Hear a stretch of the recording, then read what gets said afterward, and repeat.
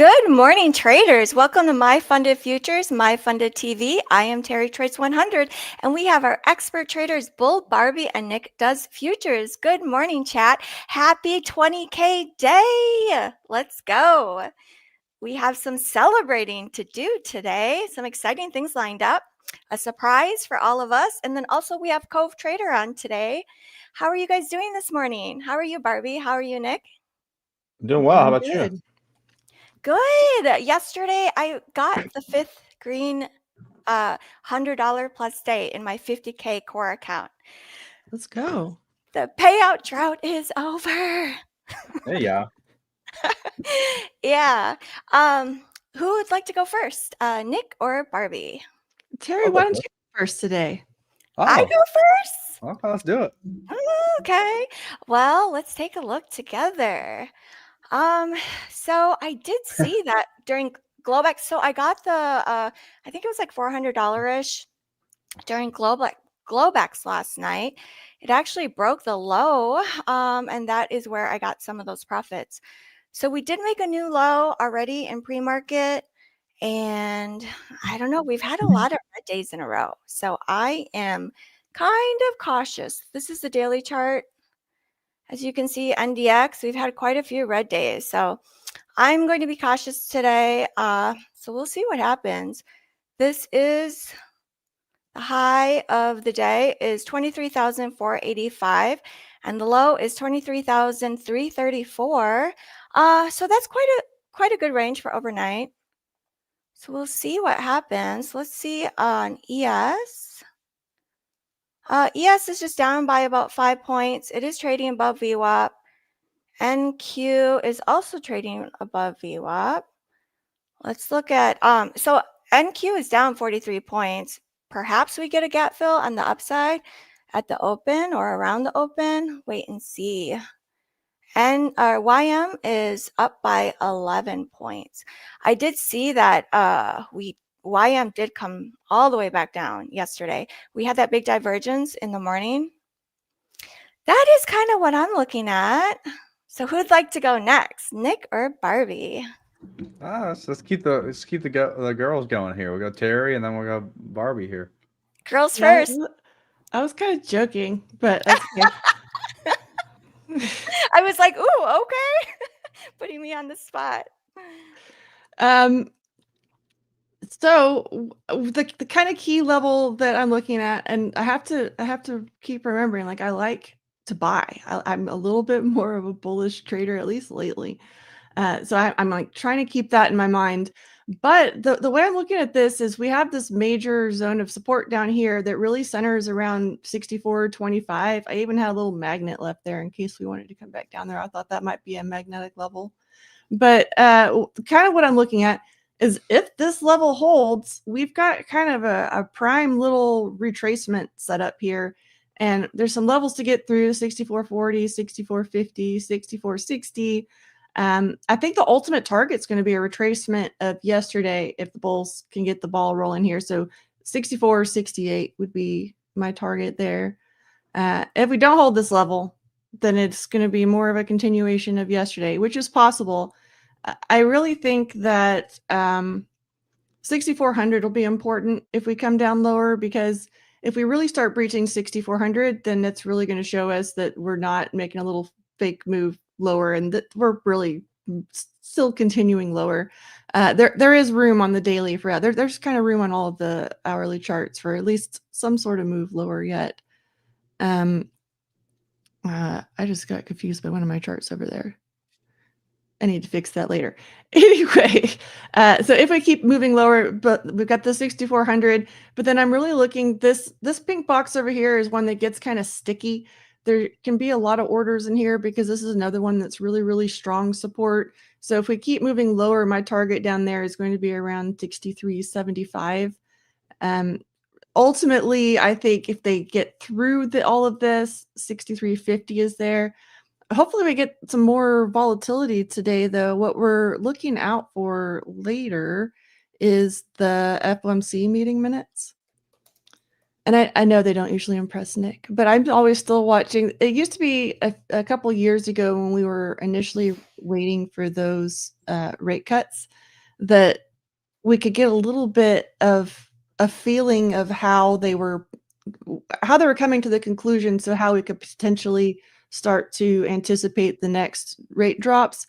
And then we haven't been getting very many clues lately. A lot of it's like we keep seeing Powell like, no, everything, we're going with the plan. And so that kind of keeps getting represented in the FOMC meeting minutes. I do think there's going to be a lot of eyes on it today, though, because well, there's a few reasons. One, I know the betting markets have picked up some of this Fed Watch stuff, and they're right now the Fed Watch. I'm going to restart this just to be sure, even though I already did this today. So the rate, the chance of dropping the rate in September is now about 85%, which is still pretty strong. So you go in some of the betting markets, and then they're saying like they're betting a no rate drop, but I don't think that's super likely. I think we still have a decent chance of getting a rate drop. It's that getting one at every single meeting. There's 3 FOMC meetings left this year. The chance of getting one at all 3 has gone down significantly. Yeah, so at SM or SB, I was about to get to that too. So there was some news this morning about Trump and Cook. So Trump posted on Truth that that Cook must resign now. That's the way he put it. And the part about that, okay, so there's been one of the Trump allies, I forget his name. He is calling out Cook on mortgage fraud. So that's kind of a big, ugly, nasty thing. So he is now being investigated for mortgage fraud. So Nice. the nice thing about that is for Trump, the nice thing for Trump is he potentially has 2 Fed vacancies now coming up instead of 1. So point for Trump on that one. As far as how that can look today, we'll have to see. The market likes Trump. Got to remember that. Even if you don't, the market does. So that's the other reason I've been kind of wondering if this area is going to hold, and we're amped about pump sticking it to Cook today. But I don't know. That was why I was looking at that bullish move. I love that. Yeah, we'll see what happens. It is very interesting. All the real, instead of Real Housewives, what would it be called? Real politics? Well, yeah, so Americans do hate the feds. That's kind of the interesting thing. The Fed is not political, right? Right, guys? Right? That's what they tell us. There's no politics in the Federal Reserve. But a whole lot of Americans do not like the Fed and think the Fed is useless and we don't need the Fed. So, Oof. Yeah. What do you guys think about the Fed rescuing us during COVID? Was that part of the did the rescue Fed at all? rescue us? Did they rescue us? Did I they? don't know. Did they? Some people would argue that they did. What do you think, Nick? Do you like the Fed? I'm not gonna go down my rabbit hole conspiracies today. I'm just gonna show you guys the charts. So Let's do it. Man, we had a big sell-off yesterday. It wasn't really doing anything. All of a sudden, just dropped. I was able to catch a short yesterday.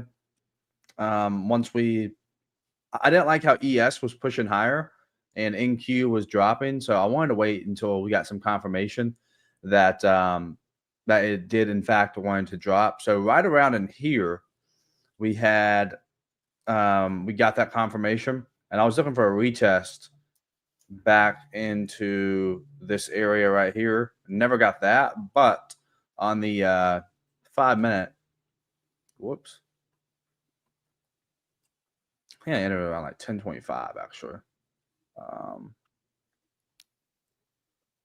Yeah, so oh no, I actually got a good price. So yeah, right around in here is where I got my entry. It was a lower time frame entry for me.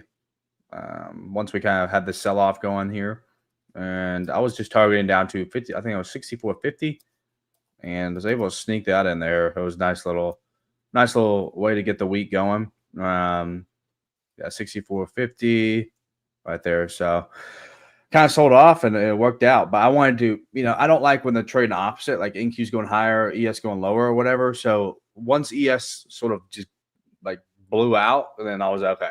Short's the thing today. It could be a trend day. Obviously, wish I would have held some, right? I mean, it's whole move, but is what it is. You don't need all that. However, today I am a little conflicted. ES actually looks better to me than NQ at the moment for either shorts or longs. NQ just kind of looks a little choppy here, whereas ES, I think a big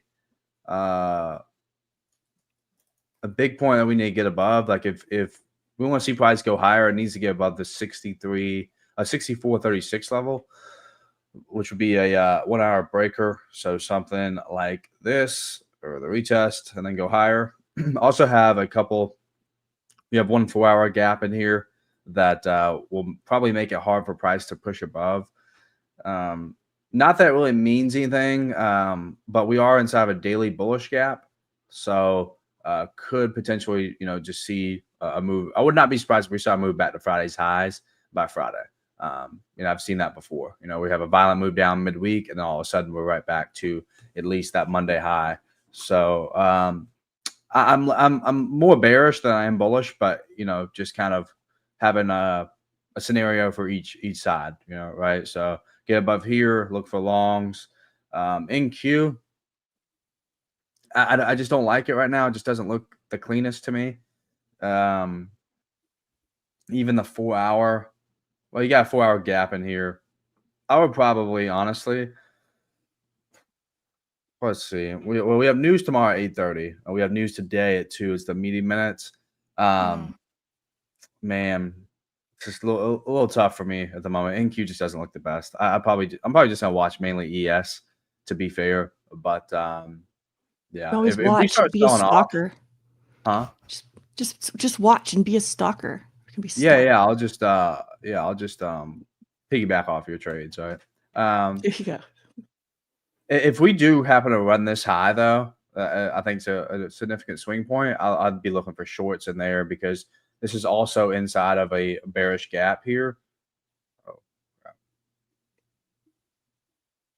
Can't chart all of a sudden.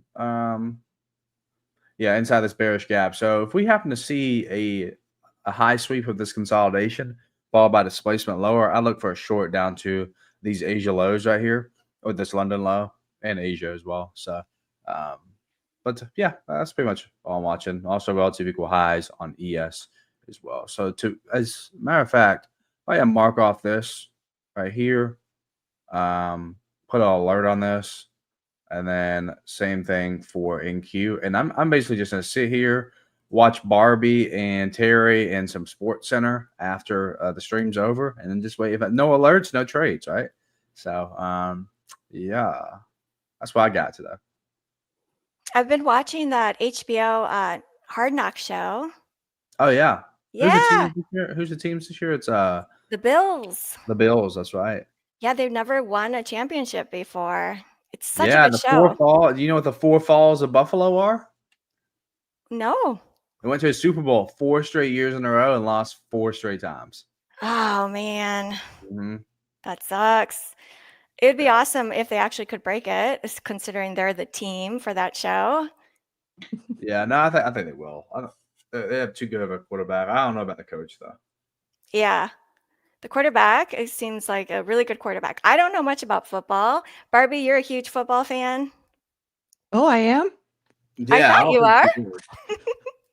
American football and international football. Sunnyside was asking Nick about gold. I kind of wanted to let me Nick look at about gold too, actually. Yeah, let me peep that real quick. Were you even alive during that time? Oh man. No, but I've watched ESPN. Wait, yeah, ESPN. What they do? Like the oh my god, gold exploded. What the flip? Ooh. Yeah. The ESPN films, where they do those E60s or whatever. I find those always pretty fun. to watch. Oh Lord. I was just looking at this too. It almost looks like it's trying to break back out the top of that consolidation now. Yeah, Gold's a no, mess, huh? it's a real mess. Yeah. The hourly, what I was watching yesterday, kind of funny. It wicked back up. This was the 9 a.m. candle yesterday, and it closed below it on the 10 a.m. Never retested, and then just dumped lower. Now it's Yeah. kind of shooting higher. See, this is why I don't like trading like pairs like this, where like lower time frames they work out pretty nicely, but like for scalpers. But for me, if I wanted to short, like the short would be somewhere in here on this retracement and just completely reversed. I would not be surprised if it just dumped from like somewhere in this area and just shot down lower. Yeah, previous day high is right here. So maybe run previous day high and then look for short in a consolidation market, that's what you're going to see a lot. Pair it with swing points. So maybe wait for that to get ran. I'll set my alert on that. Yeah, We're in a daily range, but yeah, no, daily. I mean, daily's just doing what I thought it would do. It's just consolidating, but I'm gonna just watch on the hourly because it just looks a little bit better. Well, not looks better the most, but yeah. Yeah, I was not around during that time. Yeah, I know. Like, well, hey, I'm cool with the Bills winning the Super Bowl. I like them. I like them. It's not really a team I hate, but speaking of football, we have 9 days till football. 9 days, huh? Mm-hmm. You got a fantasy league going? Shoot. We'll have a draft this weekend. Draft is Saturday. Got golf in the morning. Draft Saturday night, and yeah. Mm-hmm. The draft is a big deal, isn't it, in fantasy football? Yeah, well, we have 2 drafts. We have the dynasty draft, so we draft the upcoming the rookies for the year. So you just basically just pick up rookies, and then a normal draft where you just redo everything all over again. Yes, I have kids. I had to give LeBron a little. Sorry, some dude. fighting words in chat. Hey, I love the sports commentary in the chat, but yeah, this kind of want to watch on gold. But yeah, we'll see what happens. Give me a sleeper pick. Had to give LeBron a little bit. So yeah, LeBron's the greatest athlete of all time. Like, it's not even close. Well, he's like 41. He'll be 41. No, he'll be 42. No, 41 this year. And he's top 6 player in the league. Like, come on, bro. Like, yeah. Denny says false. False. Denny, who do you think the greatest athlete is of all time? Some people would say Jordan, Nick. Nah, bro. No? I mean, you could say like Bo Jackson if you wanted to. Yeah, I could go with that because he played baseball and basketball, but Jordan played baseball. Huh? Yeah, but you know what I mean. Like, he didn't. He wasn't. Yeah. Bo Jackson, Taco Man says Bo Jackson. Football. Phelps. Phelps is on the list. I see a lot of Ronaldo too. Is that because y'all are overseas? Yeah, I mean, those guys, Ronaldo and Messi, I mean, those guys are extremely popular. Ronaldo is really good. Yeah. It's kind of ridiculous. Yeah, I'll say I like them both. What was Everyone wants to hate Ronaldo because he's so flashy and everywhere, but he earned it.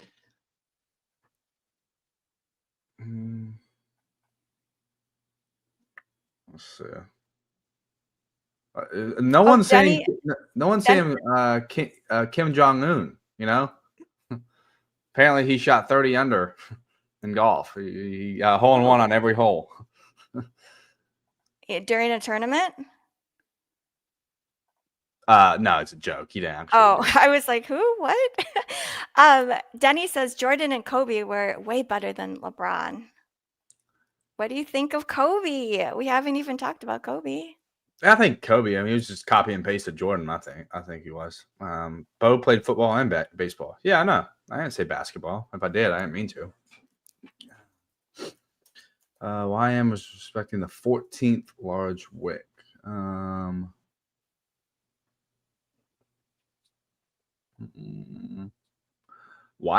Oh, let's check that one out. Yeah, let's look at Mr. YM. YM.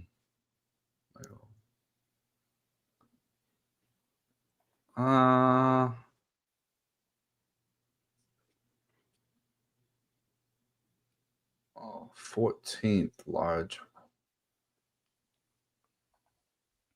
Yeah, I could actually see the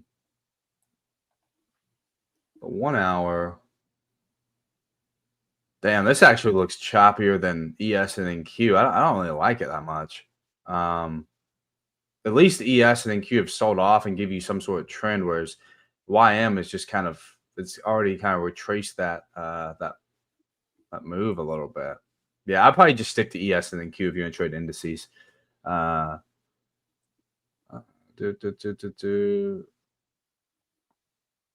I got a lot of sports fans in the chat. I didn't really see this coming.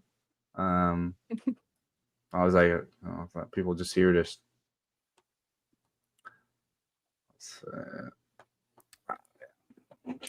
4 minutes until the market's going to open, and Q is down by about 60 points, and ES is down by about 7 points. What are you guys thinking, chat, for the day? Are you thinking long or short or no trade? Type in L if you're thinking long, type in S if you're thinking short, and type in N if you're thinking no trades today. Long. J Buzz is thinking long. Deepak is thinking short. So far a mix. Oh, I love me some Luca. Luca's that dude. Oh yeah, kind of mixed. Yeah, type in B if you blew up yesterday. If you blew up an account yesterday. I didn't really trade very much. Guess that was a good Yeah. good way to do it too. Yeah, I was one and done. I've had 2 trades this week, 1 for 2. I had one on Monday that went wrong, like as soon as like ASAP, and then oh damn, some funded. Had one of your best days. Yeah. That's tough. Foxtoon says blew up as sim funded. It's a new day. Let's start over. We got this. You got it. It'll be fine.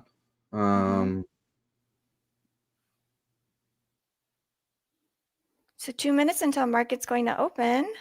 Just make sure you learn something from it, like blowing up that account. Like for me, it was sort of learning something, but at the same time, it was kind of like, okay, like I really am wearing myself out by over trading, that I just don't want to do that anymore. If I don't do that, then I won't blow the account. Therefore, the account will gradually over time go up, so. Yeah. Size is what has typically gets me. Sizing too big, just taking like what Jan was sharing with us yesterday about how you have to make sure that if the trade doesn't work, there are enough chances that like your edge can play out instead of just like size does matter, right, Nick? Yeah, absolutely. 100%. We were on X with that last night. Jan says size matters only in trading. That's not true. Good morning, Jan. We have Jan in the house. Corey, the phone trader, in the house. Follow Trades is in the house too. Good morning, guys. Pigeon says only in trading. I'm locked in the charts today. I'm locked in today. Barbie ain't gonna get nothing out of me today. Yeah, okay. You guys are the ones talking about size over there. I've been telling y'all size matters.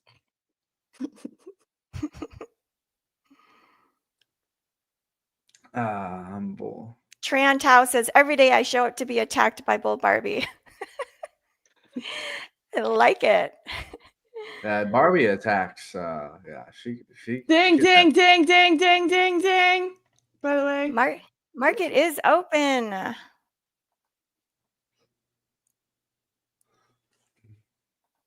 NQ I is down know by the about LeBron haters in here love seeing me getting roasted by Bull Barbie. They just love it. Mm. Oscarito. I do like to go big. You got this first candle is pushing down. Yesterday we had that first 5-minute candle. It was over what 100 points in NQ. I'm saying big one. For the streets. 7 a.m. So we just had a run of the 7 a.m. high on ES, but we did not have it on NQ. So Barbie, that means there's a SMT, which means smart money tool. So we can use that to target shorts. I'm a smart money tool. Yeah, you have your own model. I am my own model.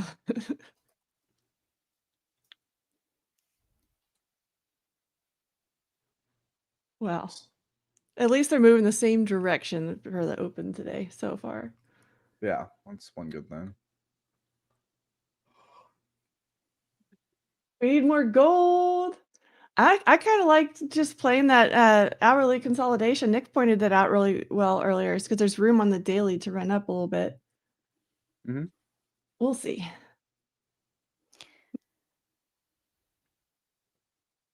Pray for Wisdom says, what's the big news and when? Soon. Stay tuned. Yeah, definitely during our segment, guys. It's very exciting. My screen like lagging here. Market is pushing lower. NQ is down by about 100 points. ES is down by about 12.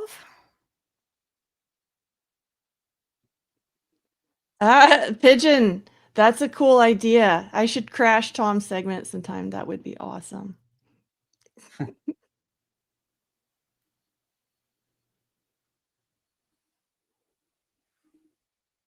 So far, this first candle is about 60 points.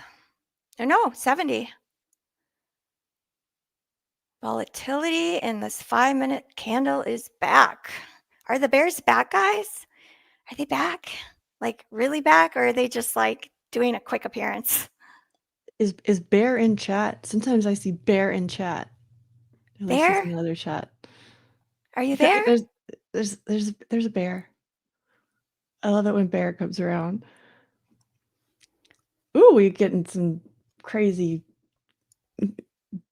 dumpy candles here, though, for sure.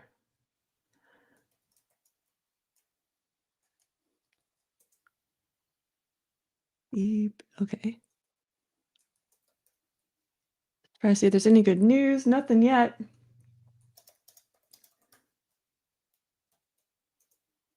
Well, you guys think this is a big candle on NASDAQ? Is it a big one? I get a lot of comments like, what? You trade 1,000 or 100 point NASDAQ candle? That one's only 70. So we'll see.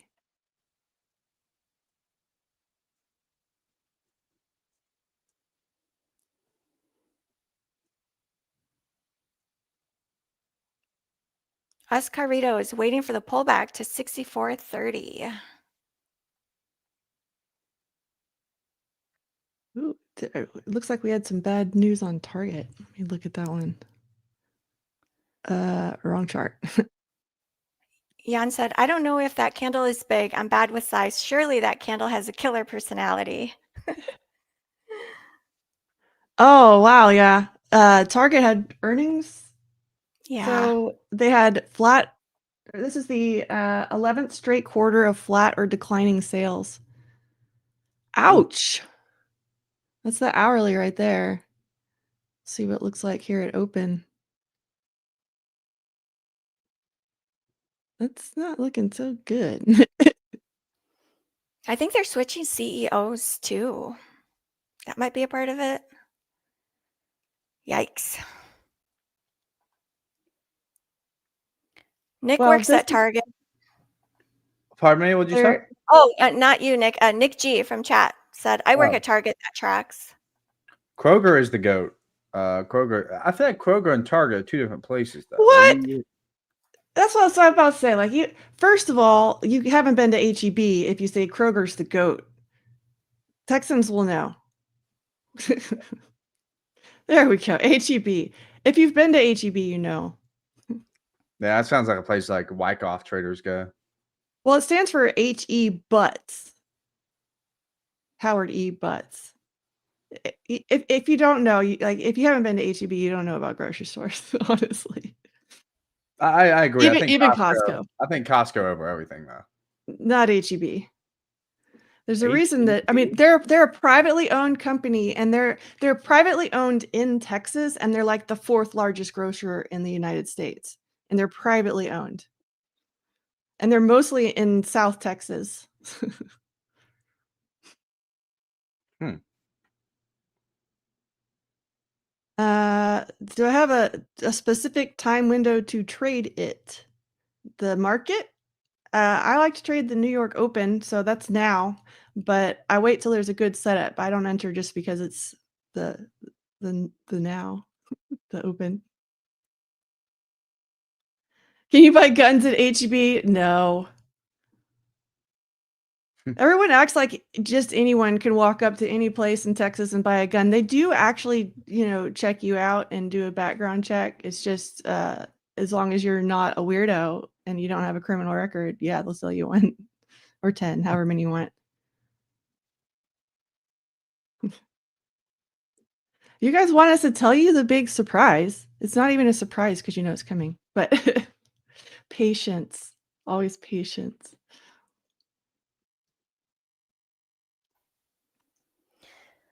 Oh, yes, patience. I am tagged in the 5-minute orb. I decided to take it on the low end at the break of this first candle.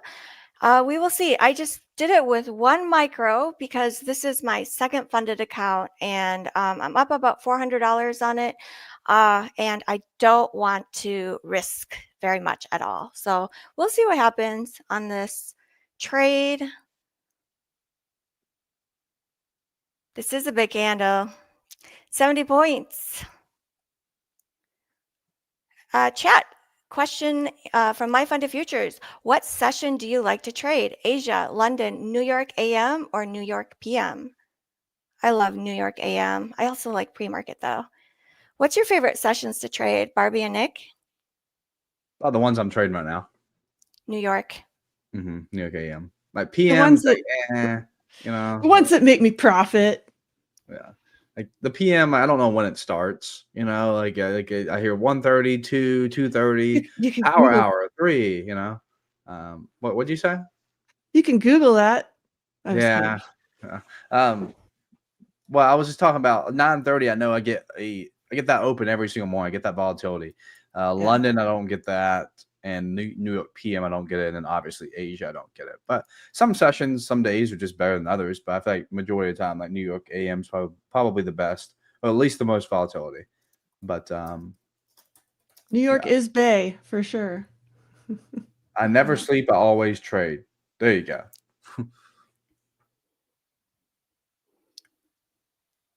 Denny asked, have you ever thought about putting your entry on the top/bottom of the body of the candle instead of the wick for entry? Just curious. That's interesting. No, I actually haven't thought about that. I think that is something I'll have to look at. I also really like the New York session. I have noticed it used to be like I would just completely avoid the lunch hour. I've come in with some kind of hot lunchtime trades lately. I don't know what it is. Maybe just the more volatility in the market. A lot of times that London session has a really nice little bump though, but yeah, that's sleepy time. Yeah, I've heard traders say, I want to move to London because the moves were better during the London session. Not that dramatic.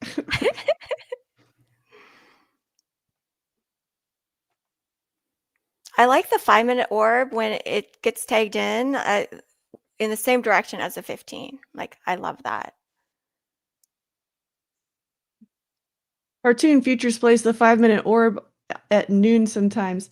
At noon, it's not really the opening range. It would be the noon range, huh? It's like the NERB. It's the NERB. NERB.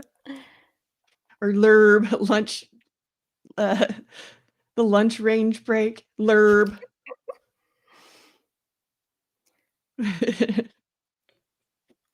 What do you trade? I trade a lurb. Nerb, lurb. Jan says London session can be horrible. Sometimes the market doesn't move more than 30 points during the entire session. Ugh. Okay. That was just like regular ES a few years ago, though. Y'all spoiled. Yeah. Oh, who is that? It's Buff Mag. You're muted. Hey, Magnus. Can you hear me now? I shouldn't be Yes. muted anymore. We can hear All right. you. Wonderful. So chat, some of us have met before, some of us have not. I used to be a moderator for this chat, but now I handle the backend stuff and the codes or whatever. So tell us, does any host, what could this be about? Why am I showing myself on the screen? Does chat know? Muscles. No, Chat? it is not that. That is not the reason. Why do you think Magnus is on the show? 20K special, Lucas says. Exactly. So we are going to celebrate. We're a little bit delayed, but we're also just right on time. So we are going to celebrate the 20,000 subscribers you guys got us on YouTube. And I've been pushing and working hard to make this as good as possible for you. So there are going to be a few different things we are going to do here. All right. So for starters, in 15 or 20 minutes, we are going to have Cove Trader on. And he's going to have a special discount code, which is going to last for an hour. This is going to be regarding all the new plans. And it's going to be 20% off all the new plans. I can tell you this already. That's going to be the first thing we're going to do. And then I see a lot of people in the chat. They're saying codes. All right. Yes, codes as well. So chat has requested specifically pro accounts, and I'm happy to announce for this stream only, the codes we are going to do, we have 3 pro account drops of 20. There are going to be 50K accounts, pro accounts, and they are going to be 20 in quantity every single time. All right, that's going to happen. But we are going to have one reset code, which is going to come up during Cove. That's the only reset code we are going to have today. And the rest of the accounts or the rest of the codes will be pro account codes, 50K. All right. This will be dropped once during Tom, once during Ash, and once during Matt. All right. And this is a special thing because you have to convince Fabio to do this. And let me tell you, it wasn't easy. Like someone in the chat told me, you're going to have to send him cat videos. And it actually worked. We cracked him with that one. He melted. He broke like a spaghetti. So we can finally do some pro account codes today. And then for the third thing that we managed to do, because I told chat that it wouldn't be sufficient that we are just going to celebrate today. We are actually going to celebrate for the entire of August, of rest of August. So what we are going to do is, in addition to everything we do every single day on the stream, all the value we drop, all right? In addition to that, we are going to pick 5 winners from each of the following different platforms. It's going to be TikTok, it's going to be Discord, it's going to be Reddit, and it's going to be Instagram and X. So 5 winners will win 50K scale accounts every single day on each platform. So that is 25 in total, all right? Because you can win it 5 times in one day, technically. All right. And the way we are going to do this is you have to be a member of, let's say it's going to be the Reddit. All right. So you have to be a member on the Reddit, and you also have to be sub to the YouTube channel. So we want to see the YouTube sub count go up so we can celebrate 30,000 subscribers soon as well. All right. You get me? So if that's a deal, then that's a deal. So that's what we are going to do. And in addition to this, if we manage to increase the amount of subscribers more than we expect, we are going to throw in some additional stuff also throughout the day. All right. So if you can exceed our expectations, then that is what we are going to do as well. But yes, please, Terry. This is so exciting. Oh my gosh, there's so many different things and gifts that you negotiated for us. Yes, let me just have a sip of my coffee. This is All you do is this send a the cat moving one. video. That's kind of crazy world we live in, right? I tell you, it was. What kind of? I found this cat video. It was so fun. Honestly, it was so cute. I'm 100% certain he cracked with that one. So it worked. Oh, now I want to see this video. It's it sounds really cute. Oh, we should show it on stream. All right, but we This are is not a done here. G-rated cat video. All right, look, I don't have a lot of time, so I need to get in and get out quickly. But we are not done here. All right, we also need to reward the chatters who are here every single day, and it is not sustainable to reward the top chatters only for XP farming. Some people, we appreciate you, but some people are like staying up the entire day or entire night or whatever. Whenever their sleep schedule says they're going to sleep, they instead stay and they chat. All right, so to start off, we are going to pick throughout the day around 1 every hour, but it's going to be 5 every single day, randomized throughout the day. We're just going to pick someone from the chat who's going to win a 50k scale account just like this. All right, we're just going to pick. I'm just going to, well, it might be Abhishek who is going to pick them. We're going to have to figure that out, but that's what we're going to do. So we have a flash sale in 15, and we have pro accounts today dropping in the regular codes, and we have this end of August marketing push where we do marketing on every single platform, and it's all interlinked to the YouTube channel. And we reward all the chatters as well throughout the live stream. That's what we're gonna do, guys. And I see there's a lot of W's, and I appreciate all of you. I wish I could mention you all in the chat, but we did it, chat. We did it. The negotiations, we won them. So Magnus, you know, that's if you what we're gonna turn the M upside down, it's a W, right? So, oh, that's a good one. Never heard that before. All right, there we go. W for Magnus, everyone. Thank All you right, for so I repping think, us. and instructions for how to enter all these giveaways, they will be posted and communicated through every single platform. All right, so if you're on Reddit, you will see a post on Reddit. If you're on Instagram or TikTok, you will see some kind of instructions there. X, of course, I'll have Elisa do that. She's fantastic, by the way. So that is what we are going to do. So just stay tuned for that. And this is going to start tomorrow. All right, so we are going to pick the additional 30 winners starting tomorrow for the end of the entire month. All right. oh, also, I And- just hit TP, guys. So this is just great. Boom. Oh, Magnus came that's on. I winning. entered a trade. Magnus came on. I entered a trade, and I hit TP all Yes. Magnus making it rain. Yeah. Get some oil for Magnus. There we No, go. that is Luke has all the oil reserves for now, but I can see if he wants to Share it with lend you. me some. Yeah, that's it. No, but we just keep winning every day in this stream. Like, look at Nick, he just wins while I'm talking about all this stuff, and Chad is winning. No, Nick is winning. Everyone's winning. All right, so that is what we are gonna do in 15 minutes or 10 minutes now, because I've been yapping for so long. Cove is gonna come on. Flash sale is gonna be active. Resets are gonna drop during Cove, and then pro accounts throughout the day. And then starting tomorrow, we are going to do this 30 extra accounts. You can win through, it will be a Google form, and we're going to check. We're going to explain how you're going to do that. All right, how you're going to enter. It's going to be very simple. Everything is already like made as simple as possible for you guys. So that is what's going to Magnus, I have happen. one question for you. All right. Go ahead. Okay. They can get mad at me if I keep you on stream too long. But what's the key to successful trading? What's the key to successful trading? It is persistence. It is you have to find your own way where it feels comfortable for you to put on size. Because, I mean, look, you can be a pattern trader and trade these, all the ICT people in the chat. You can trade the 2022 model or whatever, but it only works until a certain point, at least in my experience. For me, I had to incorporate logic, because I cannot put on a trade worth several $1,000s if I don't trust it completely with logic. Like, this makes sense, I'm going to put on size here, right? Mm-hmm. But it's persistence. You just have to keep going, because it's like any profession. You have heard this before. Any profession, you need to pay the tuition fee, essentially. It takes time to get the experience you need to succeed in this. So persistence. Well, you know what? One thing me and you both have in common, we both made our bed this morning.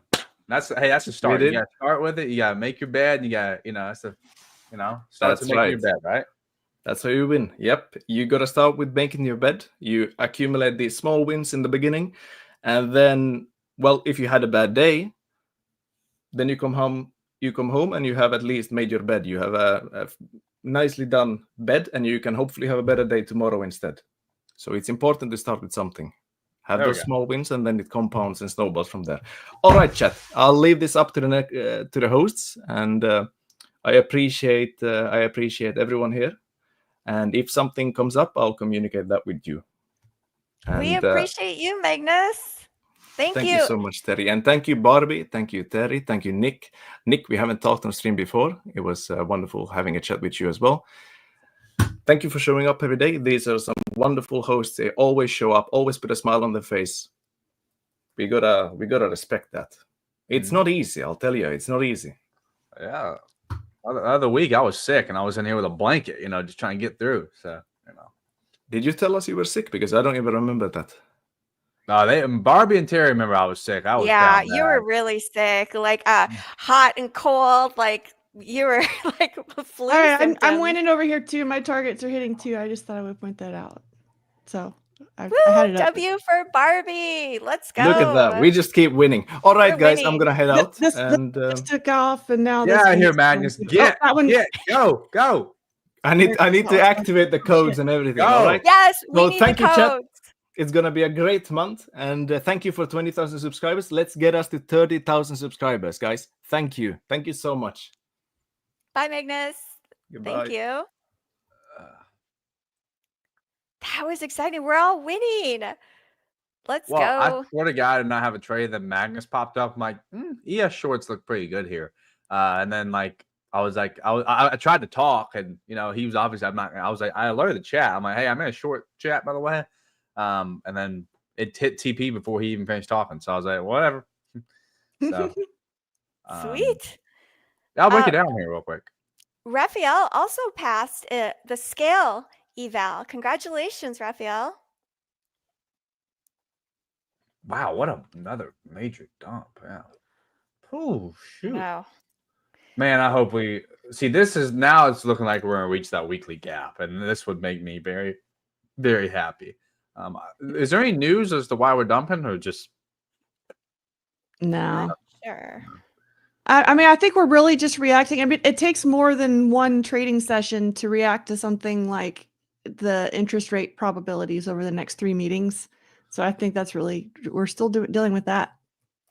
The market's got to price in a change, which was, we're going to get all these rate cuts to, I don't know if we're going to get rate cuts. No, I think we'll still get them. They can't afford to not do it. I don't think. Yeah, I've heard that before. But, We'll see. Okay. Let me just ask you this: Are we going to get 3 though? Why would we get 3? If there was one person in this world that you do not want to get bullied from, who would it be? For me, it's Donald Trump. I don't want to get bullied from Donald Trump. I don't think Powell gives up. I don't think he does. I don't think he does that much either. But man, like you're feeling the heat, bro. Like you're just feeling it. So I think they're gonna get him. You're never gonna win a battle against Trump. I don't think. So yeah, here, let me break down my trade here real quick. Remember where I told you guys we had the SMT at the highs, right? And I had that. Remember that level I had marked off? I was like, hey, if we run this, I'm expecting to see a move down from here. And same with NQ. NQ did not run it, so we had SMT here. When we had SMT, dropped down to the 5-minute, and unfortunately, at the same time, NQ was already, like when I was looking for an entry right here at 940 when Magnus came on here, I got at 64.19, stop at 64.24. At that same time, 940, we were already down here on NQ. So I was like, okay, I can't enter on NQ, even though it is the weaker pair. But I still feel very confident about ES hitting the draw along with NQ because they were both in sync at open. Like they were starting to move together. So I set my limit order 64.19, 64.75 was the stop, targeting down to right here 64.9. So yeah, I finally got picked up this. Oh wow, I'm 2K above the buffer on this MyFundedFutures account. May just request a payout. Maybe I do it live on stream this week. Who knows? Yes. Man, let me write that. Winning. What type of account is it, Nick? Is it the core, the scale, or the pro? I don't know. Oh, it's the pro. Never mind. Sorry. Sweet. Mm-hmm. Yep. Yeah. So. Yep. Yeah. Type 1 in the chat if you guys had a trade, like if you guys got shorts. But yeah, this was it. I hope chat was with us short. That was fun. That was a good one. As soon as Magnus came in, it just started dumping. But like, this is a pretty good setup here. SMT at these highs at a significant swing point.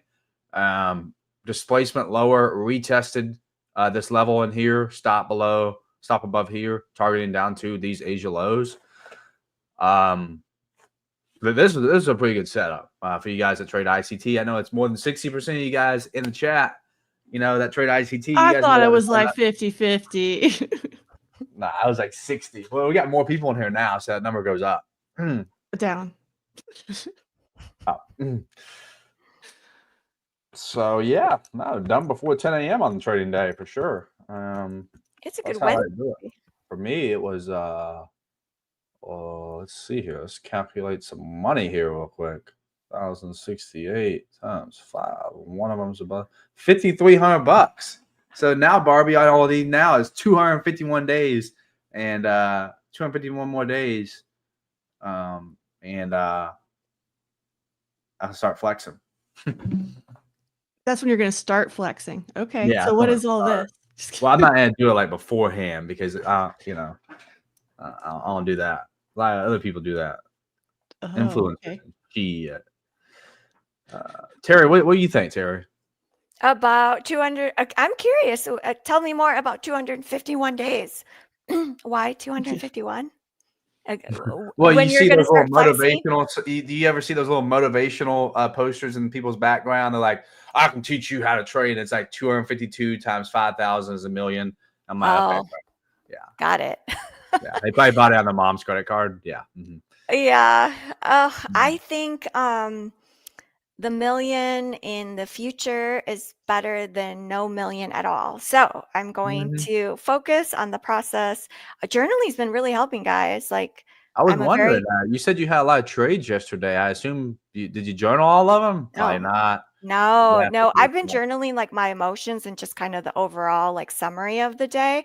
So I think perhaps that will be the next step in my journaling evolution of like actual journal individual trades, which will help me, I think, to trade less. But yeah, yesterday I took so many trades. I was like, ooh, I don't even want to look. And then this morning on X, someone asked me, how many trades, Terry? And I'm like, I still haven't looked. I'll have to look when I request the payout, right? Because I can see the calendar, which, by the way, the MyFundedFutures dashboard, like, I love it. The calendar, all the statistics about your trading, it's very helpful. Someone said purr, Barbie, Terry. Purr? Yeah. I like it. I don't know. Maybe they're trying to slide in the DMs. This is the most I've seen Nick talk. That is cap. Someone was saying that earlier too. Like, Nick never talks. Like, what are you talking about? I don't shut up. Sometimes if you guys are talking about the market, I don't want to like interrupt. So like I'm not gonna just like chime in. But yeah, gold isn't really doing much. Yeah. But yeah, see, Nick's a yapper. Thank you.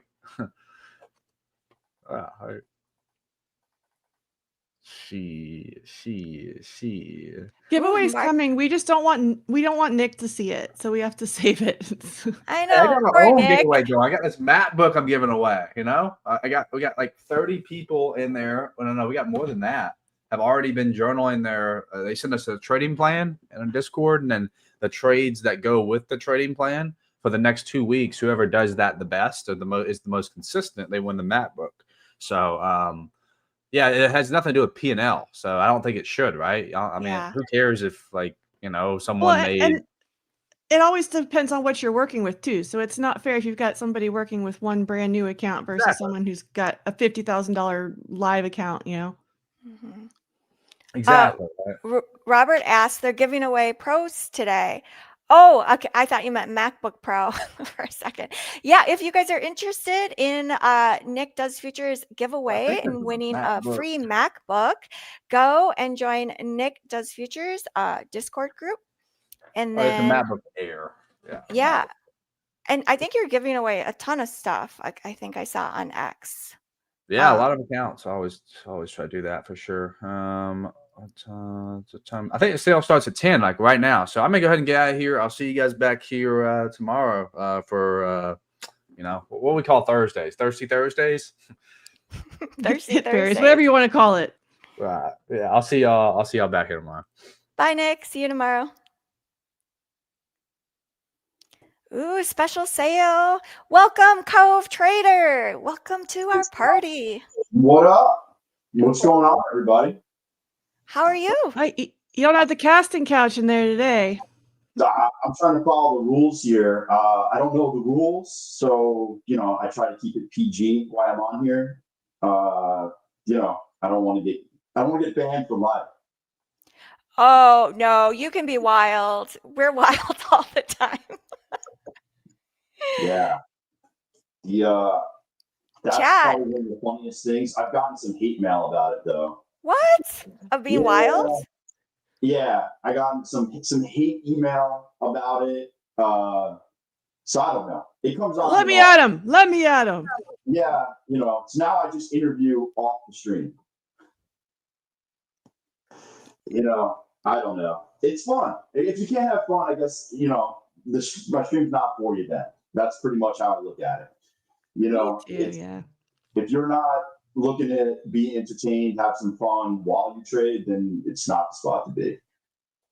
But this is crazy. We just dumped. I know. It just kept dumping. I am looking to take this long at some point close to now. If it's gonna bounce, I might take this with a 20-point stop somewhere around here. To go long? Yeah. I'm debating on it. It's not what I love. I would have liked more of a V-shaped recovery here, but I'm toying around with the idea of it. So we'll see what happens. I obviously a bounce is due, but is it due here? Who knows? Very bad audio. You guys hear me? Yeah, we can hear you. It almost sounds like maybe it's the computer mic that it's pulling the audio from. Let me see what's up. Oh, you know what? Somebody was. Here we go. Yo, does that sound better? Much better. It is. Yeah. So I had an issue. Said you were in a microwave. Hey, I mean, I had to switch for whatever reason. It's always on my snowball mic, but for whatever reason, when I come here, I gotta remember to switch it all the time. But as long as you guys can hear it now, it's all that matters. So, how's everybody else doing today? Everybody catch this the dump? Oh, yeah. I think we all got a little piece of it here. It's crazy. Was there news in the morning? I kind of jumped on late, and we were already. The only news I saw was Trump talking about Cook resigning because of mortgage fraud investigation. Interesting. Oops. But I was saying I think that we're still digesting the reduced probability of us getting 3 nice rate cuts this year, because that would be every single meeting. And I thought that was a bit optimistic. And yeah, I think the market was kind of on a little bit of crack there. So I think we're adjusting to that.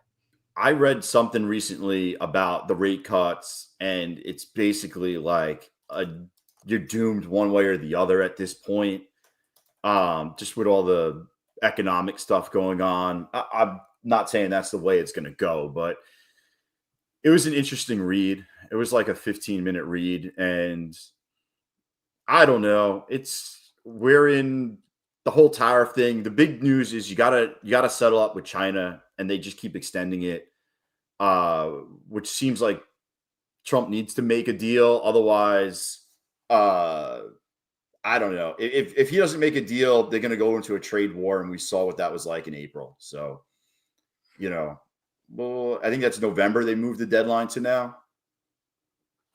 Oh, it's moved to November. It'll Yeah. continue to move too, as needed.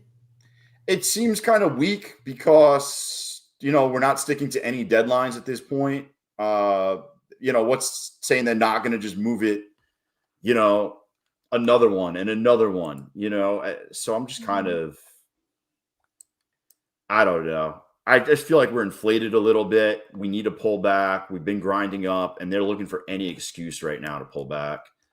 Oh, guys, the flash sale, 20% off. Use the code is Cove20 off all the new plans. It's a flash sale just for the next hour.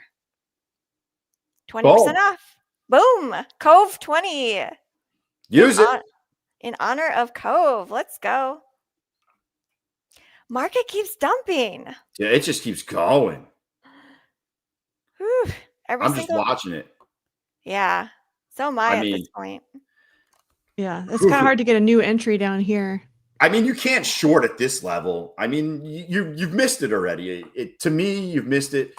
What's awful is I shorted this in my personal account the other day at 23,770. It was like 10:30 at night, and I shorted it with 6 micros in my personal account, and I covered for $1,200 gain yesterday morning, thinking I was freaking the champ. Yeah, I should have held on to that one. That was 1,200. Did you say 1,200? 1,200 in my personal account. Micros. Yeah, nice trade. I know, but look at where it's at now. It's down $500 more. Oh, I know. I feel like, but you got the trade that you were going for, right? You got that was a win because you got the trade you were going for. Yeah, I know, but I'm telling you, I'm telling you what to focus on. It's so sour. You got the trade you were after. I mean, it's eating me up watching it go lower and lower. You know what it is? I took the hourly fair value gap inversion. No, not the hourly, the daily. And 3 days before that, I took the 4-hour inversion, and I got stopped out, and I was in at 9 something short, 23,940 or something like that, and I got stopped out. And I basically had the top and just didn't hold. Man, I know that feeling. Just have to hold. It's so easy. You just have to hold. So easy. It's definitely the people from the outside who don't trade think trading is so easy. They're like, well, if it's going down, just like sell and just hold it. Or if the market's going up, just buy. like why? Anyone thinks trading's easy, or everyone would do it.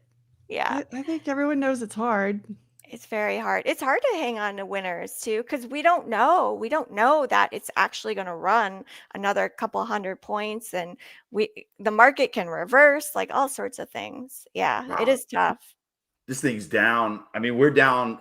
We're approaching 400 points down in the first. This is where I'd be looking for a reversal, somewhere around here.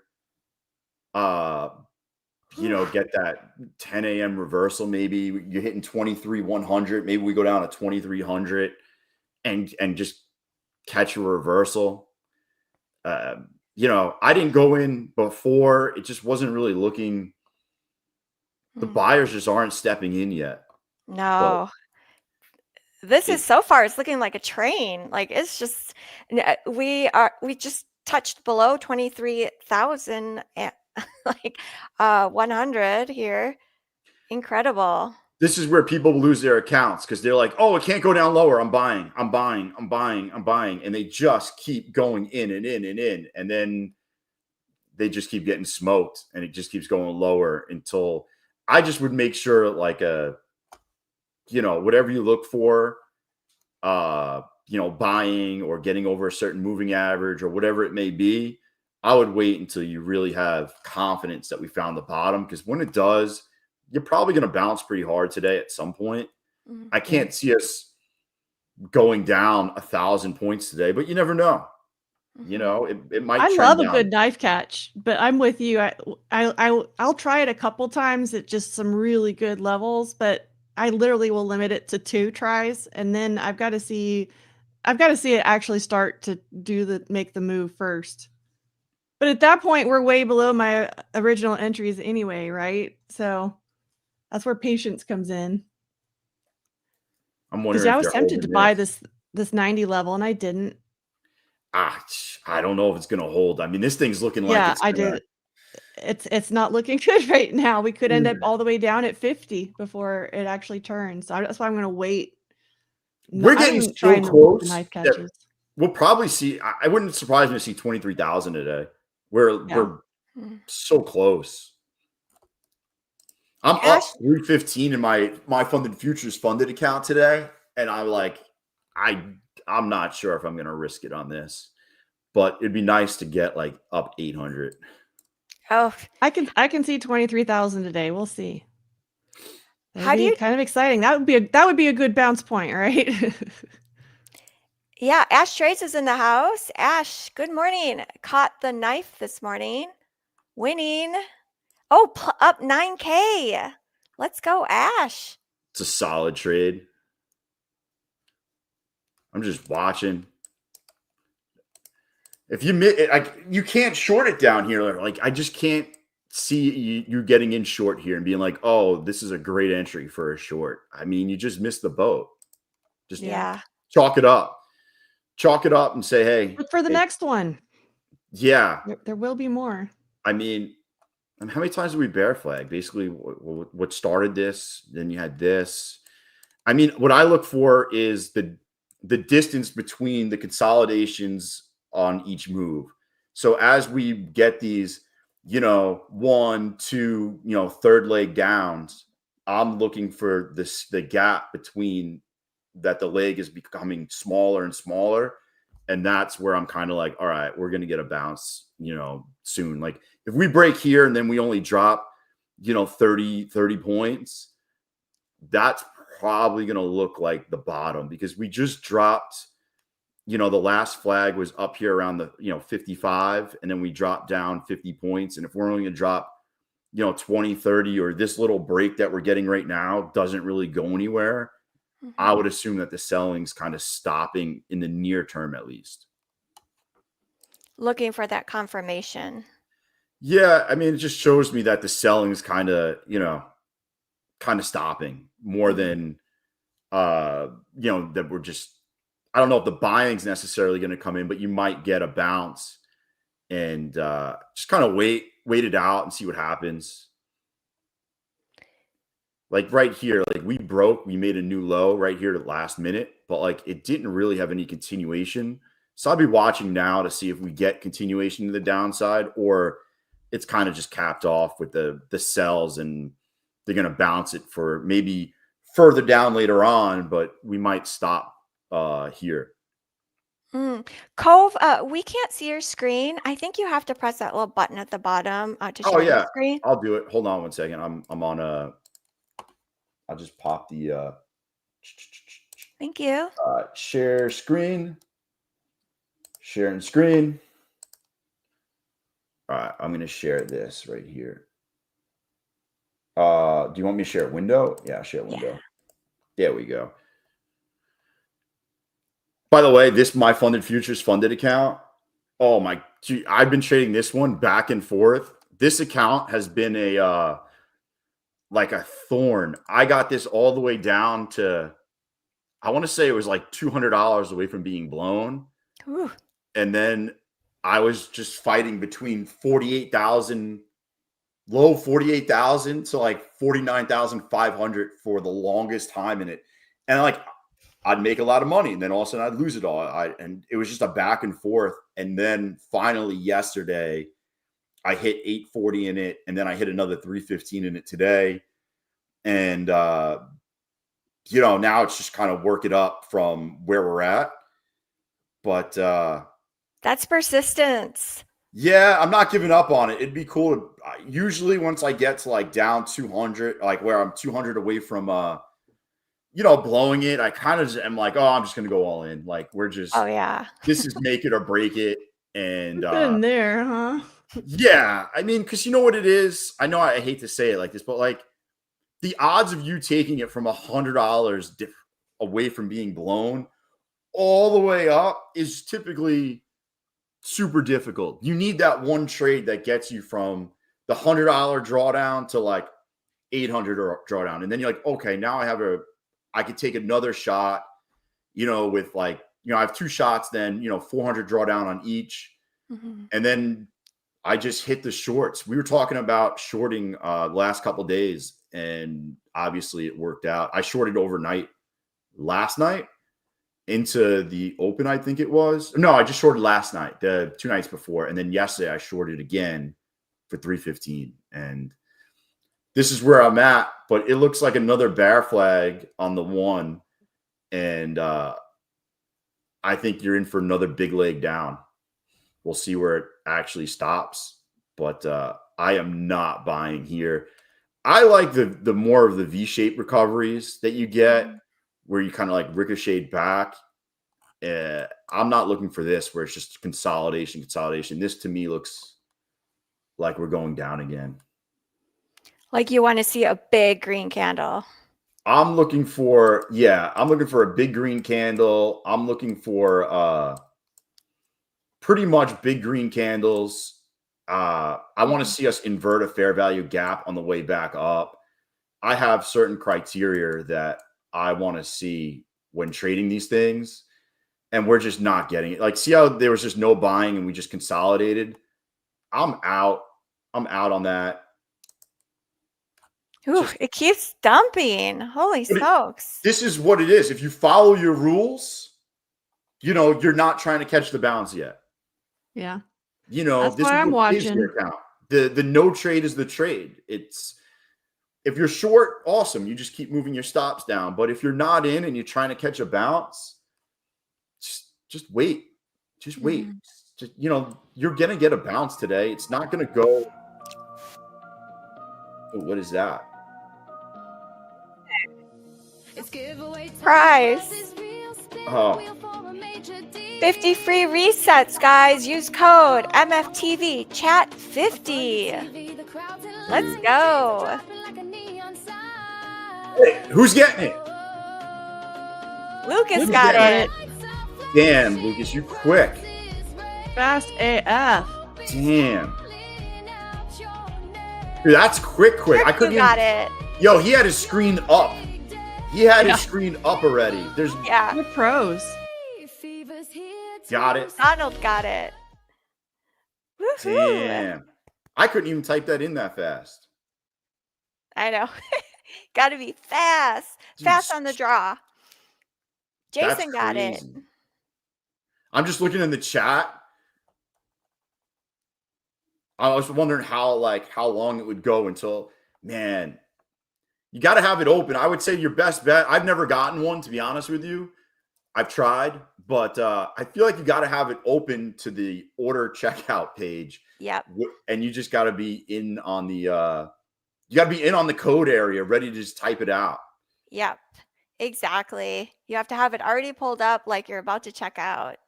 8-second delay. Yeah. No, And everyone sees everybody it at has the an same 8-second time. delay. Yeah, I'm pretty sure everyone sees it at the same time.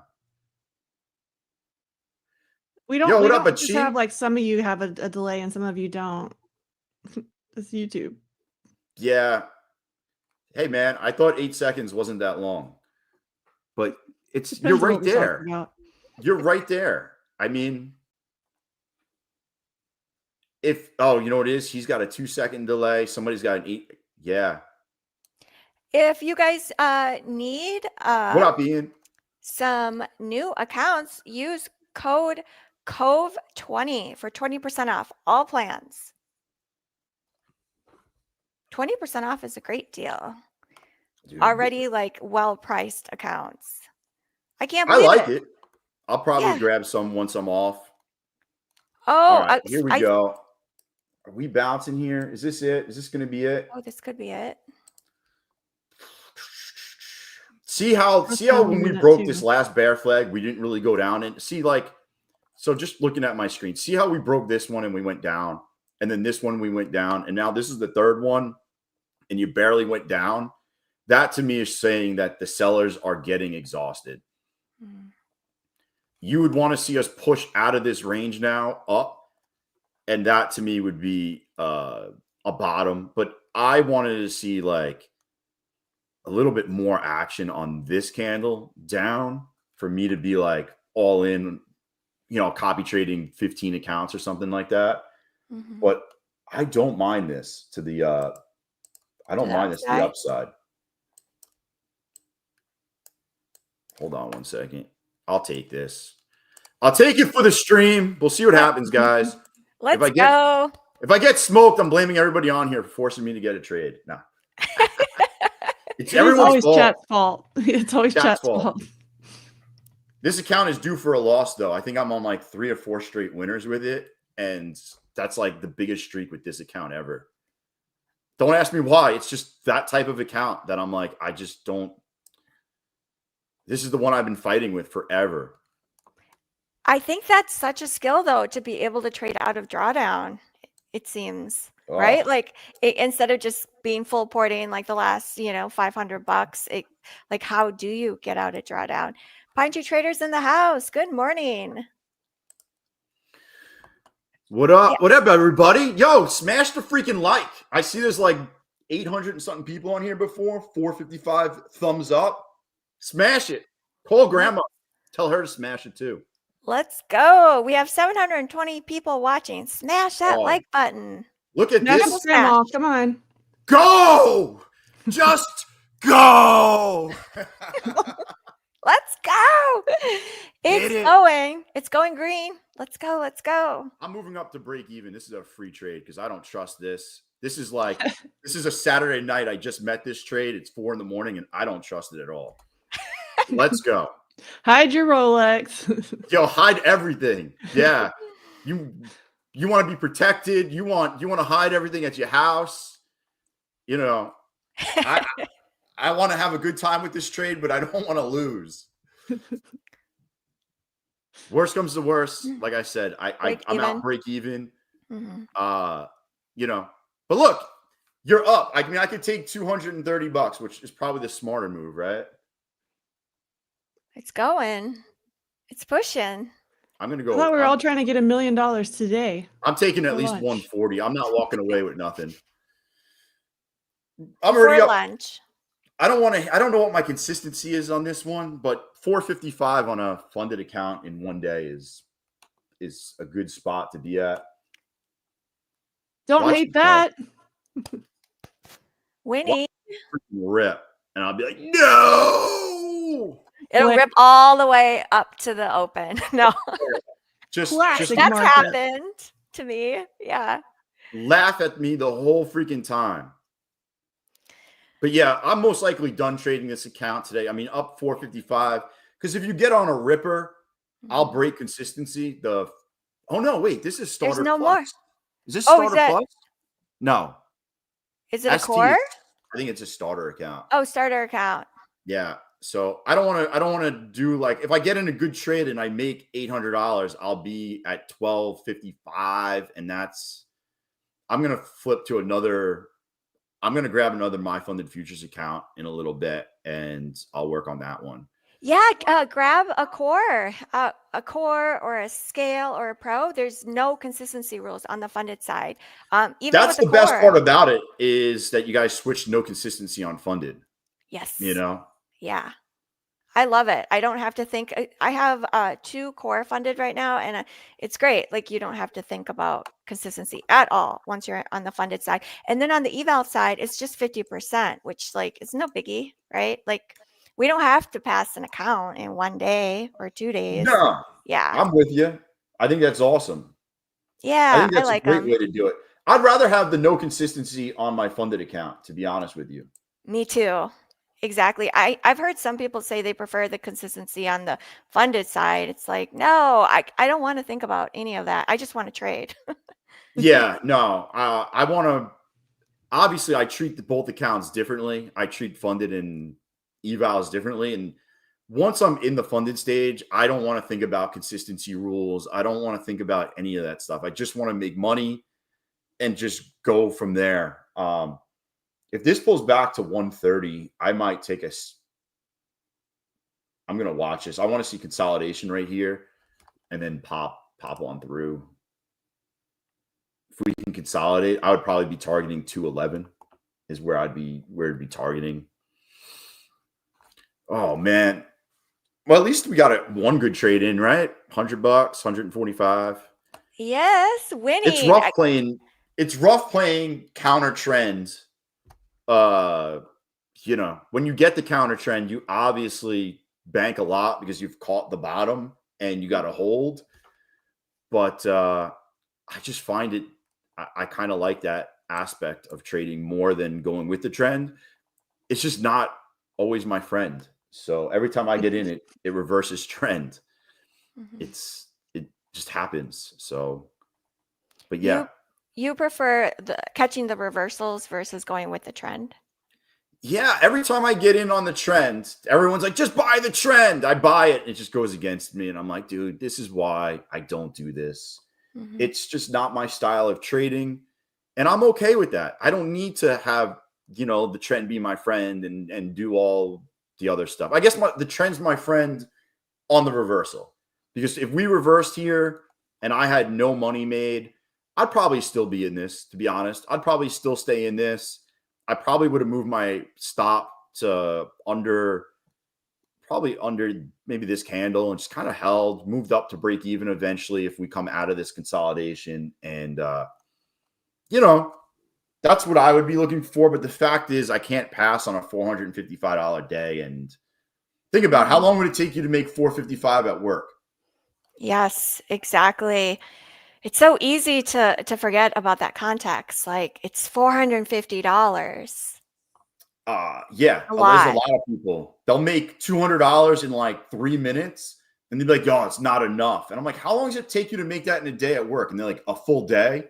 And I'm like, "Dude, then why wouldn't you just stop and just be like, hey, if it's not an A+ setup, I'm out." Like, Mhm. there's no. Oh, geez, somebody wants to ask a question in the chat. Ask it. Just ask it. Let it rip, my friend. Yeah, Mr. Delusional. Yeah. Yeah, and I would say that. I would say if you copy traded among multiple accounts, that's how I would scale up rather than more money in one account. Because if you're trading one account every time, I feel like you got to find so many more good plays. But if Mhm. you're copy trading, it's, you know, you can be more selective because you know if you wait for that one good hit, you'll get it in all the accounts. Yeah. And then you're not over trading. Like where you're just your brain is being wired to just like trade all the time. Yeah, you'll take too many trades. Over Yeah. trading. Have you ever looked at the commissions from over trading? Oh gosh, it must be so high. I Dude. have in the past in a live account. I was like, end of year, I looked at how much I spent in commissions. I was like, oh my gosh, like I'd be profitable that year if I didn't have all these commissions. Yeah, Yeah. I've looked at it because I'm not going to say who I'm trading with because we're here, but I swapped from one broker to another because of the commissions. And then even after I did that, I was like, wow, like commissions really eat up a lot of your trade. So now I only swing on my personal account because of what it eats up. But even on the props, it eats up a lot. You just don't realize it. It's something I that's was gonna not say, I talked mean, we're about. dealing with commissions on these accounts too. You don't have to be in a live funded account to deal with Yeah. commissions. Go look at it. And then when you all of a sudden you're like, wow, you know, I made 85. So somebody I know made 123 trades yesterday, I think before open. And like the commissions were through the roof. And I was like, dude, like that's hundreds of dollars. It's just less trades, more quality is what you should focus on. Because if you're taking, you know, listen, if you're taking 100 trades in a day, you're not really waiting for good setups. Like, let's just be honest. You know, Yeah. you're throwing crap against the wall to see what sticks. You know, yo, I do give away autographs all the time, baby. All the time. Corey the phone trader just asked, can I please have your autograph, Cove?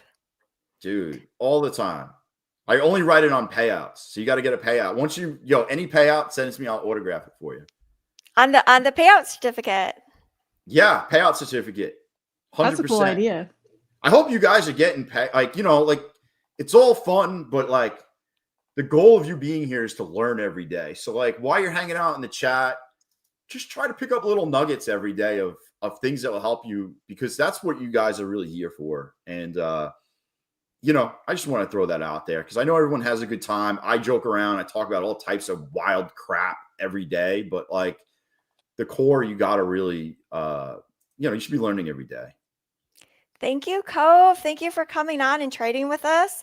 Everyone, go follow Cove Trader on YouTube and also on X.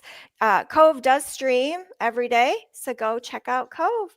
Thank you so much. I can't wait to have you back on. We love it when you come on. I appreciate it, everybody. Good luck the rest of the day. And just don't blow your account on trying to catch a bottom. All right. And quick before you go, make sure you guys use code COVE20 for 20% off any of the new plans. Thanks, guys. Bye, Cove. See you later. soon. See you guys later. Let's welcome Ash to the show. Come on down, Ash. Oh, wait. Barbie. We didn't get to say goodbye to Barbie. Barbie, my girl. I thought you were just tired of me. No, never. You're my girl. Oh, that was fun. We love having Cove on. I love how authentic he is. Yeah, And, definitely keeps it real. Yes. How are you doing, Ash? Hey, good morning. What's up? How's everybody doing today? Good. Winning all around. Everyone won this morning. Nick won. I won. MyFundedFutures Barbie team won. is cashing out this morning, huh? Yeah, Cove won. You won this morning. I saw you had 9K. Huge W. I mean, that thing just went and sprinted off a cliff. I mean, went literally cliff diving. Let's go. Oh my gosh, we're winning. And I love how when your trades hit, they hit big. That was probably the largest trade I had in the entire account. I don't even know what to say. I'm kind of in shock at the moment, to be completely honest. Well, now you're going to enjoy it and not take any more trades, probably. I will not be touching that account again today. I can guarantee you that. Now you got to enjoy it. Yeah. This is the moment. Instead of being like, I messed up. This is when you're like, yes, I nailed it. Right. Yeah. So we will pass the baton to you, Ash. Hope you have a great day. Barbie and I are going to head out and get all the fun things done. Yeah, and go enjoy those greens. Definitely. Stay green. Stay green. All right. Stay green, guys. We'll see you tomorrow morning. Alrighty. Have a good day. You too. Bye. Bye.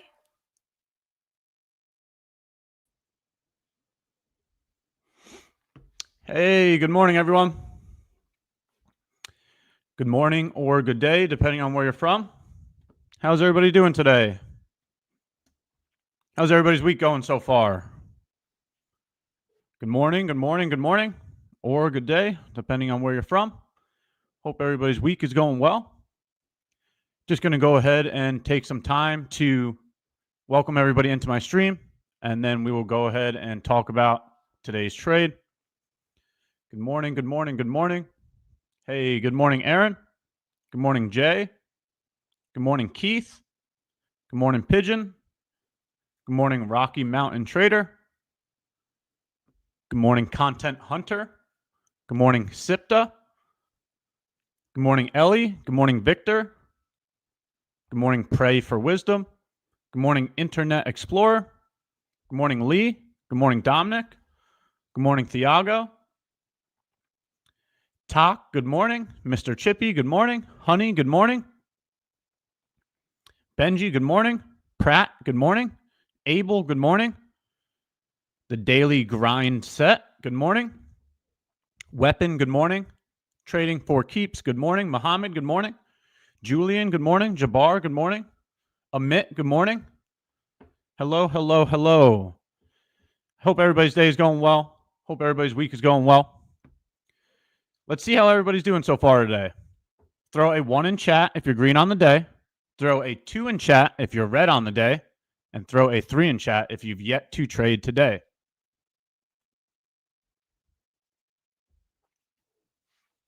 See how everybody's doing, and then we'll get into some of the information.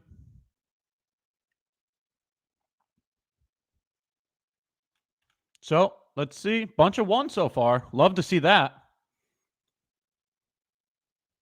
A lot of 1s. Wow. I'm guessing everybody was able to hop on those shorts. A lot of 1s. This is probably the most amount of 1s I've seen during one of the streams. Couple 2s in there now. Couple 2s. Majority 1s. Wow. Congratulations, everyone. Very good job. Well, it was a cliffhanger this morning. They just went and jumped off the cliff, never turned around, and just kept sprinting lower. What a move. What a move. So I'm guessing everybody caught the shorts because that was the move for this morning. We're going to go ahead and talk about it. For all the, I knew this was going to happen, so we'll just go ahead and put this out there before we even get into it. If you feel like verifying me, just go ask one of the MyFundedFutures people. They could show you that the executions did occur in my live account. Okay, I'm really tired of all the negative comments. Okay, I'm here trying to provide value every single chance I can get. Whether you believe it or not, I don't really care. I'm going to continue to keep trading. If you need to verify me, go ahead and just ask one of the MyFundedFutures people. Okay, I'm not going to sign into the live account because I'm not going to give you my sign-in details. It's that simple, right? So it's plain and simple. We made 9K this morning. All right, let's take a look at it. First things first is obtaining a bias. Everybody knows, anybody that's been working with me here on stream, I get on the daily chart to obtain that bias, and this is the bias I had for this morning. Okay? So we saw that the daily FEG was getting invalidated, right? Price had gone below the daily FEG. All right? Seeing that price was not respecting the daily bullish FEG is the reason for the bullish bias. Okay? So, excuse me, I already said that incorrectly. Due to price invalidating the bullish FEG, that was the reason for the bearish bias. Okay? So, we had a bearish bias this morning, and when you're bearish, you want to be aiming at the lows. So we had the low of this candle here. I did not expect it to go all the way down here, so I wasn't even worried about this swing low here. I was just looking for low-hanging fruit. What would be the next target? All right, so we had a bearish bias heading into the market. Let's drop down to a lower time frame.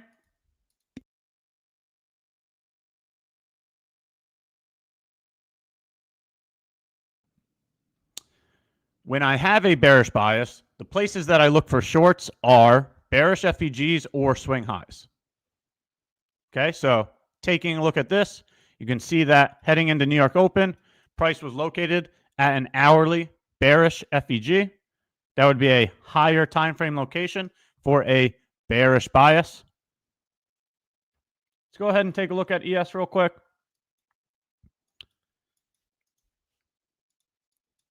Let's see what we have here, right? The 1800 candle to the 9 a.m. candle. Nope, that's not the SMT. Let's keep looking. We're searching for SMT now. 3 a.m. candle to 7 a.m. candle. Nope, that's not the SMT. Let's take a look over here. 200 to 2100. All right, so the only thing that this position does not have is the bearish SMT. Unless you're looking at New York Open, right, you have this SMT here. But that occurred during the position, right? So take a look at this. You have the 7 a.m. candle to the 9 a.m. candle. You have the 7 a.m. candle to the 9 a.m. candle. Okay? Can you see the difference there in terms of when to act? Do you see the difference there? Right? We use a Kraken correlation to understand when to engage with the market. So you have a higher time frame bias from the daily FEG being invalidated. Then you don't get your bearish SMT, right? The thing that tells you when to start executing until 9 a.m. When you get the bearish SMT, then let's go in looking for an entry function.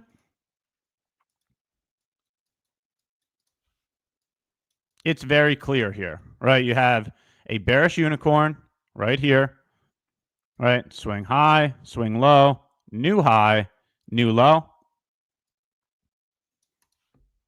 That's what a breaker is.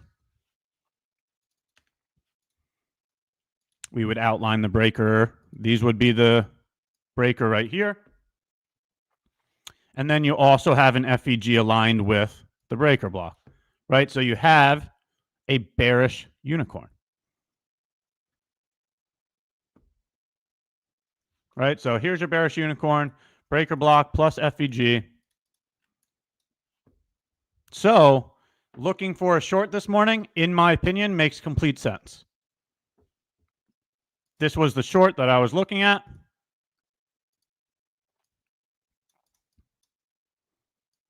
And this did way more than my expectations.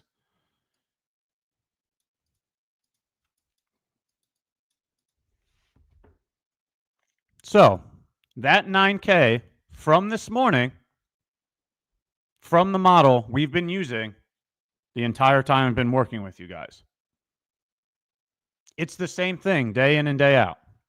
Daily time frame for your bias. On the daily time frame, all we're looking at is swing highs, swing lows, and FEGs. When price is located above a swing high or inside of a bearish FEG, that would give me a bearish bias. When price is located below a swing low or inside of a bullish FEG, that would give me a bullish bias. Then, after obtaining a bias, you then use SMT to act as the thing telling you when to engage with price. We get that bearish SMT here at New York Open. That's stating it's time to engage with this idea, and look at what happens right thereafter. Incredible. Absolutely incredible. So if you have any questions, if you have any information, feel free to throw it in chat. I'll hop over to chat now, but it's the same thing day in and day out. Day in and day out.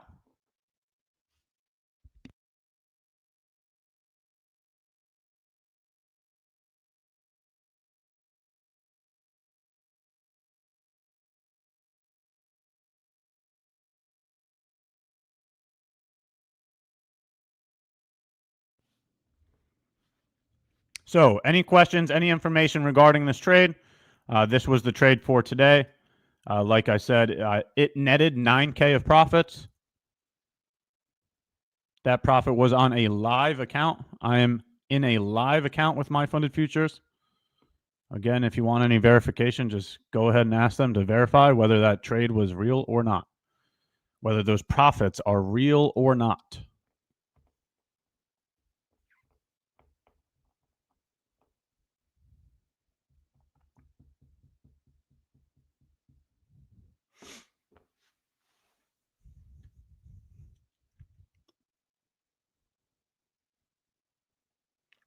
How long did it take you to build the live account? I started that live account, I believe it was the beginning of May.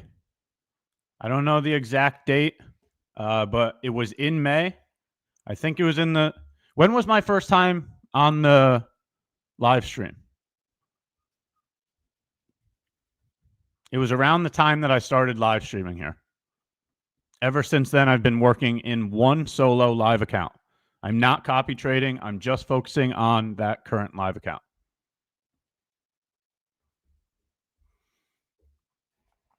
Hi, Ash. What is your motivation behind you sharing all your learnings online? I always wish that I had somebody to talk to when I started. If I had some kind of guidance, if I had some kind of accountability partner, if I had some kind of information that I could work with, then I feel as if my path might have been expedited a little more than it was. So I do it because I would like to help other people shorten their path. The second thing is I'm thinking about starting a family. Okay, so I want to be able to hand something to my kids that will benefit them as well. So having all of these recordings, having all the text documentation, if this is something that they're interested in, if they want to start a business, a day trading business, then I'll be able to hand them all these videos and say, this is what I did. Maybe that's something that interests you. So those are the two reasons why.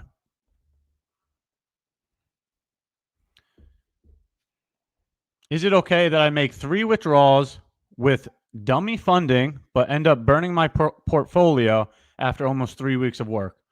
I'm not sure what dummy funding means, but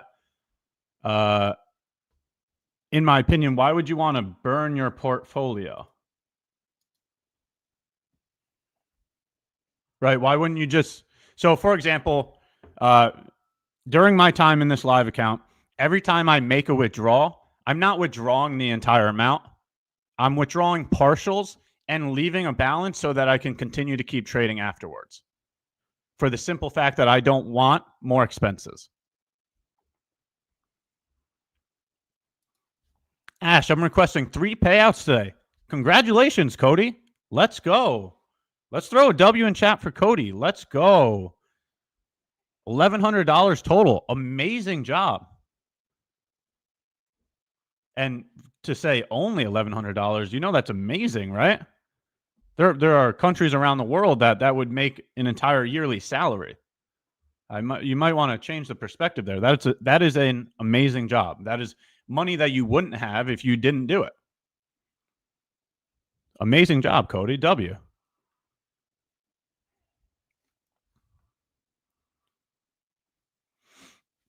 Can you help? It feels like I'm watching the setup and not taking it. It feels like, yes, evaluated it correctly, but when we don't take the setup, but it's a win. When I see the model works, but like this never take the trade, how much experience do you have? It sounds like a lack of experience, right? Experience is what creates conviction. When you see the same thing happen a million times over, you'll be more convinced to take the trade, right?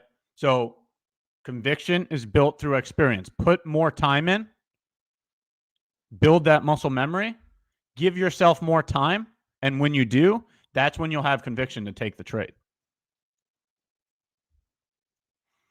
What I mean is that I managed to be profitable for a period of time, and then I had a crash. Do you think that that is something natural and understandable? Yes, that is the definition of day trading. There will be peaks and valleys. You will have win streaks. You will have losing streaks. You will have streaks where you go break even. That is what day trading is. Losing is inevitable. It happens all the time. But when you have a losing streak, what do you do during that losing streak? Right? During that losing streak, are you blowing the account? Or are you surviving so that you can make it to the other side of that losing streak? Everyone has losing streaks. I've had losing streaks. There is no trader out there that doesn't experience that. That is the normal thing in day trading.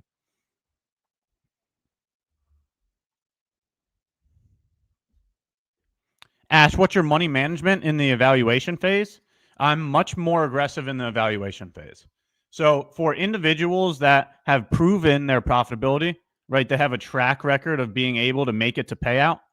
They have a track record showing that their expenses are less than their withdrawals or their income.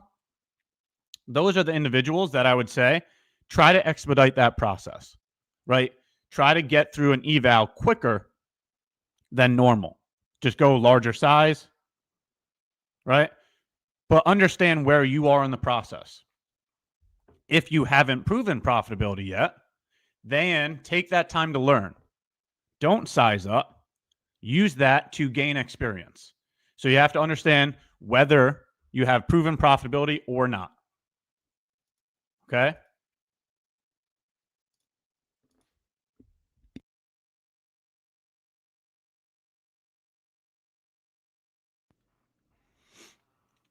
Very good question.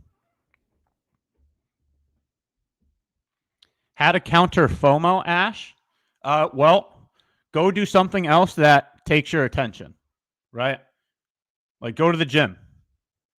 Do something where you're not physically on the screen, right? So if the FOMO is about wanting to take another trade, do something that physically takes you away from the screen. Now, if it's about chasing a trade, right? If you're talking about FOMO, like, okay, this thing started running lower and this thing already ran lower and you started to think about entering the short here instead of up here, this is where experience comes in, right? Go and look at your data and see what happens all the times you enter down here versus here. I'm personally not a breakout trader. I don't enter shorts down here. That to me is chasing. That to me is FOMO.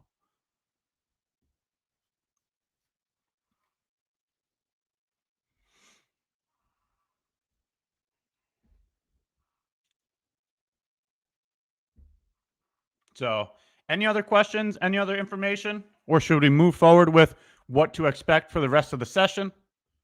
Let me know if you have any questions. If you have any information, throw it in chat. If you're finding any value from this segment, sub to the channel, like the video. We've been going live every single day, doing giveaways every single chance we can.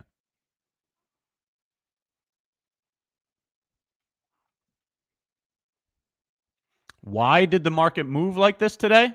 Well, the more time you spend in this market, you'll realize that it's a normal market reaction to take the stair steps up and the elevator down. And what I mean by that is usually an uptrend looks like this.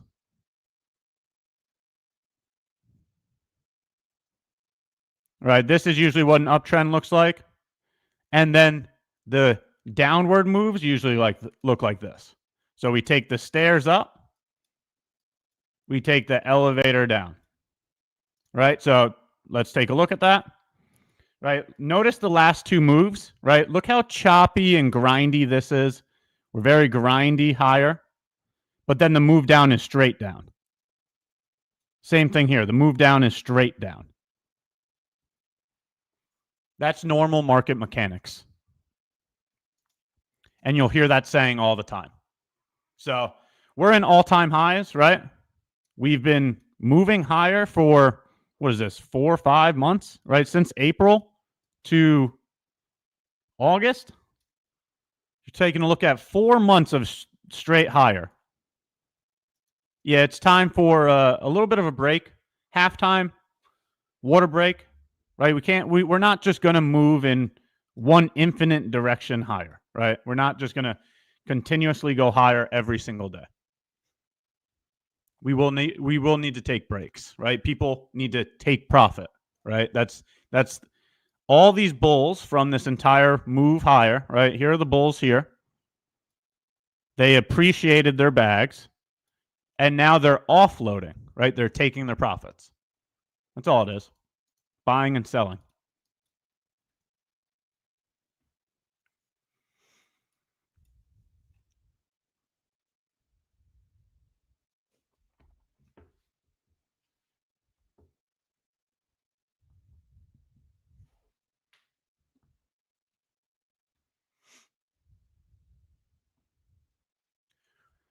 I keep asking that. Ash, why did you hold? What made you take? I did take profit.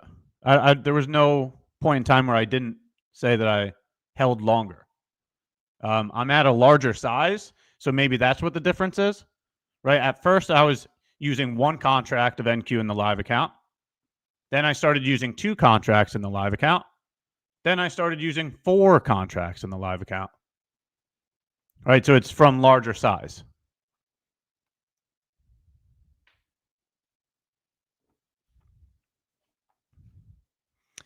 Ash, NQ ES daily. Do you see after today's price action a bearish or bullish SMT on the daily time frame? Well, this is the SMT that I've been using. So if you go back to Monday's live stream, our weekly outlook, we were looking for lower prices for this reason right here. There was bearish SMT at the highs. Go ahead and fact check me once again. Just go back to the Monday live stream. There was bearish SMT at the highs. After we put in bearish SMT at the highs, we also invalidated a bullish FEG. So there's many things stating lower prices. This was the weekly outlook. There was bearish SMT at the highs. So this is the SMT that I'm looking at. We can go ahead and look to see. Yeah, so this is SMT here, but right, we need a candle closure first. I'm not going to call this bullish SMT until there's a favorable reaction here. Right, because NQ did take out this swing low. ES did not take out this swing low. So there's potential for bullish SMT, but I'm not going to use this information until price action confirms that. Right, you should be objectively reading price. Right now, price is heavily moving lower. Until there's a bullish reaction, then I'm not willing to look at this bullish SMT. Ash, where does this confidence and composure come from? It comes from a decade worth of trading. As you guys see, I continue to keep showing up to this live stream every single day. That is the life I've been living for the past decade. So show up to the market during your market hours. And if you do that 1,000,000 times over, that is where you build conviction. So it's the same thing as any professional athlete, right? You think LeBron James only shoots the ball when he's in a game? Nope.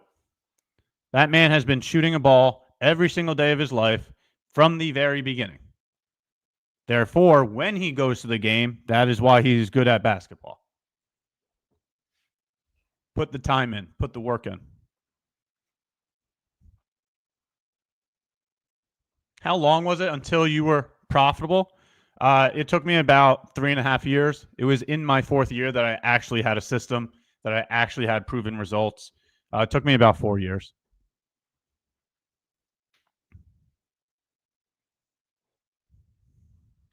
I missed the trade. I thought the unicorn looked really ugly. Now I'm feeling really bad. You should not have any type of feeling, right? We need to be objective.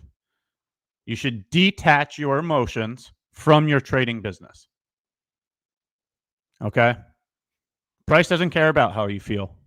And if you're going to allow those emotions to deter your abilities, then you're going to have a hard time making progress.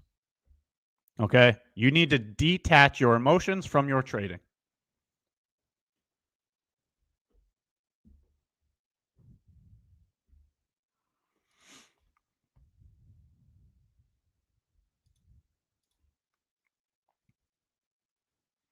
Have you traded New York PM? If yes, what's the difference? Every single session is traded the same. It doesn't matter what session you trade, the model remains the same. No, I don't trade PM. This is my session, New York AM. After New York AM occurs, I then go to the gym. After the gym, I then work on my other businesses. The afternoon is spent working on other businesses. It looks like we have a flash sale as well. I'm reading chat now. I'm just seeing Cove 20 is 20% off any of the new plans. Love to see that. What car do you drive? I'm a truck guy. I have a Chevy Silverado. I know that's the most American thing to say. I get it. I'm a truck guy though. I drive a Chevy Silverado. I need to get one of the Raptors is what I really want to get. Yee to the haw. Yep. Yeehaw. I am in the South as well, so that makes sense.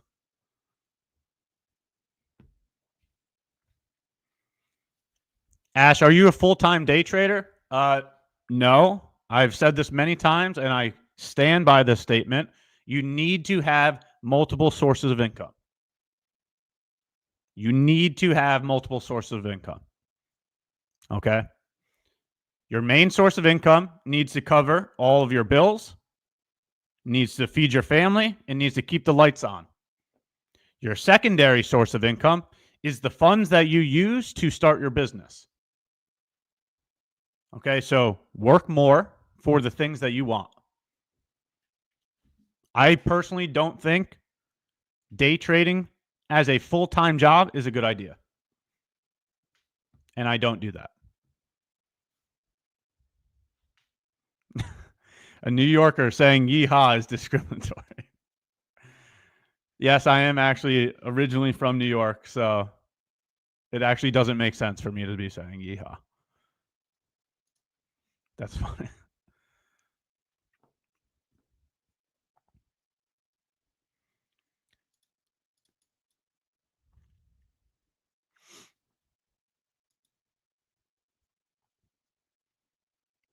Yeah, so thank you for all the kind comments.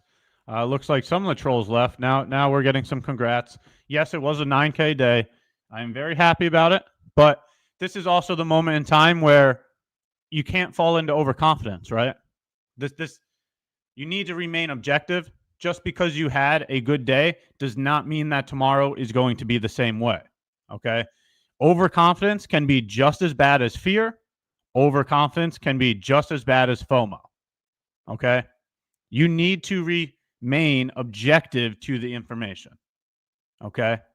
You need to detach your feelings from the outcome. Just because it happened today does not mean it will happen again, plain and simple. So yes, I'm happy that it happened today. I'm enjoying that, right?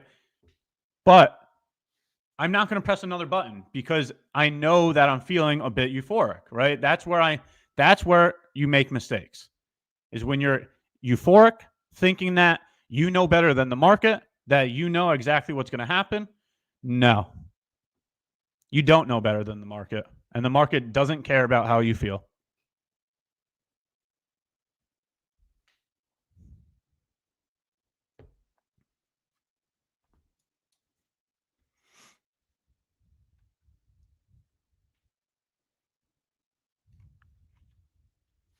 How long before trading clicked with you? It took me about 4 years. So just a little insight on that. My first year was all options. I was, buying and selling calls and puts. That did not go well. Okay. I had some beginner's luck. So the first couple of positions made me a nice profit. I took my wife on a vacation. After I came home from that vacation, I then went on to lose money for the rest of that year. The options did not treat me well. It was way too much leverage. Year 2 and year 3 was complete strategy hopping. Okay, it was just having an idea, testing it. It didn't work, so I'd move on to the next idea. Testing it, it didn't work. I moved on to the next idea. Come to realize strategy hopping is just as bad as having no strategy at all. You thinking that there's some kind of special thing out there, there's some kind of holy grail. There is no holy grail, okay? There is no holy grail. You strategy hopping is even worse than having no strategy at all. Just stick to one system. It does not matter what system you use, because the reality of the scenario is risk management is the holy grail. It doesn't matter if you use trend lines. It doesn't matter if you use opening range breakouts. It doesn't matter if you use inversions. It doesn't matter what you use. All of them can work if you apply very good risk management. Your winners must be larger than your losers. You can never have a day where you blow up. That is the thing that actually made progress for me. Being capable of losing. Yes, hear me clearly. Defining exactly what a loss is and then adhering to that. Right? Setting a maximum daily loss limit and never going past that. Becoming a good loser. Once you can accept the fact that you're going to lose, once you can lose efficiently, that is when you're going to make progress. Plain and simple. If you can confirm the fact that you will never have a blow up day, you're going to last longer than a lot of people here. Because those days where you blow the accounts is where you actually fail. That's usually where people never come back. And if you blow up the account, you now no longer have funds to trade with, right? So your winning days are never going to outweigh your losing days if you're blowing up accounts. So at some point in time, you're going to have to accept the fact that you have to become good at losing. And once you become good at losing, that's when you'll make progress.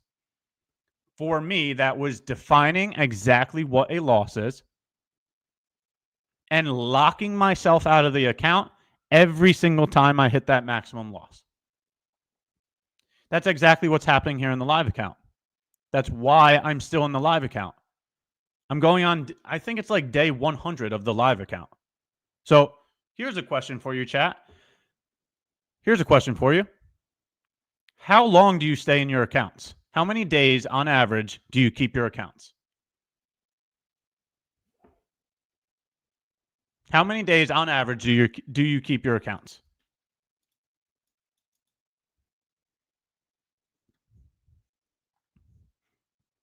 Because every single time you blow an account, you have to pay another expense, which is not bettering the bottom line. I'm going on, I need to double check, but I think I'm near day 100 in this live account. MyFundedFutures is saying the missing letter is M. The missing letter is M. Just saying, chat. The missing letter is M. And now here comes some music. I think everybody knows. It's giveaway time, the buzz is real. Spin the wheel for a major deal. 23 50K Pro accounts using code WGIGA, missing letter, AGS20. Hopefully everybody's following along. 23 50K Pro accounts. Who's going to get one? Who's going to get one?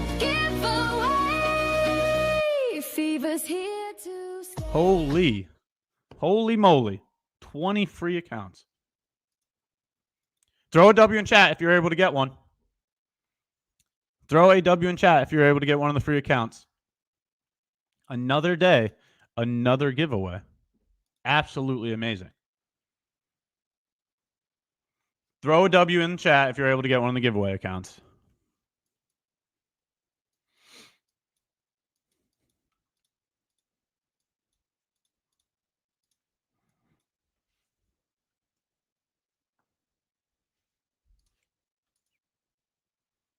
Congratulations to everybody that got a giveaway account.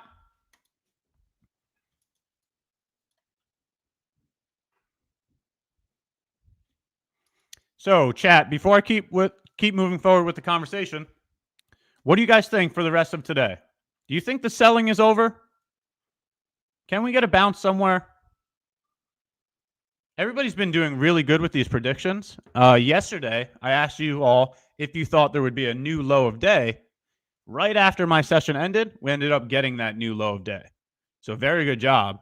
But let's do it again today. What do you guys think? Right? Is this a change in the state of delivery? Are we going to get a bounce in here? Yes or no? Do you think we will see new low of day again? Or will we get a bounce? Right? This is what I'm asking right here. Will we get a bounce from here? Or will we make a new low of day? Oh, that's backwards. Type it in chat. Yes or no? Do we make a new low of day? Yes or no? What do you think?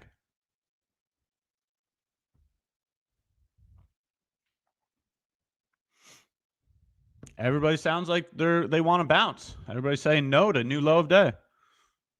We shall see. Let's see. Let's see if the Bulls can step in because they have been non-existent this morning. The Bulls have left the building. But let's see if we get a bounce here.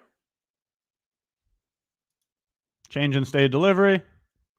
We'll see if they can even turn this into a potential 5-minute unicorn. Let's see. This would be the breaker block here. If we get a candle closure above that, that's what the breaker block would be.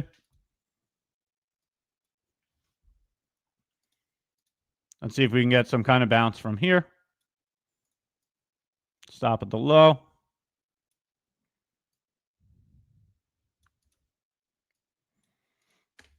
See if we can get some kind of bounce.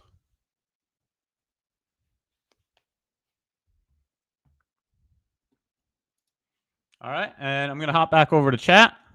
We can continue the questions and comments. Feel free to throw any type of question, any type of information into chat. I'll gladly go over any type of questions regarding this trading business, regarding MyFundedFutures, regarding any mental or emotional intelligence. Feel free to throw any type of questions in the chat. While we do that, let's see if we get the bounce.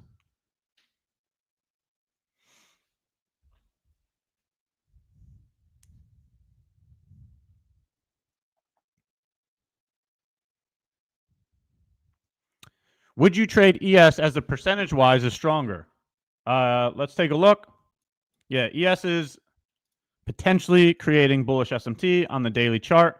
So this right here, take a look at how ES has not taken out this swing low, while NQ did take out this swing low. So the higher time frame says that ES would be the stronger pair here.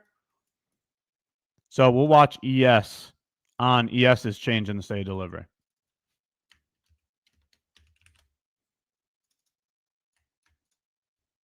So this is what we're looking at here, chat.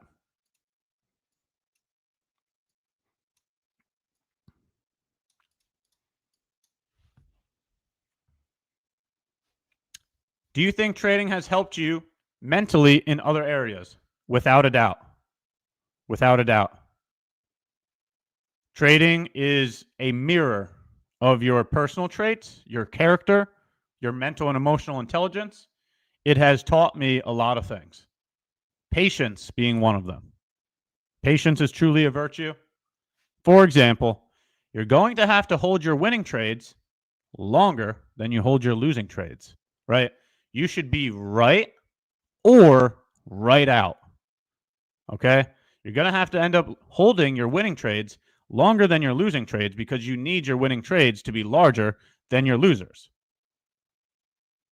You need to have that mental fortitude. You will need to have that patience to actually complete that.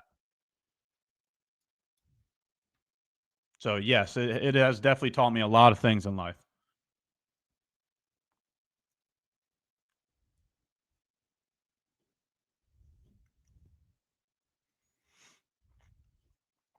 How would you trade counter trend bounce?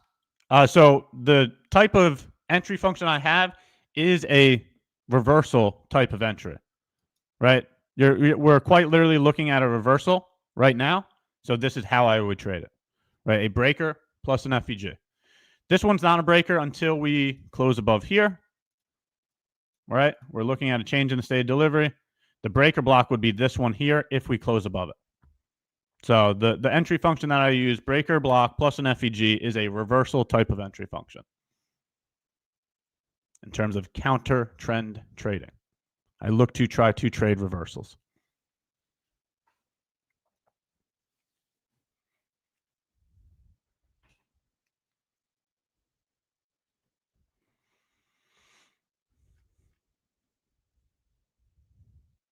Hey, Ash, do you use 1 minute FVGs? Whatever time frame you're entering on is the time frame that I look for all my confirmations, right? So if it's a 5-minute entry function, then I look for a 5-minute breaker with a 5-minute FVG. So whatever time frame that you're entering on is the time frame I look for my confirmations.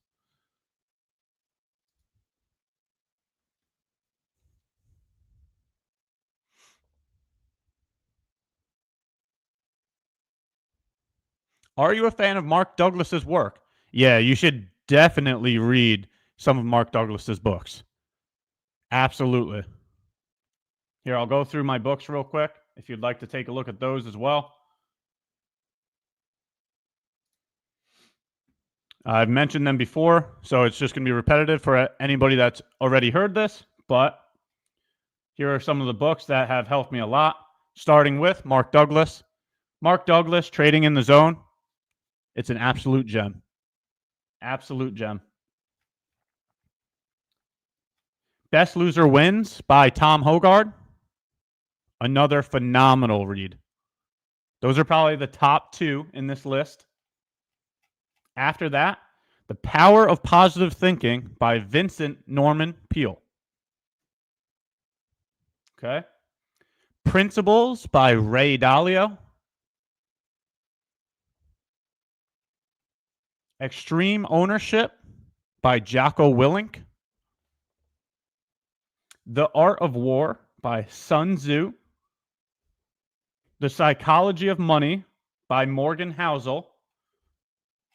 And lastly, Trade Mindfully by Gary Dayton. So if you're looking for any good books, I definitely recommend those. Those are some of the best books that have helped me. Atomic Habits, I have heard of that one. I haven't read it yet. I have heard that that one's a very good one as well.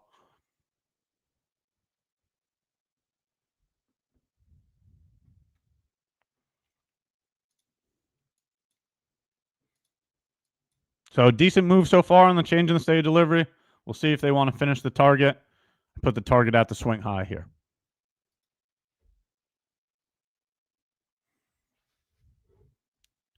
Who was The Power of Positive Thinking? The Power of Positive Thinking by Norman Vincent Peale. Very good read. Very good read. Hey, Ash, based on your experience with the market, what 2 to 3 hour period of the day in EST will be the best? New York Open, 9:30 to 12 o'clock. That is what I focus on. 9:30 a.m. Eastern Standard Time to 12 o'clock Eastern Standard Time.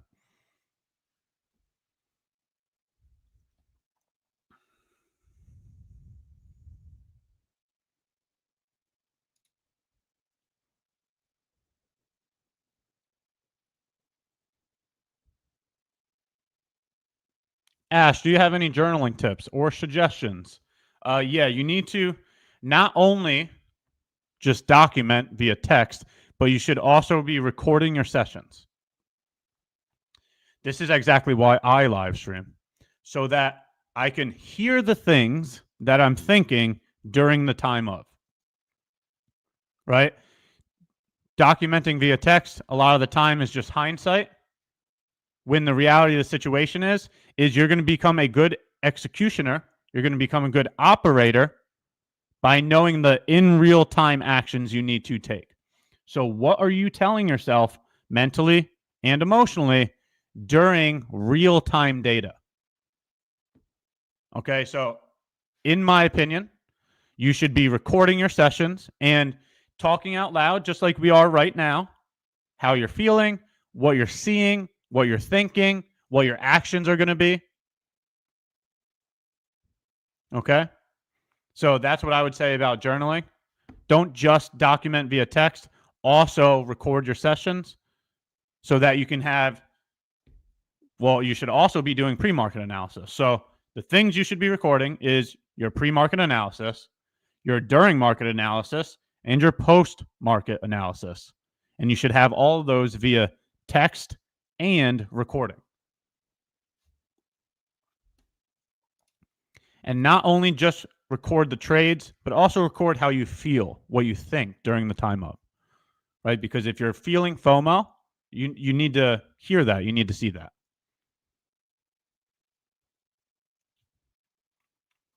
Very good question.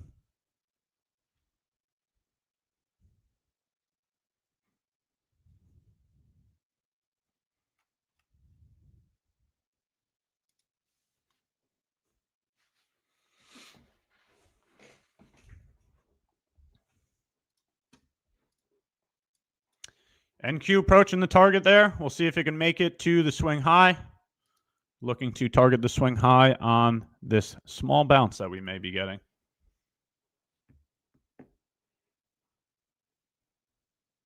I'm literally sweating so hard. You got to detach your emotions from trading. There's, you sweating so hard. What's the point? Right? You're causing yourself emotions that are going to deter your management. You need to be comfortable with being uncomfortable. And if you're not, then your emotions are going to make you do something impulsive. When the reality of the situation is you need to be focusing on risk management. Market doesn't care about how you feel.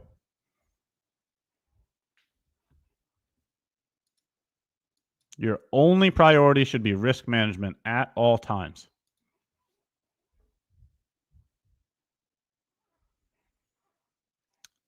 Did you lower your risk today because of FOMC? You have to understand that FOMC minutes meeting is completely different than FOMC press conference or FOMC statement. Today's FOMC minutes meeting is not nearly as volatile as an FOMC press conference. So just go ahead and watch the news release when it occurs. Okay? FOMC press conference, a Fed rate decision. That's what I'm concerned with. Those are the days I don't participate. Not FOMC minutes meeting.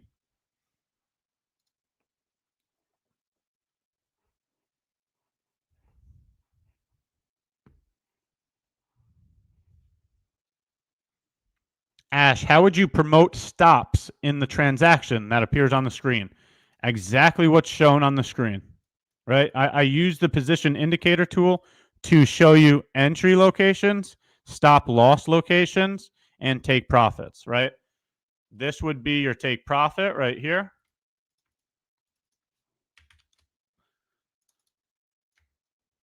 This would be your entry right here. That's why the tool is on the screen. Right, so this is your entry. This is your stop loss.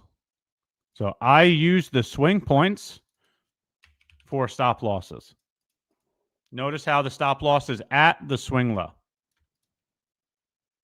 Okay?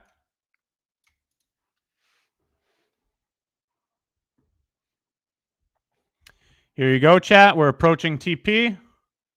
If anybody took the longs on the bounce, I would take the profit. We do not need to hit the swing high to call this a winner. Okay, you're close enough. Okay? It's done its job on getting a bounce. If you took the long, it's time to take profit. This is that saying of, don't be a blank for a tick, right? When you're close enough to your take profit, just close the position, right? You don't, if you're really going to say that you're 1 point away and it being 1 point away is the reason why you're not going to take the profit, it's going to be a rough road. Just call it a day there, right?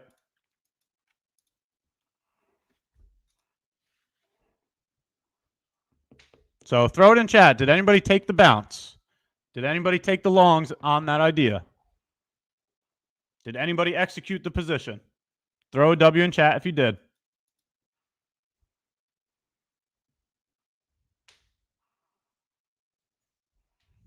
Throw a W in chat if you're able to capture the long.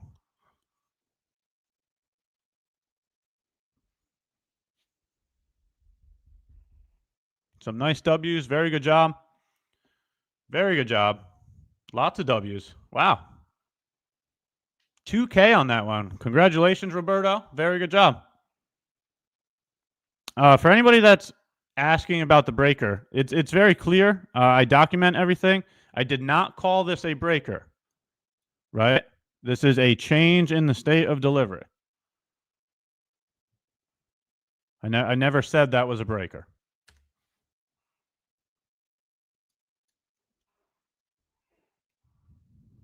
Can you please show the name of the indicator you are using for entry and targets? It's right here. Long position, short position. It's not an indicator, it's a tool. Right here. Long position. See? Short position. TP. W, chat. W.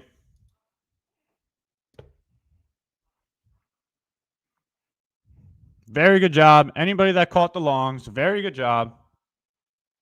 W, W, W.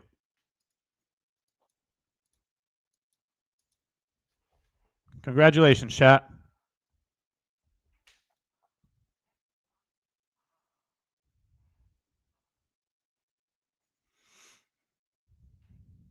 Can you explain? All right, let's explain.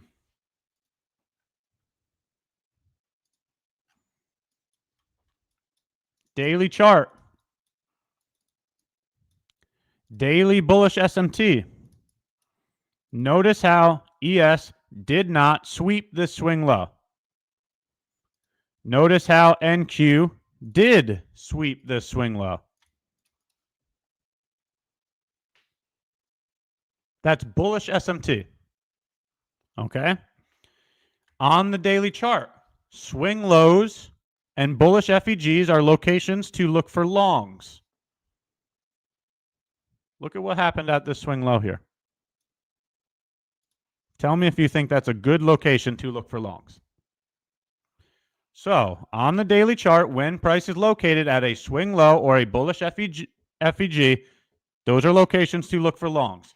When you're looking for longs, you want to see bullish SMT. Bullish SMT is the thing that says it's time to engage with price. You can see the SMT because NQ took out the swing low.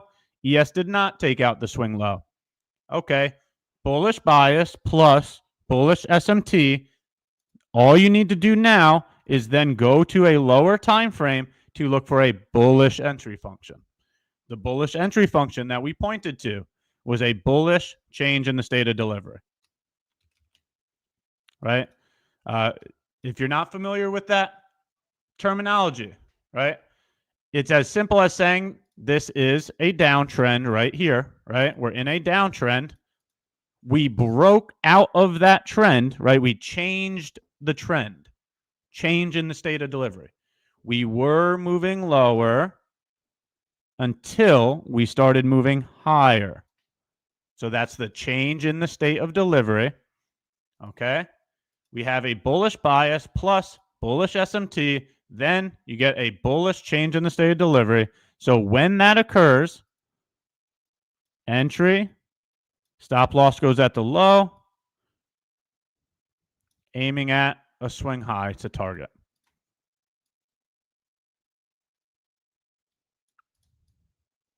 So that's the entire long position. Very good job to anybody that took that long. It worked on both NQ and ES. Very good job, along with the logic that's provided.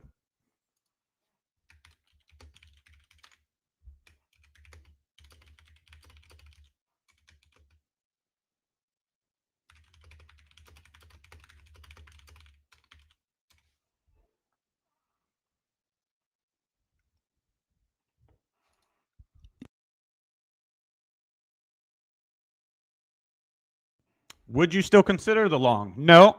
The position already occurred. It received a result. Now it's time to be done. All right. So, very good session today. Absolutely amazing information. We went over how I completed a 9K trade today. So hopefully you took some value from that. After completing that explanation, we then also pointed to a long position that went plus 2R. So overall, amazing day. Thank you all for your time. This is the end of my segment. So stick around for Tom's segment.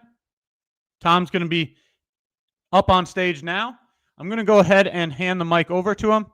Thank you for all your time. I hope you have a great day. And let's hand the mic over to Tom. Have a nice day, everyone. We're back, everybody. Hey, what's up? Yes, we made it. It's good to be back. Welcome, chat. Thank you, Ash. And by the way, congratulations for this beautiful, absolutely beautiful trade. I was actually following in the background, like, what are you guys doing? And wow, this trade was amazing. Congratulations to everybody who took it. And again, awesome session from Ash. Thanks again for all the value and everything. W's for Ash. Thank you so much. I'm always enjoying to listen in to his segment. It's just always awesome. All right. How is everybody doing? Hello, hello. Let's keep the positive vibes. I have an awesome topic today. You know, it's business wise. You know, we're gonna make some business here. Hope you guys not just took that beautiful trade, but otherwise you are in the green for the day, right? Hopefully. Yo, what's up? 9K? No, not for me. For me, not 9K. But at least, well, I was going a little bit crazy today on some evals, not gonna lie. Between you guys and me, it's gonna be a secret. I was fooling around on some scale accounts. But anyway, that's a different topic. Oh, happy birthday, Mezzi. Happy birthday. Awesome. Let's go. So congratulations to everybody who took this beautiful trade. And of course, I hope everybody's in the green, everybody's printing money. If not, don't worry. There's still a lot to do. And just like Ash was saying, like today is only the FOMC report, so don't expect as much, you know, like volatility. Yeah, there will be some volatility, but it's not the press conference, so you know it's not going to be the big FOMC press conference thingy. So obviously it's going to be moving the market, but not as much. Hey, Quino, I would say stick around. There's so many free stuff at MyFunded TV. So tell me a story. What's happening today? Aditya, hey, Tom, the current hour candle has very low volume.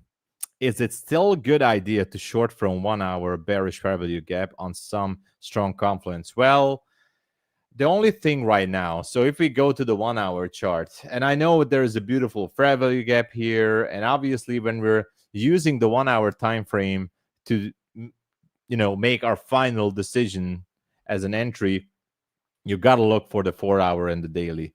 Now, as Ash said, there was an SMT with ES here.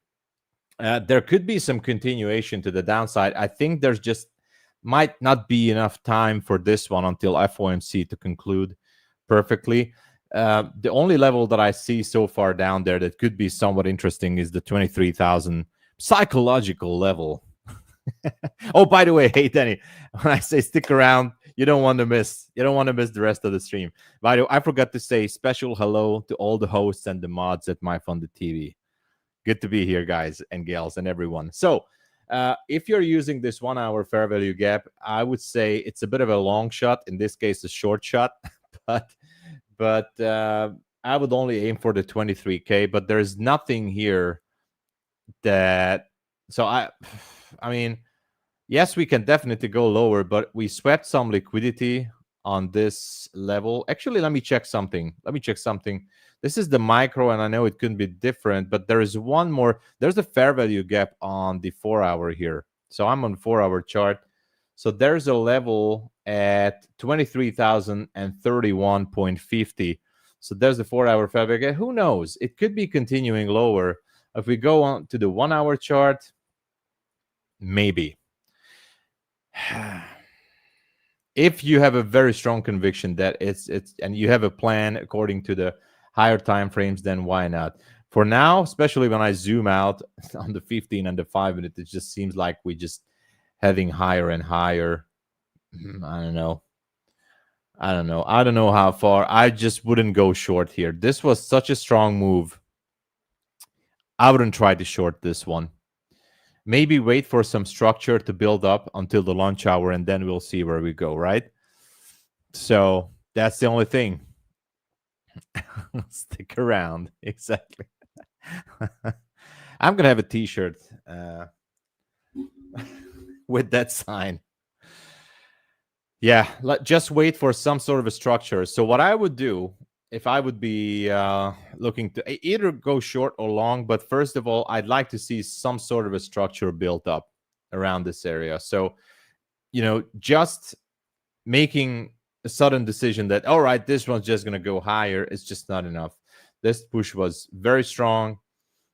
Even if you're looking to continue higher, I would love to see a pullback and some sort of a structure shift on that swing high, with the displacement. That would be the minimum criteria to go higher on this, right? Yeah. So, oh wow, they're giving it. Oh, there's gonna be a 50K Pro account giveaway. All right, you know what to do. Stick around. 50K Pro account giveaway. That's just awesome. That's just cool. So stay tuned. So just a quick recap. I think I took 3 trades today. After the open, I was actually chasing price. I know. There was that 23,330 sell side liquidity. There was a beautiful swing low there on the hourly chart from, where was it? From August 7th, Thursday. So I was kind of aiming for that level, even during the London session. And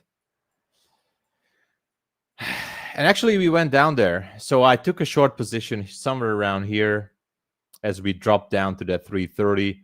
And I think I also took a short position here at 400 as we went up there after this drop, took liquidity from this fair value gap, and then started to go lower. I was like, this drop here, it missed the 5-minute demand zone because there is a 5-minute order block or demand zone at 362. So I took one short from here.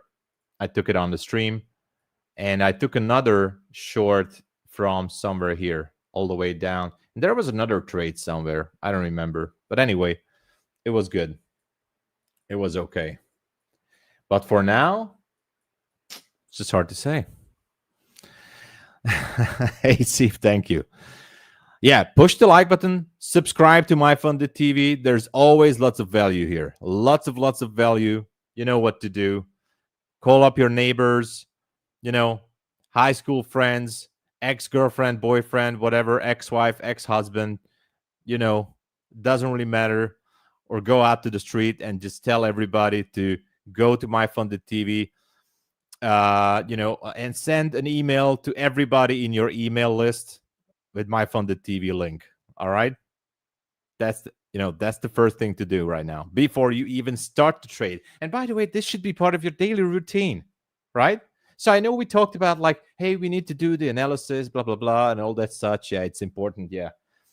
I would prioritize like sending the MyFunded TV link to all your friends. That should be your daily routine. And you should repeat that process until the day you're just getting messages like, hey, just cut it off. I had enough of this link thing and, sending all these messages. Once you achieve that, you're doing something good, right? Wink. Okay, so always start with that. Share the stream, like it. We need to push this to 30K. I don't know where we're at right now, or 50K. I don't know. We have to be the biggest here. No advertising. Exactly. Yeah, you can call your teacher, okay? You have my blessings, IC Wins. Go call your teacher, your math teacher, definitely. That's more important, okay? So regarding the levels of what we're seeing right now, I wish I could tell you we're seeing something, but no, I don't see anything. On the upside, I checked the time frames on the 15-minute, the 5-minute, basically almost everywhere. There is a supply zone here, technically almost from the 7 a.m. New York kill zone, but it's up there at 414. I'm not sure that we're going to continue up there. My anticipation No luck, pure skill. I like that. I like the name. Hey, good to see you again. So as we're approaching to the lunch hour, I think that the PM session is going to be boring. I'm sorry. I mean, the stream is going to be awesome, but the trading, I mean, the charts, we got to wait for some volume. Will there be music? I don't know. I wish I could tell you. If there's no music, you need to stick around even harder on the stream. That's the hint. I love you too, Victor, and everyone. All right. Yeah, there you go. Okay. Eyeball Right Celebs said his brother forced him to watch the stream. Okay. That's what we like. That's what we want to achieve. If anyone here is being forced to watch the stream, good. You're at the right place. Okay. Okay. So, 5-minute chart, going back to the 5-minute chart here. As I said, I see no levels, nothing at all. I know it sounds crazy, and I know it sounds a little bit weird, and I know you guys already know from me that I do love these zones. There is a demand zone down there on the 5-minute. Now it's valid. The only thing I would consider this as a possibility if the market would continue to go short is because we have that 23K psychological number and we have the 4-hour fair value gap at 31.50. So I'm going to delete these lines. It doesn't matter anymore. So this is a 4-hour fair value gap. So let's just put it out there, okay? It's never bothered anyone. You know what I want to say. I hope you understand that I'm mumbling here. So 4-hour fair value gap right there. And we have the 23K, okay? So 23K down there and the 4-hour fair. I'm not saying we're going there, but if we would see some sort of a structure, whatever, shifting down, then maybe, and that's a big if, by the way, and the big maybe, then maybe I would consider to jump in. But that has to be like a real strong movement. Otherwise, right now at this point, I think it's just going higher. It's unstoppable. So it's a coin toss trade, Rejected off the 61.8. Yeah, could be happening. Stick around. Exactly, Dominic. Dominic, are you the Dominic who is in my stream? Good to see you. Where have you been? There are a few Dominics here. There's a Dominic in my stream as well. OG viewer. I don't know. Really, Keith? Really? Really? Exactly. Gotta believe it or not. So, no. Okay. I'm going to consider that you are the one anyway. So yesterday we forgot to finish the topic. But today I have another one. I mean, yesterday we were talking about, again, the bad habits and such, and, how to, the usual psychological things. Now, today we're going to jump in a little bit to the business side, okay? The business, right? Of course. Actually, this idea came to me in the London session. Like, this would be a great topic for today, because what I think, and this is what started the conversation earlier in the London session, like, I think, and what I'm saying is that we are spoon-fed. We, as prop firm traders, are spoon-fed. Yes, we are. And this is going to be basically the main topic, why we are spoon-fed. So many reasons. But we talked about this, I think, a few weeks ago, but now it's going to be a little bit more detailed. So we are living in the best time in history to be a trader. Yeah, there may going to be a better time, when, everything is going to be like in cyberpunk or whatever, and our mind is going to be transferred into a robot. I know it's going to happen. But the thing is, We are living in the best time in history to be a trader. Yes, I know we could have gone back to the 80s and be like Gordon Gekko, but that's a different stuff. Think about it. We are spoon-fed. All you need is a cheap laptop. I know, right? A cheap laptop, Wi-Fi, and an evaluation account. Boom. I got to find a microphone to drop the, I don't know. That's all you need. If you really think about it, if you want to start out the business in this, niche or whatever you can call it, this business, but that's all you need. You need a cheap laptop. You need a girlfriend. You need Wi-Fi, girlfriend, boyfriend, whatever, and you need an evaluation account, right? That's what you need. So you're running your own trading business from your bedroom, from your kitchen, from a hot tub, a coffee shop, from a yacht, from your private jet. I don't know. Is there internet on a private jet? From, maybe you're an astronaut, then you can run it from outer space. So basically, you can run it from everywhere. How cool is that? I'm trying to push the motivation for you guys, maybe for even better for those of you who need a little bit more motivation and why we are so blessed to be in the prop firm trading business. Okay. Yeah. With Starlink from everywhere, right? Even from the end of the world. Do you make more money as a strip club DJ or trading? Trading gives me more money. That's for sure. I tried that too, but trading is definitely better. I don't have to. No, I never been to a private jet, but I'm going to tell you honestly, it's on my bucket list. It's on my bucket list. I know I have to rent that jet. I don't want to buy a jet. Even if I would be having like $200 million on my account, I would not buy a private jet, but definitely would like to rent it out for. Tom, you don't need girlfriend, boyfriend. I don't need. I have, so I no problem with that. So what I'm trying to say. Sorry, we need to take this seriously, guys. This is so cool.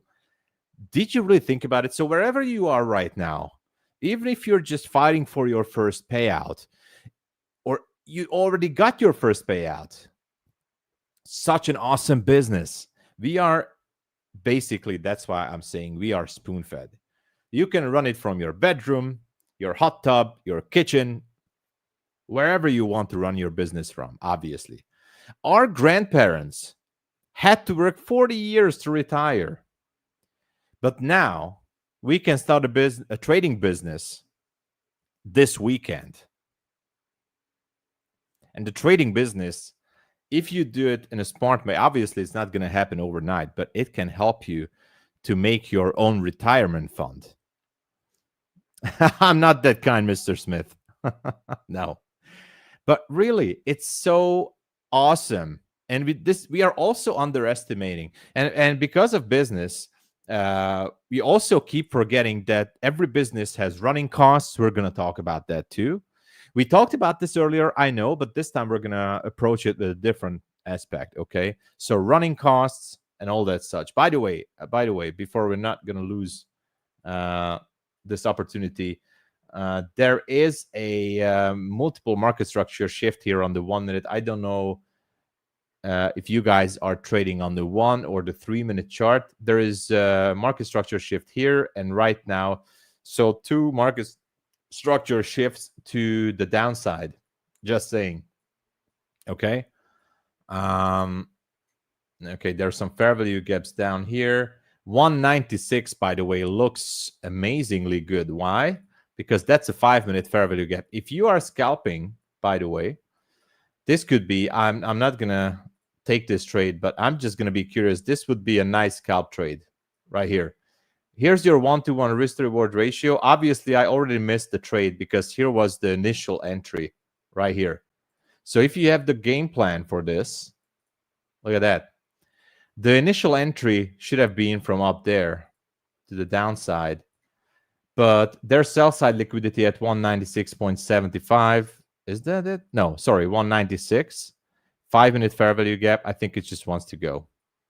So in cases like this, if you want to be super aggressive, you don't even need to wait for the retracement. But anyway, I do like this idea that we could be going down.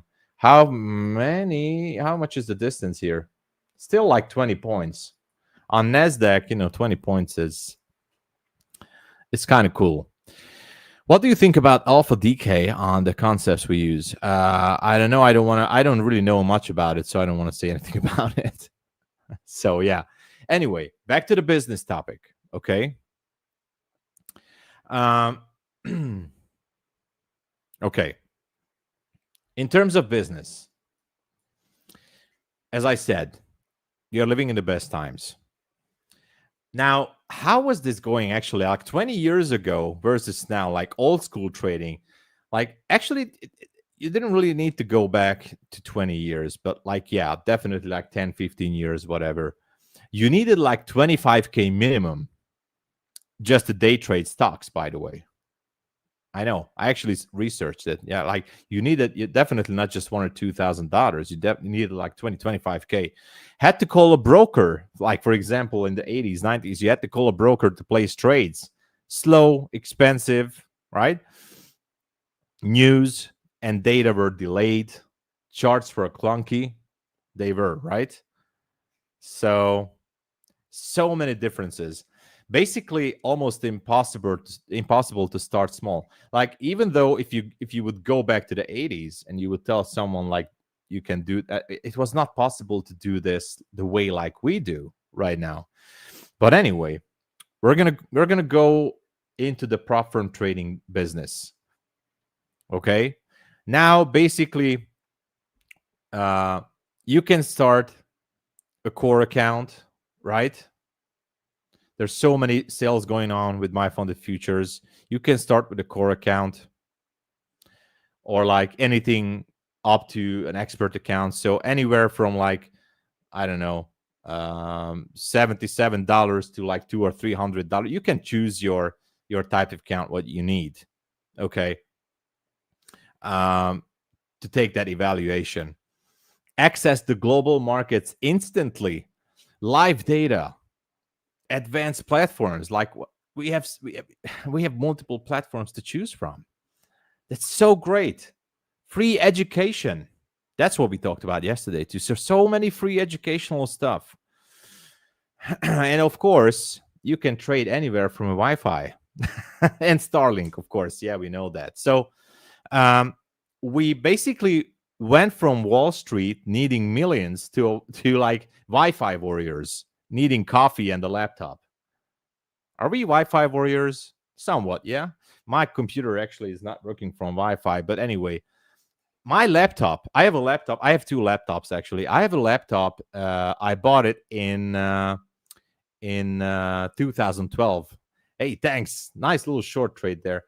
And so on the 1 minute, this was a beautiful. If you're entering on the 1 minute in such trades like this, and if there is a secondary confirmation, so first confirmation was this market structure shift here, and that's an ICT 2022 entry model. Just saying, let me say it out again. It was an ICT 2022 entry model. Yes, it was. Here was another market structure shift. Boom. Now, if you see two markets, I would say it's not a shift, it's a continuation. But if you see this happening, you don't even need to wait for a pullback. You can be super aggressive once you're getting close to that fair value gap, because in a place like this, the first target would be a fair value gap for liquidity. But anyway, let's move back to the topic. Okay. Even from the toilet, yes, you can run your business from the toilet as well. So basically, Wi-Fi warriors needing coffee and a laptop. That's all we need. So basically, to start your prop firm business, right? Yeah, I know. Most industries, for example, a restaurant. If you want to run a restaurant, you need like how much? You need 100K? Or you need to start. You want to start a franchise. maybe you need a 200 or 300K, right?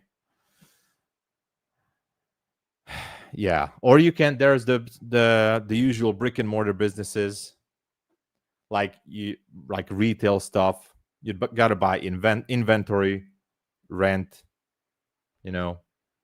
staff, marketing, all that such. There's so many expenses in other businesses. You can still sell toilet paper, yes.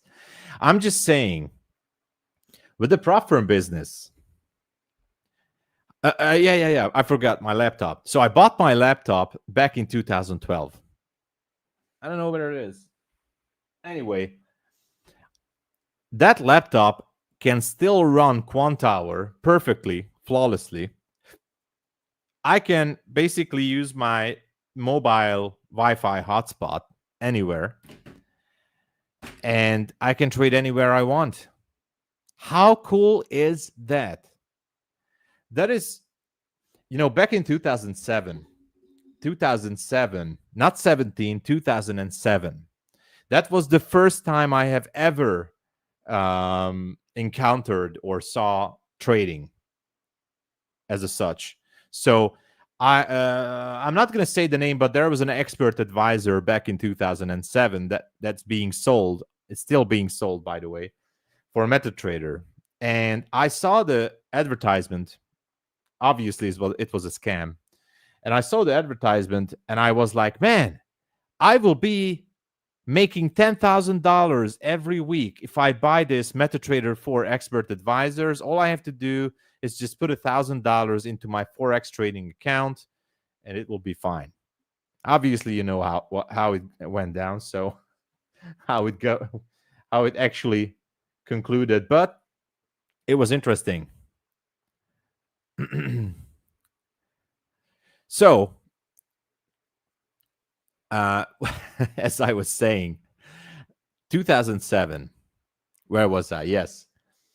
I was actually amazed, and I was like 23 years old. I was 23 years old in 2007, and that's when lightning struck me, basically.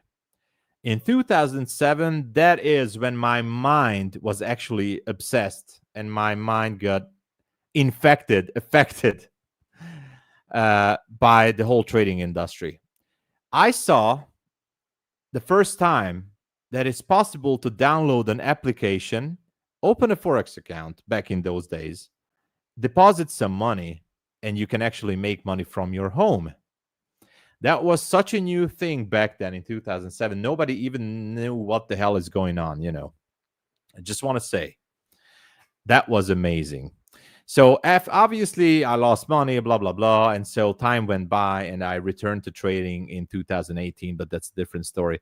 I'm just saying that back in 2007, I was amazed that people like, you guys who saw the Matrix movie, when Neo is walking on the street and he sees the woman in red. Anyway, that's a different one.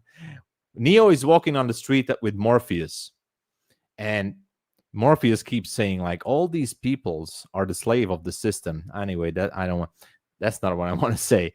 After that day in 2007, I keep asking the question, like, all these people, they don't know that there is this amazing opportunity, a business opportunity back in 2007, that you can make money from the comfort of your home. Because that was the first thing that popped into my head. That was the first thing that I had a job back then. I was in the military in 2007. I was in the military and army, or I don't know how to say. Army, military is basically the same. And I was struck by lightning that, man, nobody knows about this or what. This is a business. This is a very strong business. And so time went by and I was like saying to myself in the next couple of years as well, like, you know what I was thinking? And I didn't know that. I mean, prop firms did not exist the way they exist today. So I was keep saying, like, man, how awesome would it be to partner up with someone, because there were no prop firms, to partner up with someone who has capital. Thank God it didn't happen. Thank you, God, that it didn't happen, because that would be wow. To partner up with someone who has capital and start to trade the markets. That's how I was thinking. But anyway, here we are, prop firms, giving us that opportunity, and MyFundedFutures, wow, giving us everything we need, everything. So, as I was saying, to start your prop trading business today with MyFundedFutures, of course, you need the cheap laptop. My laptop, I mean, you can buy a cheap laptop like mine for $200. Super simple. You need a laptop. You need a Wi-Fi. I mean, sometimes it's free. Sometimes you can pay for your own internet, Starlink, whatever. And you need to buy a valuation account. That's your starting cost for the business. How amazing is that? How amazing. Like, really, have you ever thought about it? That's why I'm saying we are spoon-fed. That's why I chose this topic. I'm so glad that it came up earlier, this London session. Like, we just, keep looking like, oh, we need to have more accounts. Yeah, it's obvious. Yeah, we need to go for the payouts. But all those retail businesses and the brick and mortar businesses are having so many expenses, so many things to deal with. And right here, with MyFundedFutures, you can start with as little as a few hundred, even if you don't have a laptop. But if you have a laptop, you can start as low as $77. I think it's 77 right now, the core account. That's the starting cost of the business. We are underestimating. We are so underestimating and keep forgetting. We keep forgetting this simple fact. Because we are so driven by social media. We are so driven by the inputs that we're getting from our friends, from society, from everywhere. You keep seeing what's happening in the politics. You keep seeing what's happening down in your city or in your town, in your country, whatever. It drives the attention away that how awesome this is right now. How awesome are we doing? I was actually almost like praying, like, man, and it was like quite a few years ago, like it should be so awesome. And it was before I even started trading with prop firms. Like, it should be so awesome to get some capital. And then we're going to get to that as well, because there's so many things we need to talk about. Okay. So you have, and of course, what you are getting with MyFundedFutures is actually gold, like not literally gold, but what you're getting is access to buying power. Buying power. That's what we're paying for. We can call it leverage. We can call it capital. I like to call it buying power. That's what we are getting access to. I keep seeing some social media posts like, I'm managing $500,000 of capital with prop firms. It always makes me smile a little bit. No disrespect, no debate. I'm sorry. It just makes me smile. I'm managing $1 million in funded capital. I'm so sorry. I have to laugh a little bit. Anyway, yeah. So moving on. Sorry. It's cool. It's cool to say, if you're going for a date, you can say that because it kind of works. No offense, nothing. I'm just saying it's a cool pickup line. So if you go down somewhere to pick up a date or whatever, and you're being asked, like, what you doing? I'm managing 500K in trading capital. Wow, that's cool. I'm managing $2 million in trading capital. Wow, that's so awesome. And that makes you a big shot. But otherwise, it's kind of cool to say. It's good for flashing in social media, and it's good for it's a good pickup line. But otherwise, what I want to say, what you're paying for at MyFundedFutures is buying power. It's so awesome, right? I need to make a baseball cap that's saying buying power. I love that. As I said yesterday, if I would join the Avengers and they would ask me, okay, Tom, what you have? I have buying power. Cost only $77, man. That's a skill. Okay. So that's what you get. That's what you have access to. Show me another business model where $77 give you access to all these goodies. No. Don't tell me. I don't want to hear names. But it's just so I'm not talking about other prop firms. Okay, that's not what we're here for. A business model. What other business model can get you started from $77? Don't tell me an MLM business, because that's different stuff. This is so cool. Underestimating. That's a lot of money. Yeah, sure. So the support system is the thing. What is support system? Why it's spoon-fed? Firms, the prop firms, especially MyFundedFutures, give you, I know, the risk rules.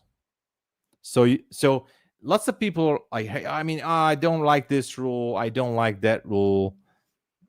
Oh, I thought so. Okay, let's move on. This is stealing, yeah. So, yes, some traders saying, oh, I don't like those rules. Some traders saying it's cool. No. These rules are being given so you don't blow yourself up, okay? Whatever you say or think, and by the way, the rules at MyFundedFutures are basically, I don't think it can get any better. End of day trailing, come on. Can it get any better, especially in the pro account? Actually, I just started new scale accounts. Not that I don't like the pro accounts. I love the pro account. I was having pro account. I just think, like, because I'm trading small, the rules are just actually awesome. Okay. Also, you get the platform, the data. It's just basically handed over to you. Really. The platforms and the data, like multiple platforms for free, technically, handed over to you. Education.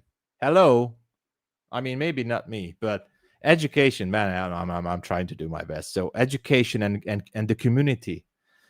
Like, how important it is to have a trading buddy or being a part of a great community. I don't even know. I'm not seeing how many viewers we have right now because I have the pop-out chat window. But we are having hundreds and hundreds of viewers here and people in the chat. That is so awesome. That's so positive. Sharing all this knowledge. 743, thank you. So we have more than 700 viewers and lots of people in the chat. We're sharing our own experience, sharing the information. The hosts are just amazing. And I'm sorry to say, I'm just going to say it out loud. I think MyFundedFutures, MyFunded TV gives the most value, by the way, right now. In terms of, the psychological education, technical stuff, I think it's just amazing. Anyway, it's handed over to you, okay, on a silver plate. Free, online, everywhere. So you didn't need to find investors, right? No need for that. That's why I said this small story. Back in 2007, back in the 2010, whatever, I was like thinking, man, I need to find an investor. I need to find a partner in the business, to start this. Now you don't need it. You can buy your buying power for your business for as low as like $77. How cool is that? So basically, it's like the market saying, here's the car, here's the gas, here's the GPS. Just don't drive off a cliff. That's how simple it is. I wrote this down myself, really. The market is saying, here's the car, here's the gas, here's the GPS. All you need to do is don't drive off the cliff. That's it. These rules, I know I know many people maybe don't like it. I hate those rules. I hate this rule. I hate that rule. No. These are actually making you better. These are actually guidelines. As I said, the final goal to keep those accounts as long as possible. Long-term trading, Obviously, at the end of the line somewhere, it's also important to manage your own money, not just prop firm trading. Yes, we all know that. But to get to that point, we have the best vehicle right now. We have the best car right now, which is MyFundedFutures, right? Of course. The only thing you need to put in, besides that small starting capital into this prop firm business, is discipline. I know. Discipline, patience, risk management, and last but not least, the willingness to learn and execute. Easy to say, right? Discipline, that's what you have to put into your business. You put in that money, yes, it's simple, but you have to put in the discipline, the patience, the risk management, and the willingness to learn. Okay, the learning never stops. It's not going to stop. I'm sorry to say that it's not going to stop. I'm sorry. I'm also learning every single day from my own mistakes. By the way, this month is just not my month. I would love to say that it is, but it's just not. The past 3 months was just amazing for me. And though we are approaching for the end of the month next week, I can say now this month is definitely not going to be my best month, not even a middle good month. It's going to be a very sort of like break-even month for me, but I don't care. It's the learning curve. So these are the ingredients you need to put into your business. Now, that's why I keep always saying, like, trading is the hardest way to earn easy money. Let's not forget that. But we are here. That's why all the support, all the guidelines, the community, everything is here for you. Everything is being presented to you, not just the buying power for that $77 with a core account. Okay? That's why I keep saying everything else is already spoon-fed to you. The only missing piece of the puzzle, it's you. Okay? The only missing piece of the puzzle, it's you. Is you. Sorry. That's it. That's the main thing. Everything is presented to you. And that's why everybody can do it. If you have the passion for this business, if you can imagine, if you believe in anticipation and the law of attraction and manifestation, this is the business. You're at the best place. You are at the best place and the best era for trading with prop firms here at MyFundedFutures. This topic is heavy. I take it with emotion, by the way, because this was the thing, and this is what I needed to talk about, because this was the thing that started me on trading. Okay, this was the thing, the business effect of this trading. I mean, trading as a whole. This was the one that struck me. Okay. Like, my God, it is actually possible. And it really is. It really is. So, yeah. And of course, why is this the best time ever to start?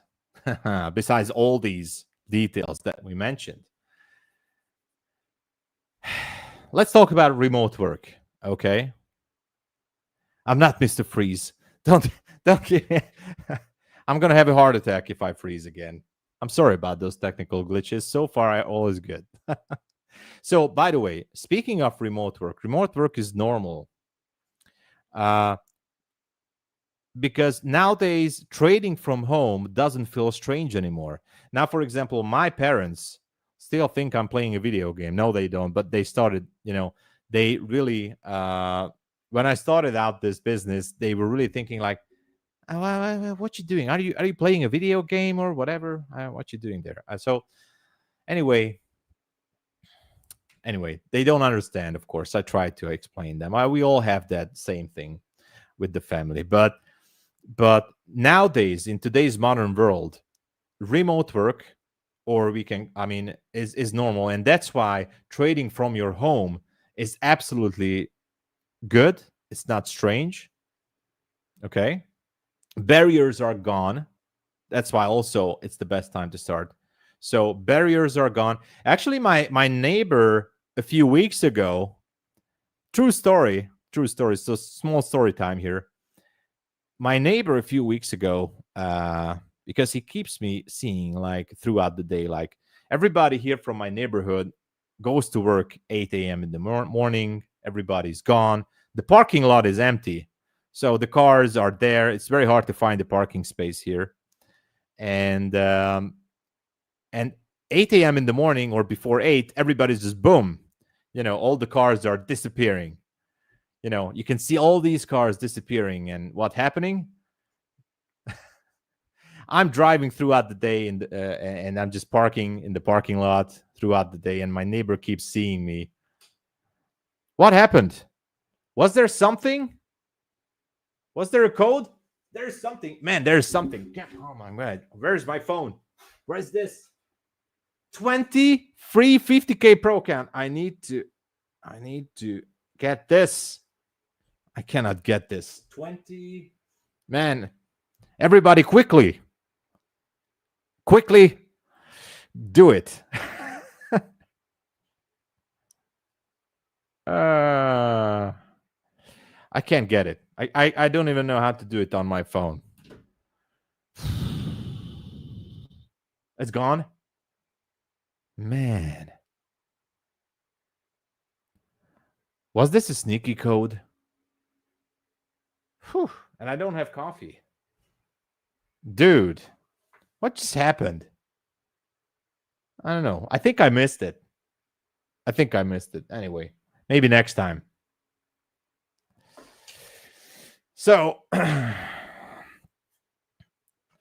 didn't try. So, I missed it. So no. I can't try it. Of course, I'm not allowed to do that. How could I do that? I'm not gonna take away those codes from you guys. So as I was saying, my neighbor asked me like, hey there, like, sorry to ask this, but I don't even know, like, are you what kind of work are you doing? Because I keep seeing you throughout the day going in and out, and I'm like, no, I have my office at home. I'm working from home. And so he was actually, that was a positive thing to say. And he absolutely was like, oh man, that's so cool. And so I keep saying, like, sometimes I do get this question from others as well. I keep saying, and I'm feeling so blessed. And thank you again for everybody also in my community as well for supporting me on my channel too. I do feel blessed. And thank you for the opportunity for MyFunded TV as well.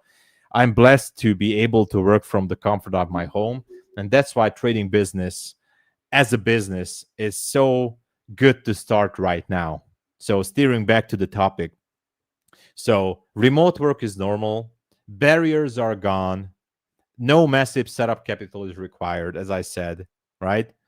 Of course, like prop firms give you scaling opportunities that used to take, no, how to put this? Like, but yeah, there is a scaling opportunity, of course, because we're transitioning to a live account should be the goal, like building up that capital as much as possible. But to build up this kind of buying power and to build up a capital that gives you enough buying power would take you for years. Have you ever thought about that?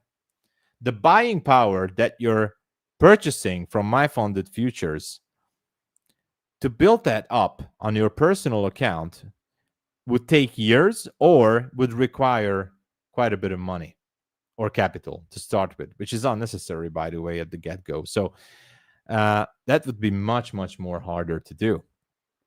You're essentially building a business where your only real expenses are the evaluation fee, time, and discipline. These are your expenses. Yeah, you have to pay the electricity bill. I know. And the Wi-Fi. Maybe if you're piggybacking on a McDonald's Wi-Fi, that can also work. I don't know. But the main expense is basically the evaluation fee, time and discipline. And by the way, it happened. It will happen. Sometimes, if we, sometimes it happens that we are losing a funded account. It happens, I know. But when I lose a funded account, it's not about the profit that I first think of. So losing a funded account for me hurts the most because the time and the energy that I put into that specific funded account.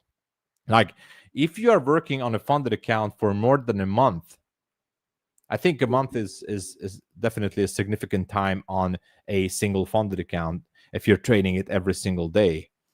The record time, I told this to you guys, the maximum I was allowed to hold a funded account was 106 days. That was the maximum I was able to. I managed to take 3 payouts, no, actually 4 payouts from the same funded account, 106 days. And when I lost that account, my first thought was not the profit or the safety net or whatever. My first thought was all the time that I put in, like, man, I was working on this account for more than 3 months, and it's not including the evaluation phase. And I was like, but if this thing happens, you must remind yourself that that time, especially when you took payouts that you put into that funded account, was actually teaching you a great lesson. Not just lesson, but taught you discipline, conviction in your trading, confidence. Okay, that is something that you will never lose if you're doing things in a smart way. Okay. Anyway, that's why it is also the best time to start your business right now. This isn't just trading. I always keep saying that this isn't just trading. This is entrepreneurship with the lowest entry cost in history. Okay? This is entrepreneurship with the lowest entry cost in history. So my takeaway on this, we are spoon-fed as traders because everything is given to us. Okay? All you need is a laptop and a Wi-Fi plus an evaluation account. And that's your trading business. Compared to starting other businesses or other business models, the costs are basically microscopic, but the upside potential, and also you forgot to measure that upside potential, how much you can make from this business, is basically massive compared to other business models. The only question, will you treat it like a business or like a video game? Because I know it's a great thing that MyFundedTV is giving all these free accounts away. This is super great. I'm very happy, and I'm very, very grateful for MyFundedFutures for supporting the community with all these free stuff. But do not forget that even if you win a reset or an account, please do not treat it as a video game. Okay? Quote unquote video game. It's easy to say that, no problem, I lose this account today or tomorrow, but I'm just going to stick around at MyFundedTV because there's always another giveaway. That's awesome, but that's not the thinking process you need to nourish, okay? Just saying. So, treat it like a business, not a video game. We are the luckiest generation of traders, by the way. And I know, by the way, I'm 41 years old. I'm sorry. Maybe I look like a 20 years old, but I'm saying this to everybody in between 18 to 100. Anyway, we are the luckiest generation of traders. If you fail today, it's not because the opportunity isn't there. It's because you didn't respect how spoon-fed we actually are. Right? I look 21, I know. Yeah, I'm 41. So again, if you fail today, it's not because the opportunity isn't there. it's because you didn't respect how spoon-fed we actually are. All right. Everything is given to us. Everything. You cannot say that you did not have the opportunity or did not have the opportunity. You have the opportunity right now, this time, today, tomorrow, next week, this year. You have the opportunity to prove yourself, to prove your family, to prove your spouse, to prove everybody that this is the best business out there. I'm sorry, but I mean, yeah, I'm not making 100K per month right now. I will, don't worry, and you guys will too. But if I would have to go back, I don't know, if I could not trade by some reason, or I would have to go back to a 9 to 5 job for some reason. I mean, never say never, I know, and I'm always respecting life, whatever it throws as an obstacle, but I just can't imagine my life right now without trading. Even if I would have to take up another business as an income stream, I just cannot imagine my life without trading. That's how it got to me. That's how far, that's how strong it got to me. So, and that's why I told you guys this story, like even back from 2007, that how underestimated this opportunity is and why you are at the best time. I think, the education and the opportunity and all the I'm talking about, by the way, all the free education too, not just like, yes, on YouTube and MyFunded TV as well, and all the hosts, like all the free education that you get from social media. And I'm talking about reliable education, okay, not just some stupid stuff, but all the value here on MyFunded TV and all the things that you can get. I'm sorry to say this, but, and I have to say this, I don't want to offend anyone, but I think it's even has a much bigger value than some certain college degrees. I'm not saying it. There's a lot of respectable college degrees, and I'm only going to narrow it down in my country, okay? But I think this, if you're in your 20s, or if you're in college, that's cool, that's awesome, do it, okay? But if I could go back to my 20s, I would definitely, first of all, I would slap myself and tell myself, oh, I cannot do that, because by the rules of Time Cup, if I slap myself, we can just, if you guys saw Time Cup, you know what happened. So anyway, I would slap myself in the face and I would say, man, you need to start learning this, because learning the basics obviously is going to take time. So yes, we learned about the business model. Hey, everybody, is this the Rocket? Oh yeah, it's the Rocket Scooter fam is coming, right? So yeah, I'm just saying, yeah, everybody, it's lots of good education. Exactly. So, hey, fish lips. So that's what I'm saying. Every opportunity is presented. Everything. Yeah. So I hope you really like this topic, because I think this was really something that we needed to talk about. I hope you enjoyed it. I know the Rocket Scooter fam is here. Oh my gosh, I only have 2 minutes left. Wow. So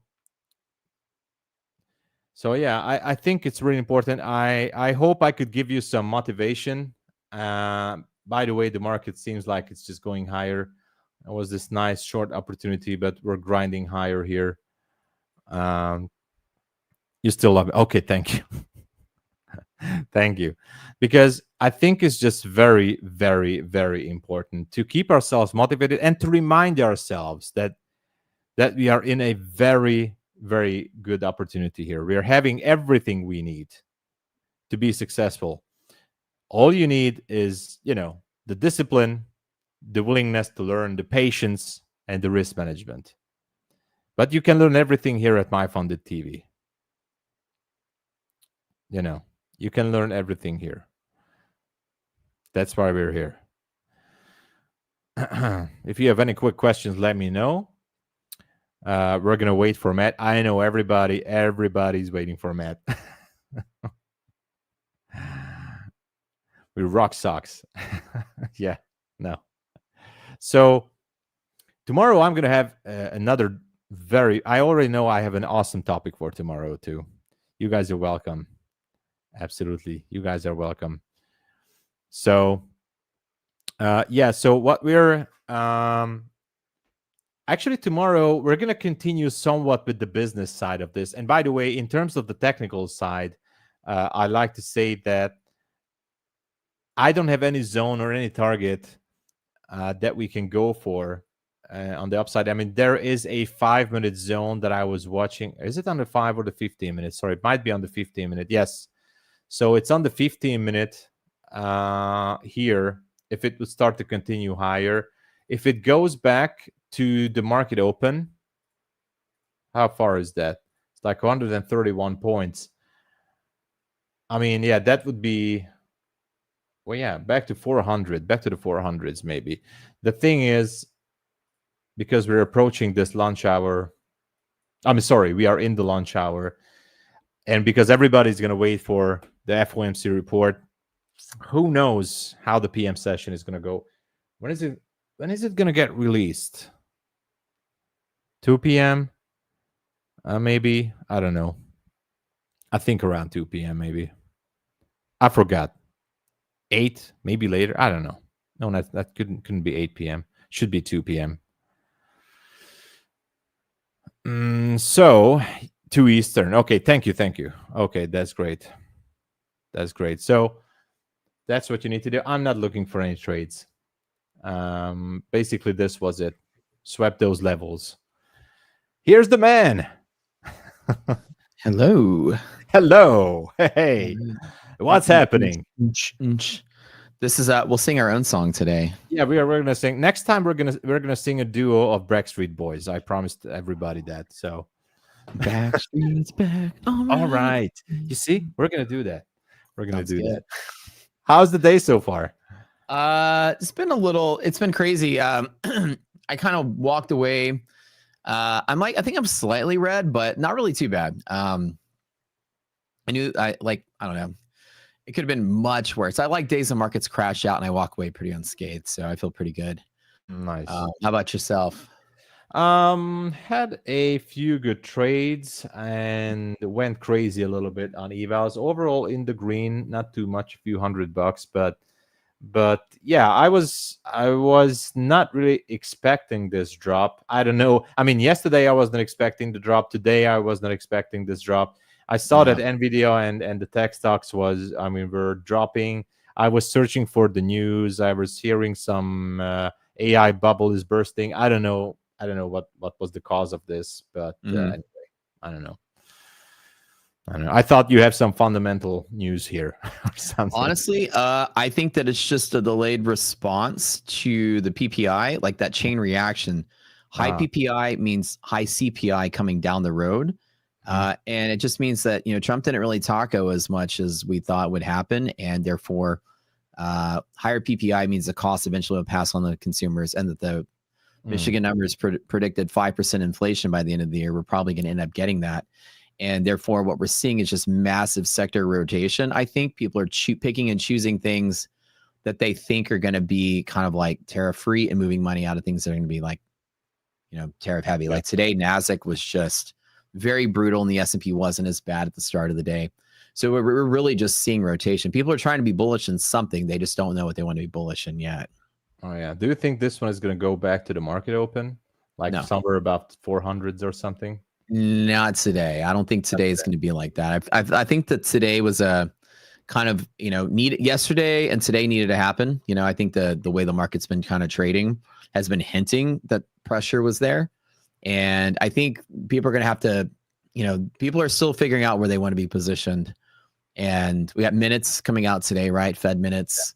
Yeah. And another thing is, you think that the Fed's probably not going to be cutting rates next year at all with 5% inflation. We might barely get this one cut now. And so I think a lot of that is also baking into people's decisions, Yeah, it might be. All right, everybody. Chat, thank you so much again for the time. I'll let you guys go with Matt. And Matt, thank you again. And have a good segment and see you tomorrow again. All right. Appreciate it, Tom. Thanks, Thank you, everybody. man. Appreciate Cheers. it. All right. Let me make a little Twitter post here about the show. Welcome to the show, guys. We love y'all. We love you guys being here every afternoon. Nice to have you here. Let me go ahead and hold on.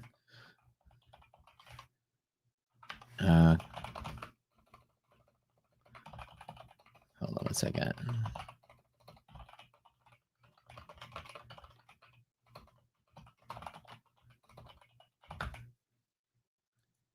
Alrighty. So, big market sell-off today. How you guys doing? Did y'all survive? That's really all that matters. As you see, like my accounts on here, I'm fully flat right now. A couple of my accounts took a beating. The first thing I did when the market opened, I said, this is bad. Market's going to be selling off today. The first thing I said was completely bad. We opened and with a flat market, slight gap down, and then both of our resilience numbers tanked. I mean, it was almost like -60 on S&P, on NASDAQ, and like -30 S&P. So the market just decided to sell. And another weird sort of circumstance is that we opened in something called illiquidity pocket. Now, you hear me talk about all the time, my favorite trades are my LPs. Like here to here is my favorite trade. Here to here is my favorite trade. Bear zone to bull zone is really solid. Today, it worked plenty of times, like for the trading, right? For the trading day. But the opposite, in effect, is called an illiquidity pocket, the other way around. The top of the bear zone to the bottom of the bull zone is a period of high volatility and illiquidity. You can get something like this all the time. If I click on this liquidity map in the platform, you'll see that illiquidity pocket, when it's this way, is very violent from one way to the other. Whereas the LPs, when they're inverted, see the difference is they're inverted. This one has the dark gray on top, and this one has the dark gray on the bottom. When you have bull zone and bear zone stacked like this, the market is extremely illiquid and can move rapidly between the spots. LPs are like tighter. So this is a tighter trade. This is a tighter trade. This is a loose trade. And as I'm sitting here, first thing I said was, we open S&P open in an IP illiquidity pocket, and we don't have support till way down here. And the market just walked right up to it. I didn't do anything at all until here. Exactly where some of my setups could be. And I started longing here and here and then here right on the edge. And I got some of my trades did well. Some of my trades did not. The S&Ps did very well. The times I touched the NASDAQ kicked me in the freaking teeth. So NASDAQ was a little more brutal. NASDAQ, I tried to buy here and then took a stop and then tried to buy here and then took another stop in one of the accounts. And then I made a little bit back there. Some of the other ones, so the ones when I touched the NASDAQ was pretty hateful today. But when I touched the S&P was good at the same pivots. So lucky for me, it was a pretty okay day. But the thing is that when markets are collapsing out and that's doing crazy stuff, one of the best things as far as trading goes is that I walk away from it relatively unscathed. I just rotate my accounts. The trick is when you know market's going to be bad, there's a couple of rules of thumb that I have, and I'll teach you guys what they are. Number one is I do not short below this green band. On my trade, you'll never see me shorting. No shorting ever, ever, ever. I'm looking for good, long, strong setups only where I'm sitting out. Looks like it's going to fall, and anybody that shorted down there got squeezed. The market loves to not break through these bands more often than they don't. Only about 8% of days break the bands and stay below. So, you know, it's a pretty 92% of days will stay above the green band. So I never short down here. So when it fell, I'm just looking for some long scalps to make some money. The first thing I said on my stream was, you know, I'm trading. I'm going to long in just one contract, a couple of accounts. That's it. Literally 2 accounts at a time, 2 accounts at a time, 2 accounts at a time sort of thing. And just little by little, I haven't even touched half of my accounts. And that's really what you want to do when you can actually see the market's going to be crazy from the start of the day. It doesn't mean let me just jump in with everything and try to short. Even if the market's selling off, you never really, you know, in foresight have the ability to see how far it's going to go. You just know it's going to get bad. And the last thing I ever do is jump in on a short. Instead, I'm patiently waiting for the long setup. And the cool thing about like the way I trade is that even though the market's been selling off, I had a 20K day on Monday, a 15K day yesterday, and now I'm just down a couple K. I haven't touched a short button one time in 3 sell-off days. I've been long in every single day and still making money. And it's because it doesn't matter which side you pick. You can still find trades in either direction. Now, why am I not shorting? Because the market is just pulling back inside of a bull market. So I'm still waiting for, there's dips to buy all day long that are very profitable. And again, I wait for them. In a bear market, I'll short on occasion. About half of my trades might be short in a bear market, but we're still bullish, not bearish yet. So, what this says is I'm just basically rotating my accounts in. My one account that took a loss, I'm putting them on the sideline. Trying a different account, they made some money, get closed out. Try a different account, they make some money, close out. And then I'm basically treating the accounts separately instead of trading them all together. And I have a lot more success in prop space doing that than I do doing anything else. So that's pretty cool.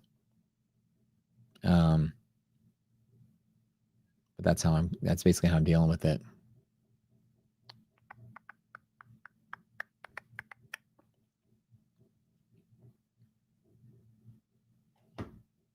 What's up? What's up? Reading some of your comments. Does the market fall to a high percent of the time when VIX contract expires? Not really, but that did lead to a little bit of the turbulence that we did see today. The VIX contract expiring, a little bit extra contango, but it just means the market's sensitive to a lot of news. This is really, like I said earlier, a response to, and I got my bear today when the market's bearish. I always bring the bear out. Let me get right here. Where's my news? You'll see, now again, let me go to the calendar. You're going to see that, I go back to where's the calendar here? Last week.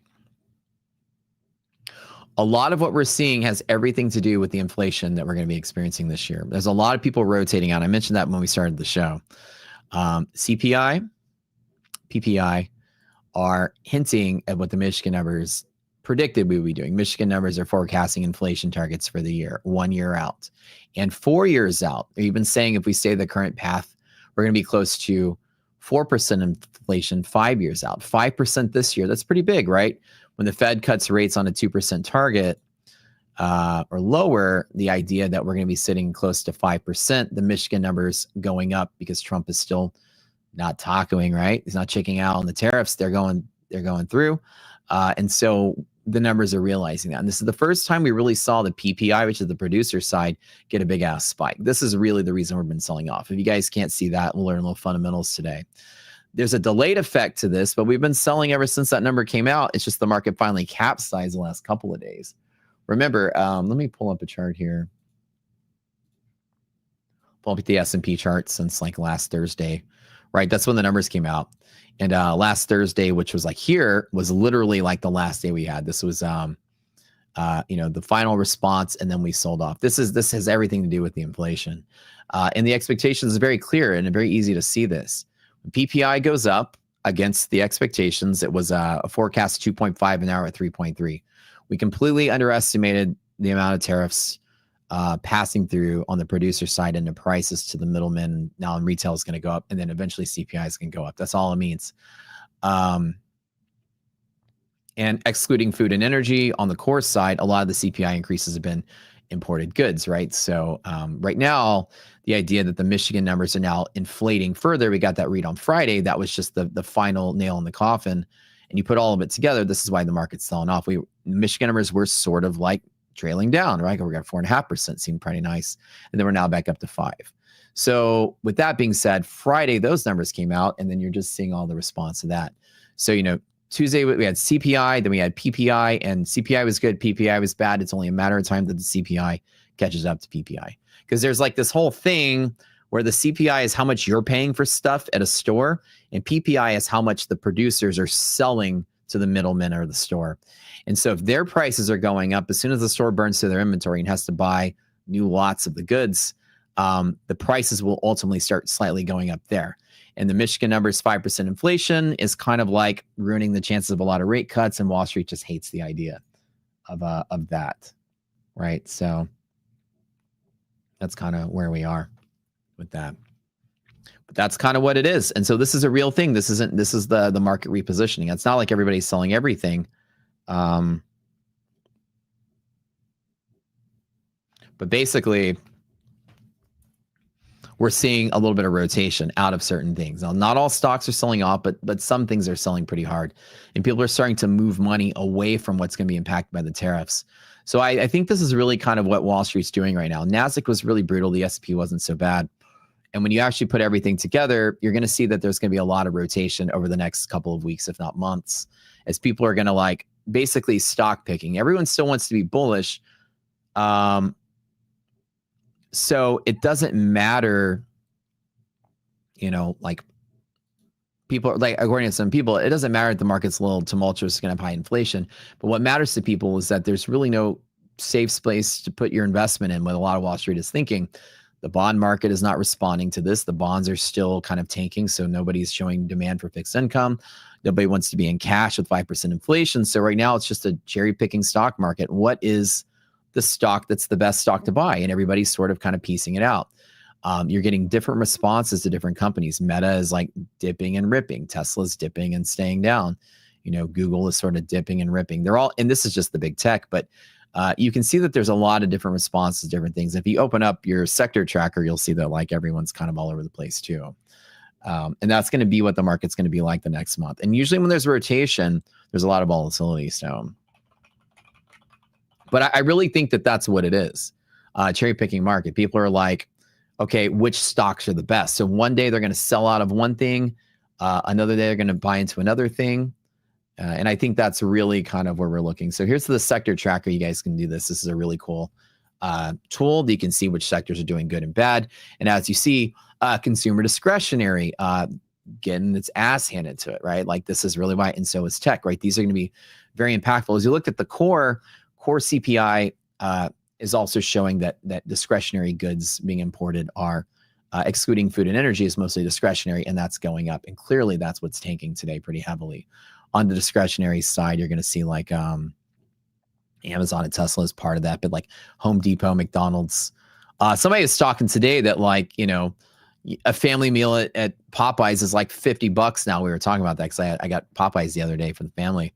$50 for, feeding your family now at fast food place. It's crazy.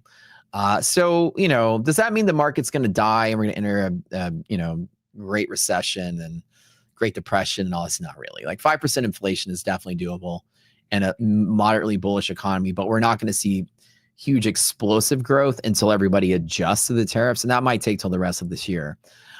Could we have a really weird looking August and September? Yeah, we possibly could. Remember when the market peaked out the other day, I made a tweet and I just said, rip bull market, like right here. And then, within Monday, the bull market signal came back and we're back to correcting again. We got the signal right here that the bull market was peaking out. So it was kind of like, okay, maybe that's just going to rotate around for a little bit. And with that being said, what do I think the market's going to look like? Honestly, I think it's going to look a lot like what we saw in December, just sort of like working its way through this bit of range and sort of like maybe playing in there before it decides what it wants to do at the beginning of the year. Again, I'm not drawing all of it, but that's, I kind of think that we're kind of like, while people are rotating, you're going to see a lot of down, a lot of up, a lot of down, a lot of up, but basically maintaining bull momentum. I don't think 5% inflation means markets down here. I don't think we get that at all.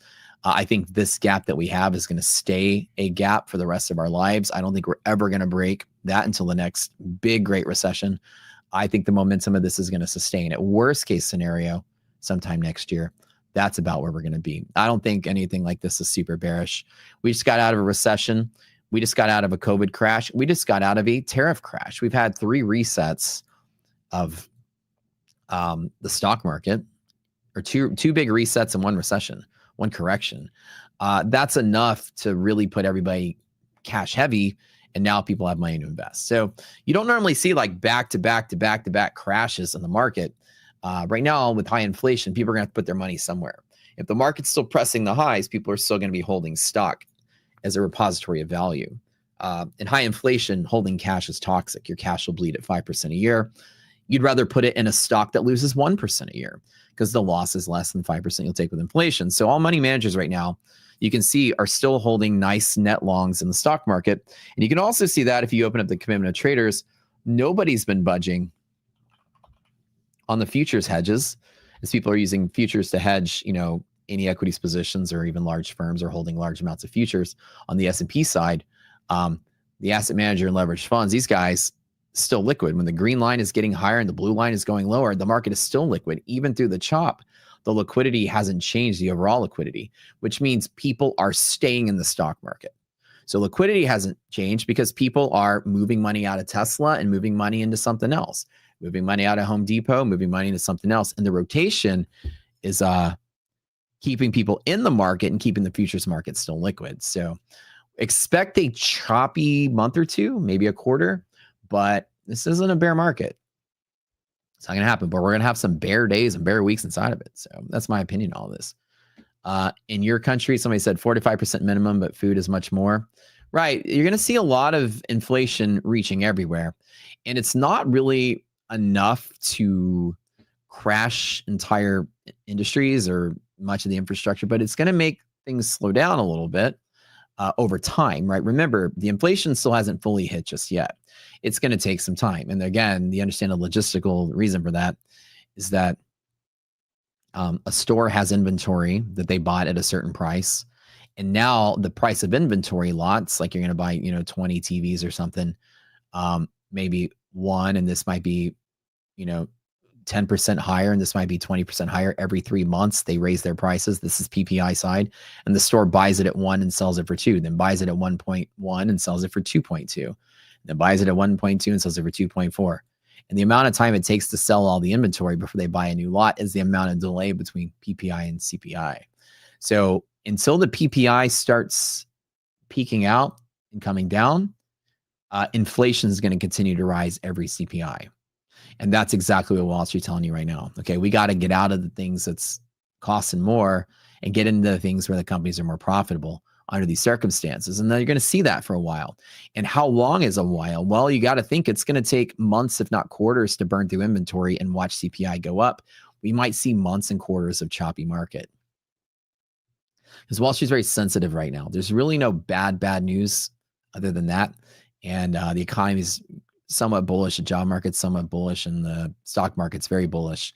So people are going to cautiously approach the market. I don't think we're going to crash and sell off really hard. I don't think it's going to create years of recession. I think that the market's going to kind of still maintain, but also be very wide swings next couple of months. I don't know.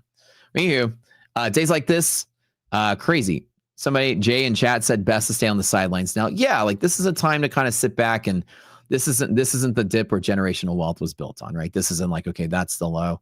I need to go all in longer. I'm going to miss out. I think we're going to have plenty of opportunities, right, to find a good spot in the market to play. Today, especially in NASDAQ, you can see liquidity map opened up bearish, bear market, everything. Today, NASDAQ was just bearish out the door. We're in a bear zone down here. Actually, you can see that we opened, gap down, continue to trade lower, and now we're inside of irrational territory. Once you break through risk interval bands, the market is a little crazy right here as well. I'm not doing any trades right now. I'm kind of sitting on the sidelines waiting for something better, and I don't think we're going to get anything today.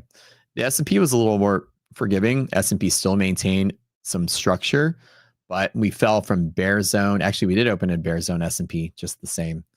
And fell down, and now it's preferentially going to probably find a bear zone to stay in. If you were to ask me, I think we do stay down in here to finish off the day. So 20-year auction in a few minutes. Yeah, and we also have the Fed minutes coming out today. So that's going to be today.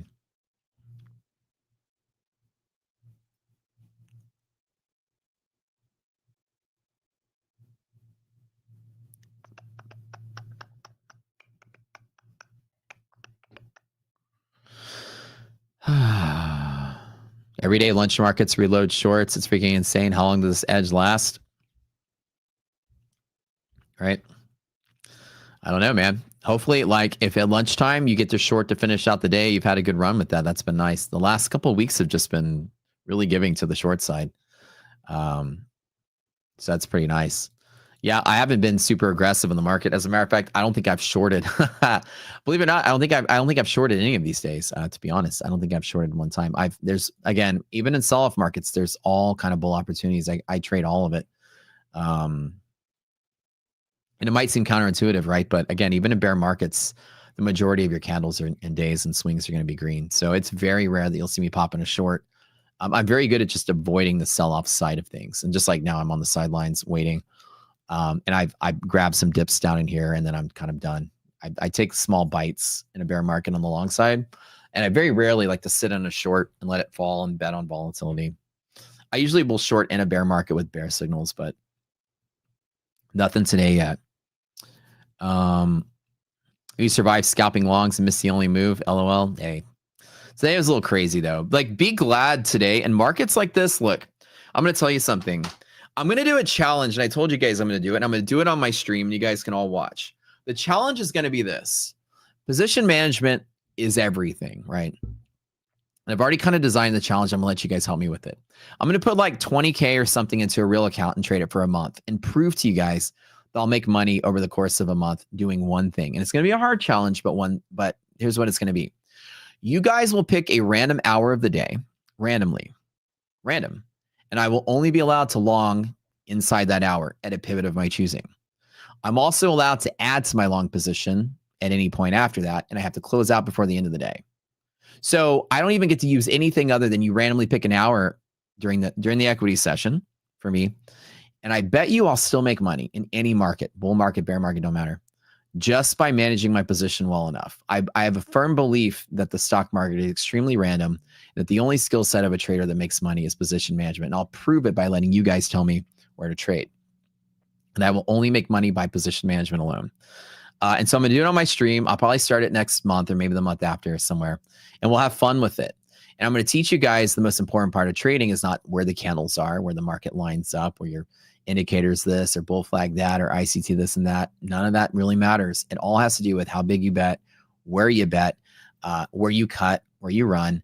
And so all will only make trades that are random and still make money in the account just by managing position. I probably won't blow up. I probably win half of my trades at least just by randomly longing. Half the days are green. So that's what I'm going to do. And it'll be fun. And if you guys want to play along and come to my stream, and we'll see how well I can do. I'm allowed to cut at any point, and once I cut fully, then that's the trade. I'm done, and I take the loss for the day. I'll set a loss limit for myself. That way I only lose a certain amount per day, and once I'm done, I'm done. And then, of course, on the gain side, I'll be unbounded to the gain side, just like you will in a regular trading account. And we'll see how well I can do just managing a position. How are my puts doing? They expired already. That was a total loss. They didn't win anything. My hedge that I got last week, I bought them too soon, and I was certain that the market was giving really strong bear signs, just like we have now, but I didn't get them this far out in time. I only got them to expire right around monthly. So they expired last week, unfortunately, but they would have not been in the money even today. So they were very aggressive. So it was a very small hedge, which is totally fine because, like, this week I'm more than made up for paying for them. Like there wasn't a big investment on it, but yeah, I needed like a couple more weeks. Right.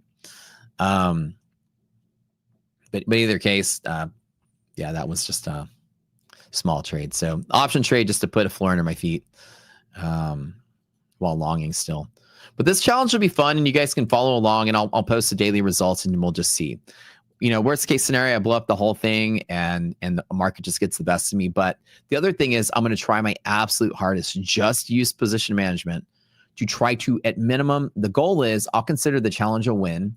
Number one, if I can survive, that's all that I want to do. If I can survive at the end of the month with my balance, like still there, randomly longing the market, that's a huge win because I applied no strategy to where or to win or anything. I'm not using any kind of chart reading. You guys are picking a time frame and I got to make a trade inside that time frame. If I can just survive under those conditions, it's going to prove my point that this market is random and it doesn't matter what you do, and surviving is the only key.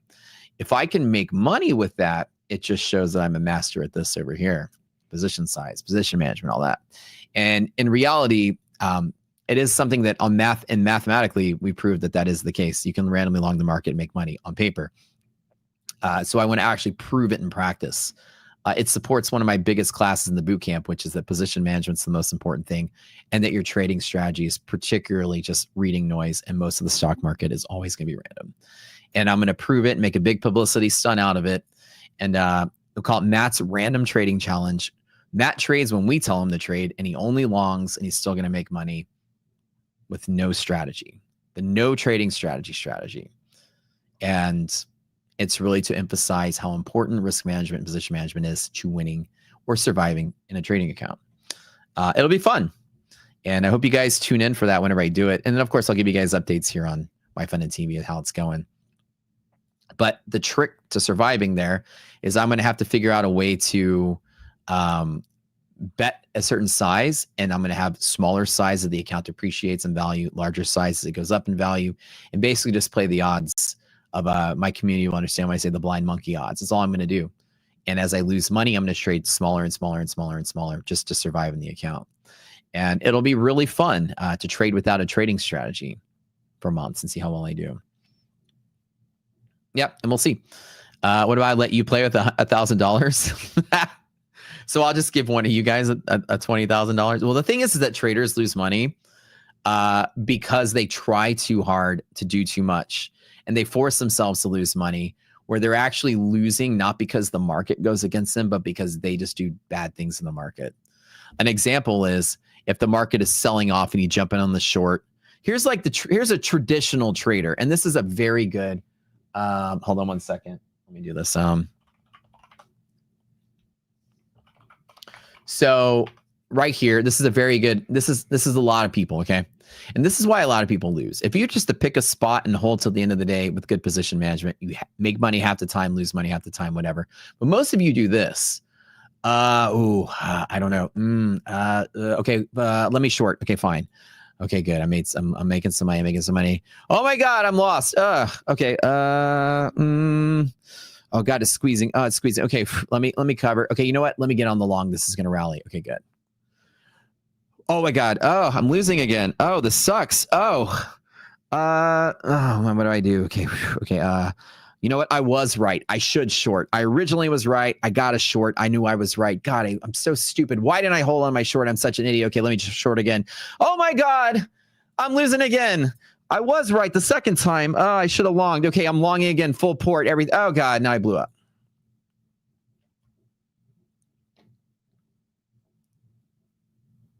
You know what I mean?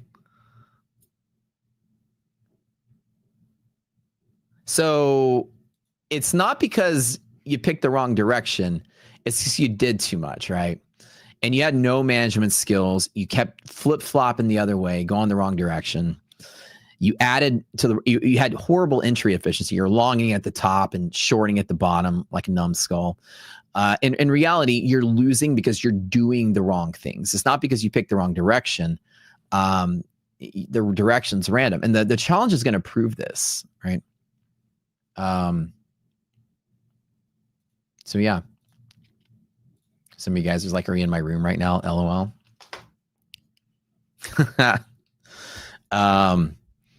So yeah, in chat this morning, somebody was making a joke like, hey, I'm going to short so the market's going to rip back up. And the minute they said that, the market went up.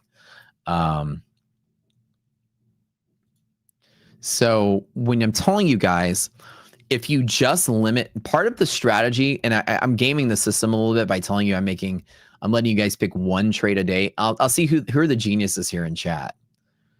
Whenever I tell you guys, I'm gonna let you guys randomly pick a trade time, and I'll trade one trade a day in that time, and I'll adjust my position.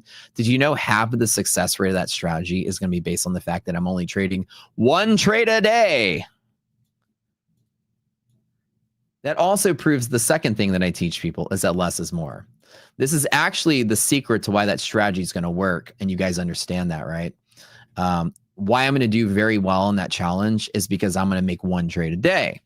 And that, again, is going to limit this kind of BS that you guys deal with all the time. That I'm going to get the trade and be wrong and be done, or get the trade and be right and be done.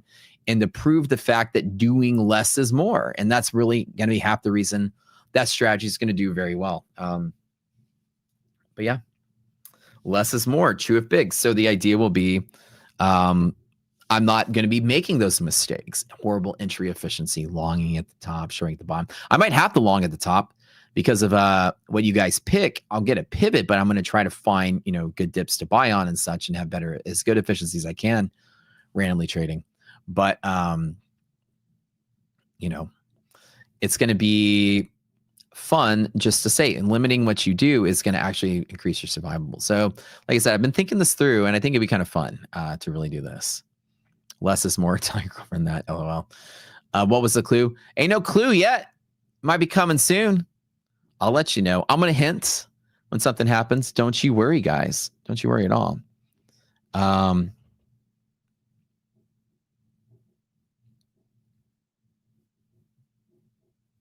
Yeah, please give you a hint. The hint is that before I leave the show, there might be something cool.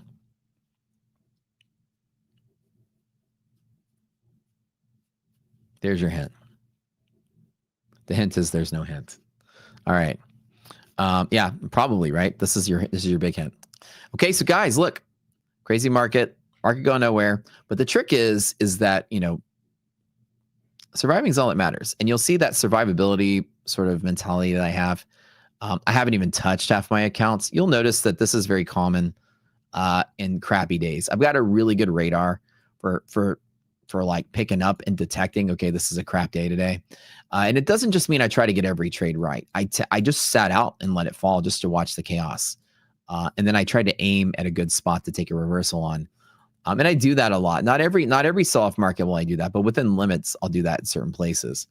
And then, once I got my trades, half of Wall Street right now was like, ooh, should I get in on the long? And other people are like, maybe I can short the high. And in reality, I've got no desire to do anything, and the market's gone nowhere for the last 3 hours. So it's kind of like, all right, 2 hours. Chill out. Have a good sense of things, right? I didn't do anything at the top. I was the first person in on the long, took the profit, and now I'm chilling. And I try to be like that as a trader more often than not. Try to be the first one in, the first one out, and I'm on the sidelines when other people are like, flipping coins as to which way it's going to break. And I don't like to be the person flipping coins. I don't build an empire off of coin flips. That's go play roulette if that's what you want to do. I build an empire off of taking high probability pivots and being first and taking the risk, not taking the chump bet, which is betting from the middle. Matt, hope you know I'm staring at your face. LOL. Is that what you're looking for the code? I'm sure something might drop pretty soon, so y'all get your fingertips ready. Yeah.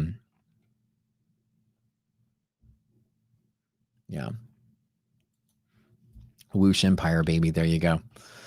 But so let's say, like, what are you going to do now? Somebody asked me what I'm going to do. Well, I do have a couple of setups that I can trade off of this band every single time. One of my favorite things. But the fact that we failed that, and I'm not necessarily the most excited about taking the same trade at the same spot. I can still take a long if it does support there, and build a position with a NASDAQ. I'll be using 40-point stops, but I'm looking for confluence indicators to show me anything's getting slightly better. And the orange line is getting slightly better. It's the only thing that's looking good. So we're getting some, support off of monthly hedging, off monthly options, which is pretty decent. But again, that only applies here. So it tells me we should be getting support off of this orange line, which is good. So support is definitely here for the day. And earlier today, I thought about trying to take a long there, and I just talked myself out of it. But it is looking pretty solid. If there's a break here, it could run. I'm actually pretty comfortable not doing anything else for the rest of the day. I know that sounds boring, but you don't build an empire off of being exciting when you trade. Trading is built in the most boring way possible, by waiting. Trading empire is built by doing very little. It's built pretty much through very little of anything. You're not really doing much. You can build an empire doing so little. It's the easiest empire to build in because it's the least amount of work. You don't have to do much. And that's kind of the weird thing about trading, is that a lot of people do so much and you lose. And a lot of people that do very well don't do much.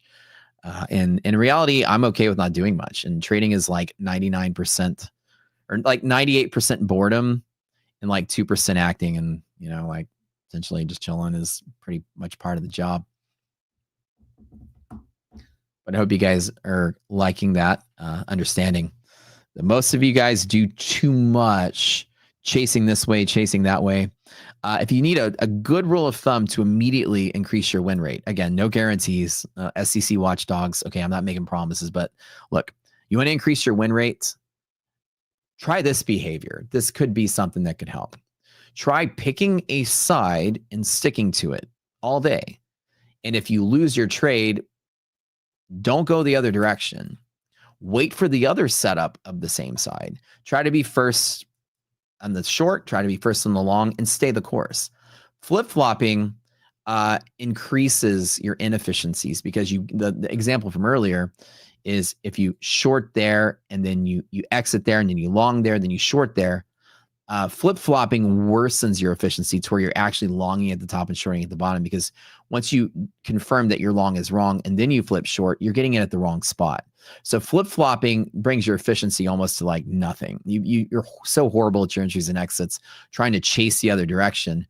Try not chasing the other direction. Try learning to take a loss on the side you pick and just get out of the way.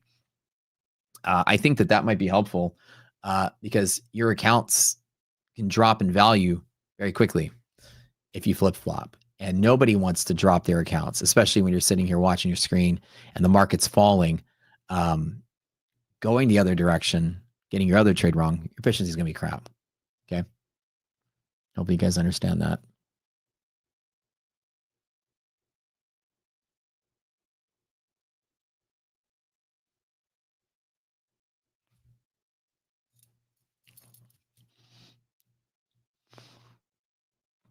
Pro accounts.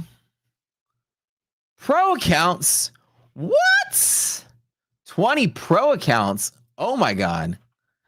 Is it Christmas time already?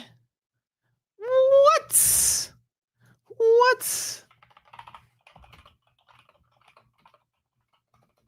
Wow.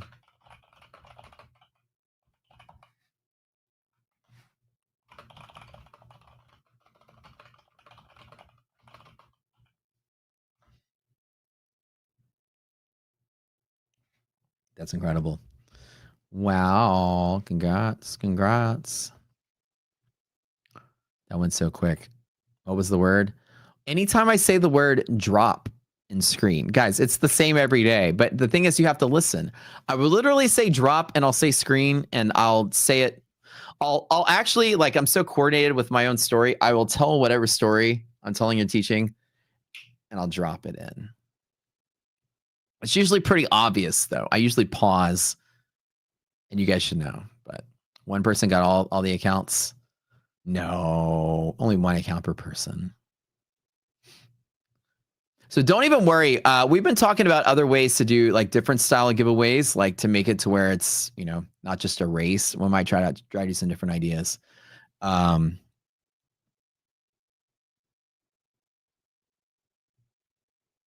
So that'll be something we might work towards going forward.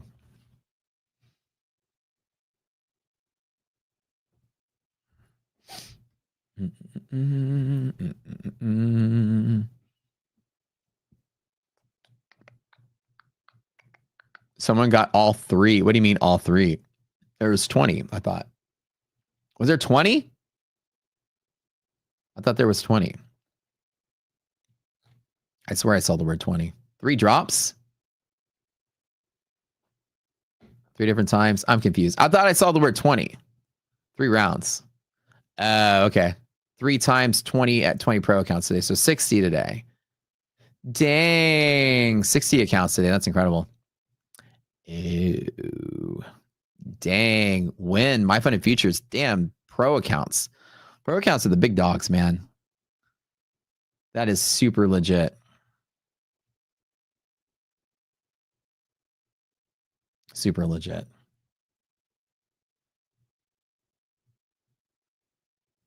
Very, very much thanks, you guys. Appreciate that. All right.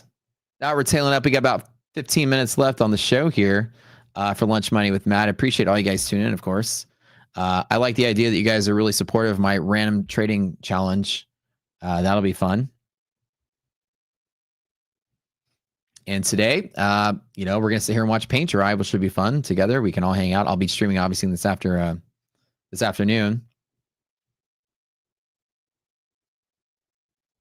Hold on one second.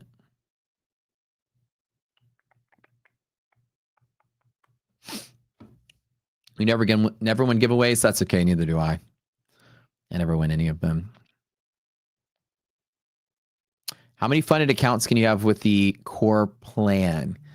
You can have up to 5 accounts now, I think. Is that in core or is that just pro? How many? Is it 5 of each, if I can remember correctly? You guys might know the answer to that. Or is it just 1 in the core? Funded. 5. You can have up to 5? Okay. At 50K. There you go. Thank you, guys. That's right. It is 5 of the 50Ks. Cool, cool, cool.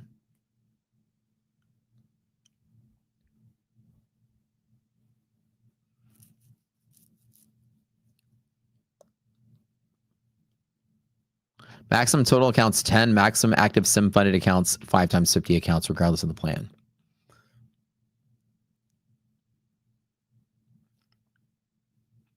Somebody said 50 people win these all the time due to the stream speed and typing. I wouldn't say stream speed. I don't think people. I would say that the stream hits everybody at about the same time. You're talking milliseconds of difference. Humans can't even process milliseconds of difference. I wouldn't say that somebody in LA has an advantage over somebody over in New York because of latency differences, but I would say faster typing is an advantage. But right, we should have figure out a way to have a different style. But it's not, again, you guys need to be realistic. It's not MyFundedFutures that are choosing for YouTube to suck ass. Okay, literally, YouTube sucks ass at being able to interact with its own viewer base. As a streamer of 10 years, I'm going to tell you, I wish every day that YouTube would build me some tools to do a random giveaway of 50 of my viewers. I wish YouTube was awesome, except YouTube is awful. Twitch, on the other hand, has always had the ability to have all these third-party applications, even Twitch itself, to interact with the viewer list. YouTube's never been that kind to us in the YouTube world. Trust me when I say it's more of a logistical thing of not we don't want to do it. It's like, how do we do it? How do we make a better giveaway? So be fortunate you get something, right? And as we're exploring ways and methods to give a more kind of fun, interactive giveaway that's also not just a speed typing test, trust me when I say, it's a logistical problem. It's like, how do we do it, right? And so we'll figure out something. I mean, and we're still hitting the drawing board. We were talking about it today. As MyFundedFutures is letting you guys know, don't ever go out there and be like, man, these guys suck. They only do these speed typing tests. Trust me, we're all sitting there like, how do we do this? We know that it sucks. We don't like the idea that YouTube sucks, but it does. We love YouTube, but YouTube sucks for this kind of thing. For my giveaways, I got to spin a wheel, and that's totally fine. And I spin a wheel to give away like 3 to 5 accounts on my stream every day. But how am I going to do it for 50 accounts, right? So I have this clever way of doing it is that I can actually get people to fill out a Google form, and then I grab all of those names and I throw in the ChatGPT, and the ChatGPT picks out 50 names, and I got 50 names, and then I match up in Discord and get you guys one-on-one. But that's a headache and a half to like one-on-one get with the people. It's easy to give out a code and somebody inputs the code and then you get your account. Logistically, it's quicker on the back end. So how do we get you guys a code without it being a race? That's kind of like where we're thinking, right? So I'll think of something. Again, we're hitting the drawing board here. We want to come up with some good solutions. So you guys bear with us while we figure out some cool ways of doing it. Yeah, like on top of what we're already doing, as they said. So trust me when I say you guys be very happy. Get some W's for the giveaways. I mean, the fact that they throw out 60 pro accounts today is pretty damn cool. W's for MyFunded, because that's extremely generous. Like, I'm very happy that anybody gives out something, And if YouTube had some better ways of doing stuff, trust me, I'd be all over it. I like making the giveaway fun, prompting. My idea was like, you guys got to pay attention to the stream and I'll drop a hint. That's so that you listen and learn. Like, we'll force you guys to learn. It's like coming to a timeshare pitch, but you're going to get the free golf clubs, but you have to listen to the pitch first, So you got to learn something. And then, of course, over the course of the stream, maybe we'll give you a gift or something like that, So I always try to like engage you guys into a lesson and then drop some code words for y'all. For my idea is I'm not just going to hand out stuff. I want to make you learn against your will. I'm going to kidnap your brain and make you learn something, and then maybe give you a prize if you stuck around and paid attention. So at least for that being worth it, I personally like that, such that it's worth it for you to learn something. Like, you know what I mean? But yeah, that'd be fun. Or even giving away free counts, maybe even doing a giveaway of just a discount for everybody. Like, hey, today we'll do a 20% off flash sale for everybody that buys something or whatever, something fun. Lambo giveaway on 100K subs. All right. Yeah, that's true. There is a Lambo giveaway on 100K subs. MyFundedFutures promised to give me a Lambo if they got 100K subs. I swear, Matt totally promised me that. I'm not lying. One for everybody on the show. So we'll all get a Lambo if you get 100K. Yeah, like the idea of maybe like a flash sale or something. Trust me, I'm totally not lying.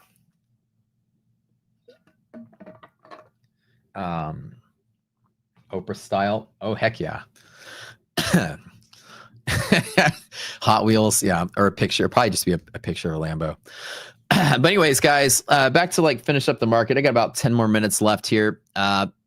Today we're experiencing a lot of stuff. Be careful over the next couple of weeks. When I told you guys we had that magic VIX number, this is a day where we have a new one. Remember, this is Wednesday. So giving you guys that magic VIX number, write this down. This is very important. VIX futures, if you guys are tracking this. This month's key level is 1692. If you guys remember last month, it was like, it was 18 something, I think. Whatever it was last month. It was 1841. Now it's 16 and some change. Let me give you the exact number. Use this going forward is that anytime the market is above, anytime VIX futures are above the 1692 level, we're realizing additional volatility due to contango. We've got about maybe a week, if not 2 weeks, of the market being in this choppy mess. So choppy style of trading with overshoots and crazy volatility is going to be here until VIX is down here. If VIX doesn't get down here, we're in for kind of like a pretty crazy week. So don't just think that today, the day like we've sold off, we settled out. The market's going to have to really prove itself. Now, normally what you do is, bear markets will somewhat like test this area and VIX will start to move higher. But anytime VIX is above this key level, you're going to see choppy overshoots, rapid plunges, very quick, sensitivity to news, all of that. So any news, Trump tweets and stuff are back on the table of being like, very big again. We're not going to shrug off news anymore. Like the market's not going to say, oh, that the news is just whatever. CPI is going to come out and then the market moves nowhere. Now we're in the mode that the news is going to move the market fast. So there's a trick as long as VIX futures for this whole month, which goes all the way through the third Wednesday of September. As long as VIX future above 1692, you can tell yourself you're going to want to avoid news as much as possible. Don't trade in the news. Trump tweets are going to be more devastating than normal. And you're not going to shrug off things that easily. VIX is sensitive, or the market's sensitive to news when VIX is above the contango midpoint. It's a professional futures level analysis thing that a lot of people understand. If you go further deep into like the mechanics of why futures do what they do, very important to know that. So don't lose that number. I'll give it to you one more time. The number stays static for an entire month. It's a very good rule of thumb, 16.92. VIX, September 25, VIX futures. When we're below here, the market's going to be back to nice, slow, drifting bull market again. But above here, we're going to like ups, downs, chop is going to be part of the game. And so because VIX is where we are, I know that I'm not trusting this stability as, okay, we're consolidating. Maybe it's going to be bullish. Right here, the market still has the ability to blast pretty far in either direction.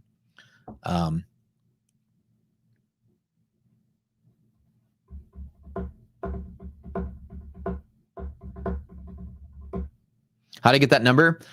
It's the midpoint between the closing price of the August contract and the opening price at Globex Open of the September contract. It's the midpoint between those two places on the Tuesday before the third Wednesday of the month. So Wednesday morning is when VIX options expire. Tuesday night before that is when you roll over contracts THF from September to August, September. So it's the midpoint across the rollover. That midpoint is always a rock solid pivot for VIX. Risk interval for VIX is about 3, give or take. UFO. I know it's broken in the platform. We got to fix our bot, but it's 3-ish. But yeah, so that midpoint is very much showing that like we're pricing volatility in ahead of time. And if that midpoint is tapped and then it starts to support, you can start to see the market start to spiral out of control even worse. So kind of keep an eye on that. I use that as a gauge as to when it's going to be hard. You guys, when I can actually plot on a chart something that's really interesting dynamic. If I could actually see all y'all's blow ups in the prop space, I can tell you, when we have that we call it triple B level, right? That VIX level is that blow-ups per 100 above triple B, it goes like this. You guys blow your crap up all the time because the market's just extra choppier. You're gonna hit trailing drawdown limits, or you're gonna do this chase game a little bit. And so when VIX is below that, you have the best chance of surviving in a market. That's when you want to attack your trading a little bit harder. When VIX is above that, you want to play smaller, wider pivots. I'm not trading all my accounts. I mean, I've been trading for so long, I know how to navigate through volatility. I know it's volatile. I said at the start of the day. You don't see me with 20 red accounts and 20 green accounts. You see a spotty performance, which is actually what this is, probably just barely red. It's like, looks like 2,600, 2,800 down. And this is, actually, sorry, 4,800 down. And this is probably 45. This is probably a perfectly flat day, which is great, right? I know the environment that we're in. I'm using that to my advantage. And you know it from a mile away. So the next week or so, we're still in this environment. Every single day, I'm going to be trading very light, very sporadic, one account at a time, maybe 2 accounts at a time, never 3 or 5 or 10 accounts. I'm all in on all my accounts. I'm going to rotate a couple of accounts here, a couple of accounts here, play it light, play it small. And that, like I've been trading NASDAQ and S&P futures for so long. I mean, I have it down like a perfect system of knowing when to avoid the market. Market avoidance strategy is the biggest thing you're ever going to have in volatile markets. You just know. I perfected sitting out. I can sit out all day long. Go get yourself a Nintendo Switch or something. If you're starting to feel trigger finger to push buttons or whatever, learn to sit out and be comfortable with it. It's very important in these environments. Yep.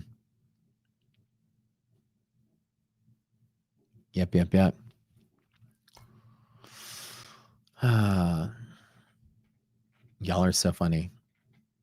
Y'all reading chat. Y'all are so funny. Play some solitaire. Play something. Chill. Matt might ban you and said, "Yeah, you guys forget. I have moderator powers too.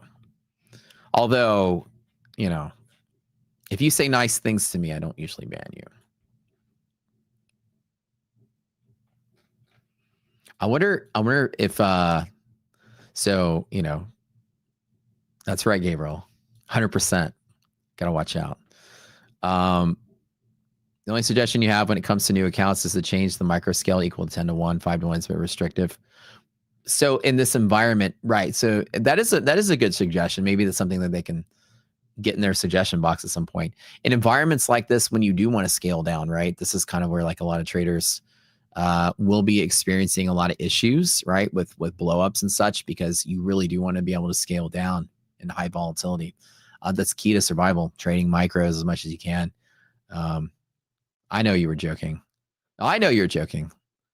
That's absolutely okay. I'm messing with you guys. There's only one person I would ban, and that would be Victor, and he knows it. He's always one step away from being banned. He's one of my favorite mods on my channel. So you can never do well with your expert accounts for that reason, because you can't scale down. You've heard of trim micros instead of holding minis, too much for you. That's a great suggestion. Maybe you guys can pass it to them and see if they hear your feedback. And not a bad idea, right? A good scaling plan is always helpful in periods of high volatility. Yes, sir. Okay, guys, I think that's it for me because I got about a couple minutes left. But be careful out there, right? This is the environment where market's going to be a little hard to navigate. As a rule of thumb, if you guys are having a struggle here, wait till VIX gets on the better side of things, and let the market figure itself out before you try to figure it out. A lot of people, especially pros, are very confused. It's going to be hard to predict where things are going to go. Nobody can. But just know that you're in for a rocky ride and adjust your position size. The one thing you can control is how much you're willing to bet, right? And when you're willing to pull the plug. And so that part is in your control. While the rest of the market's not, that part is, and that's where you can kind of have to really,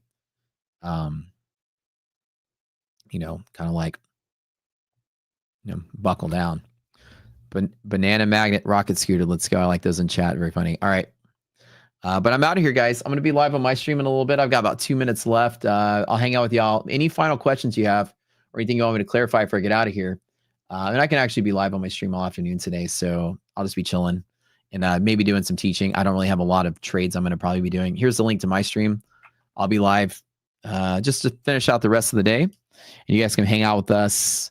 We're doing a songwriting competition. So if you write music for the stream, we're giving away tons of prizes for that. It'll be really fun. You guys can participate if you want.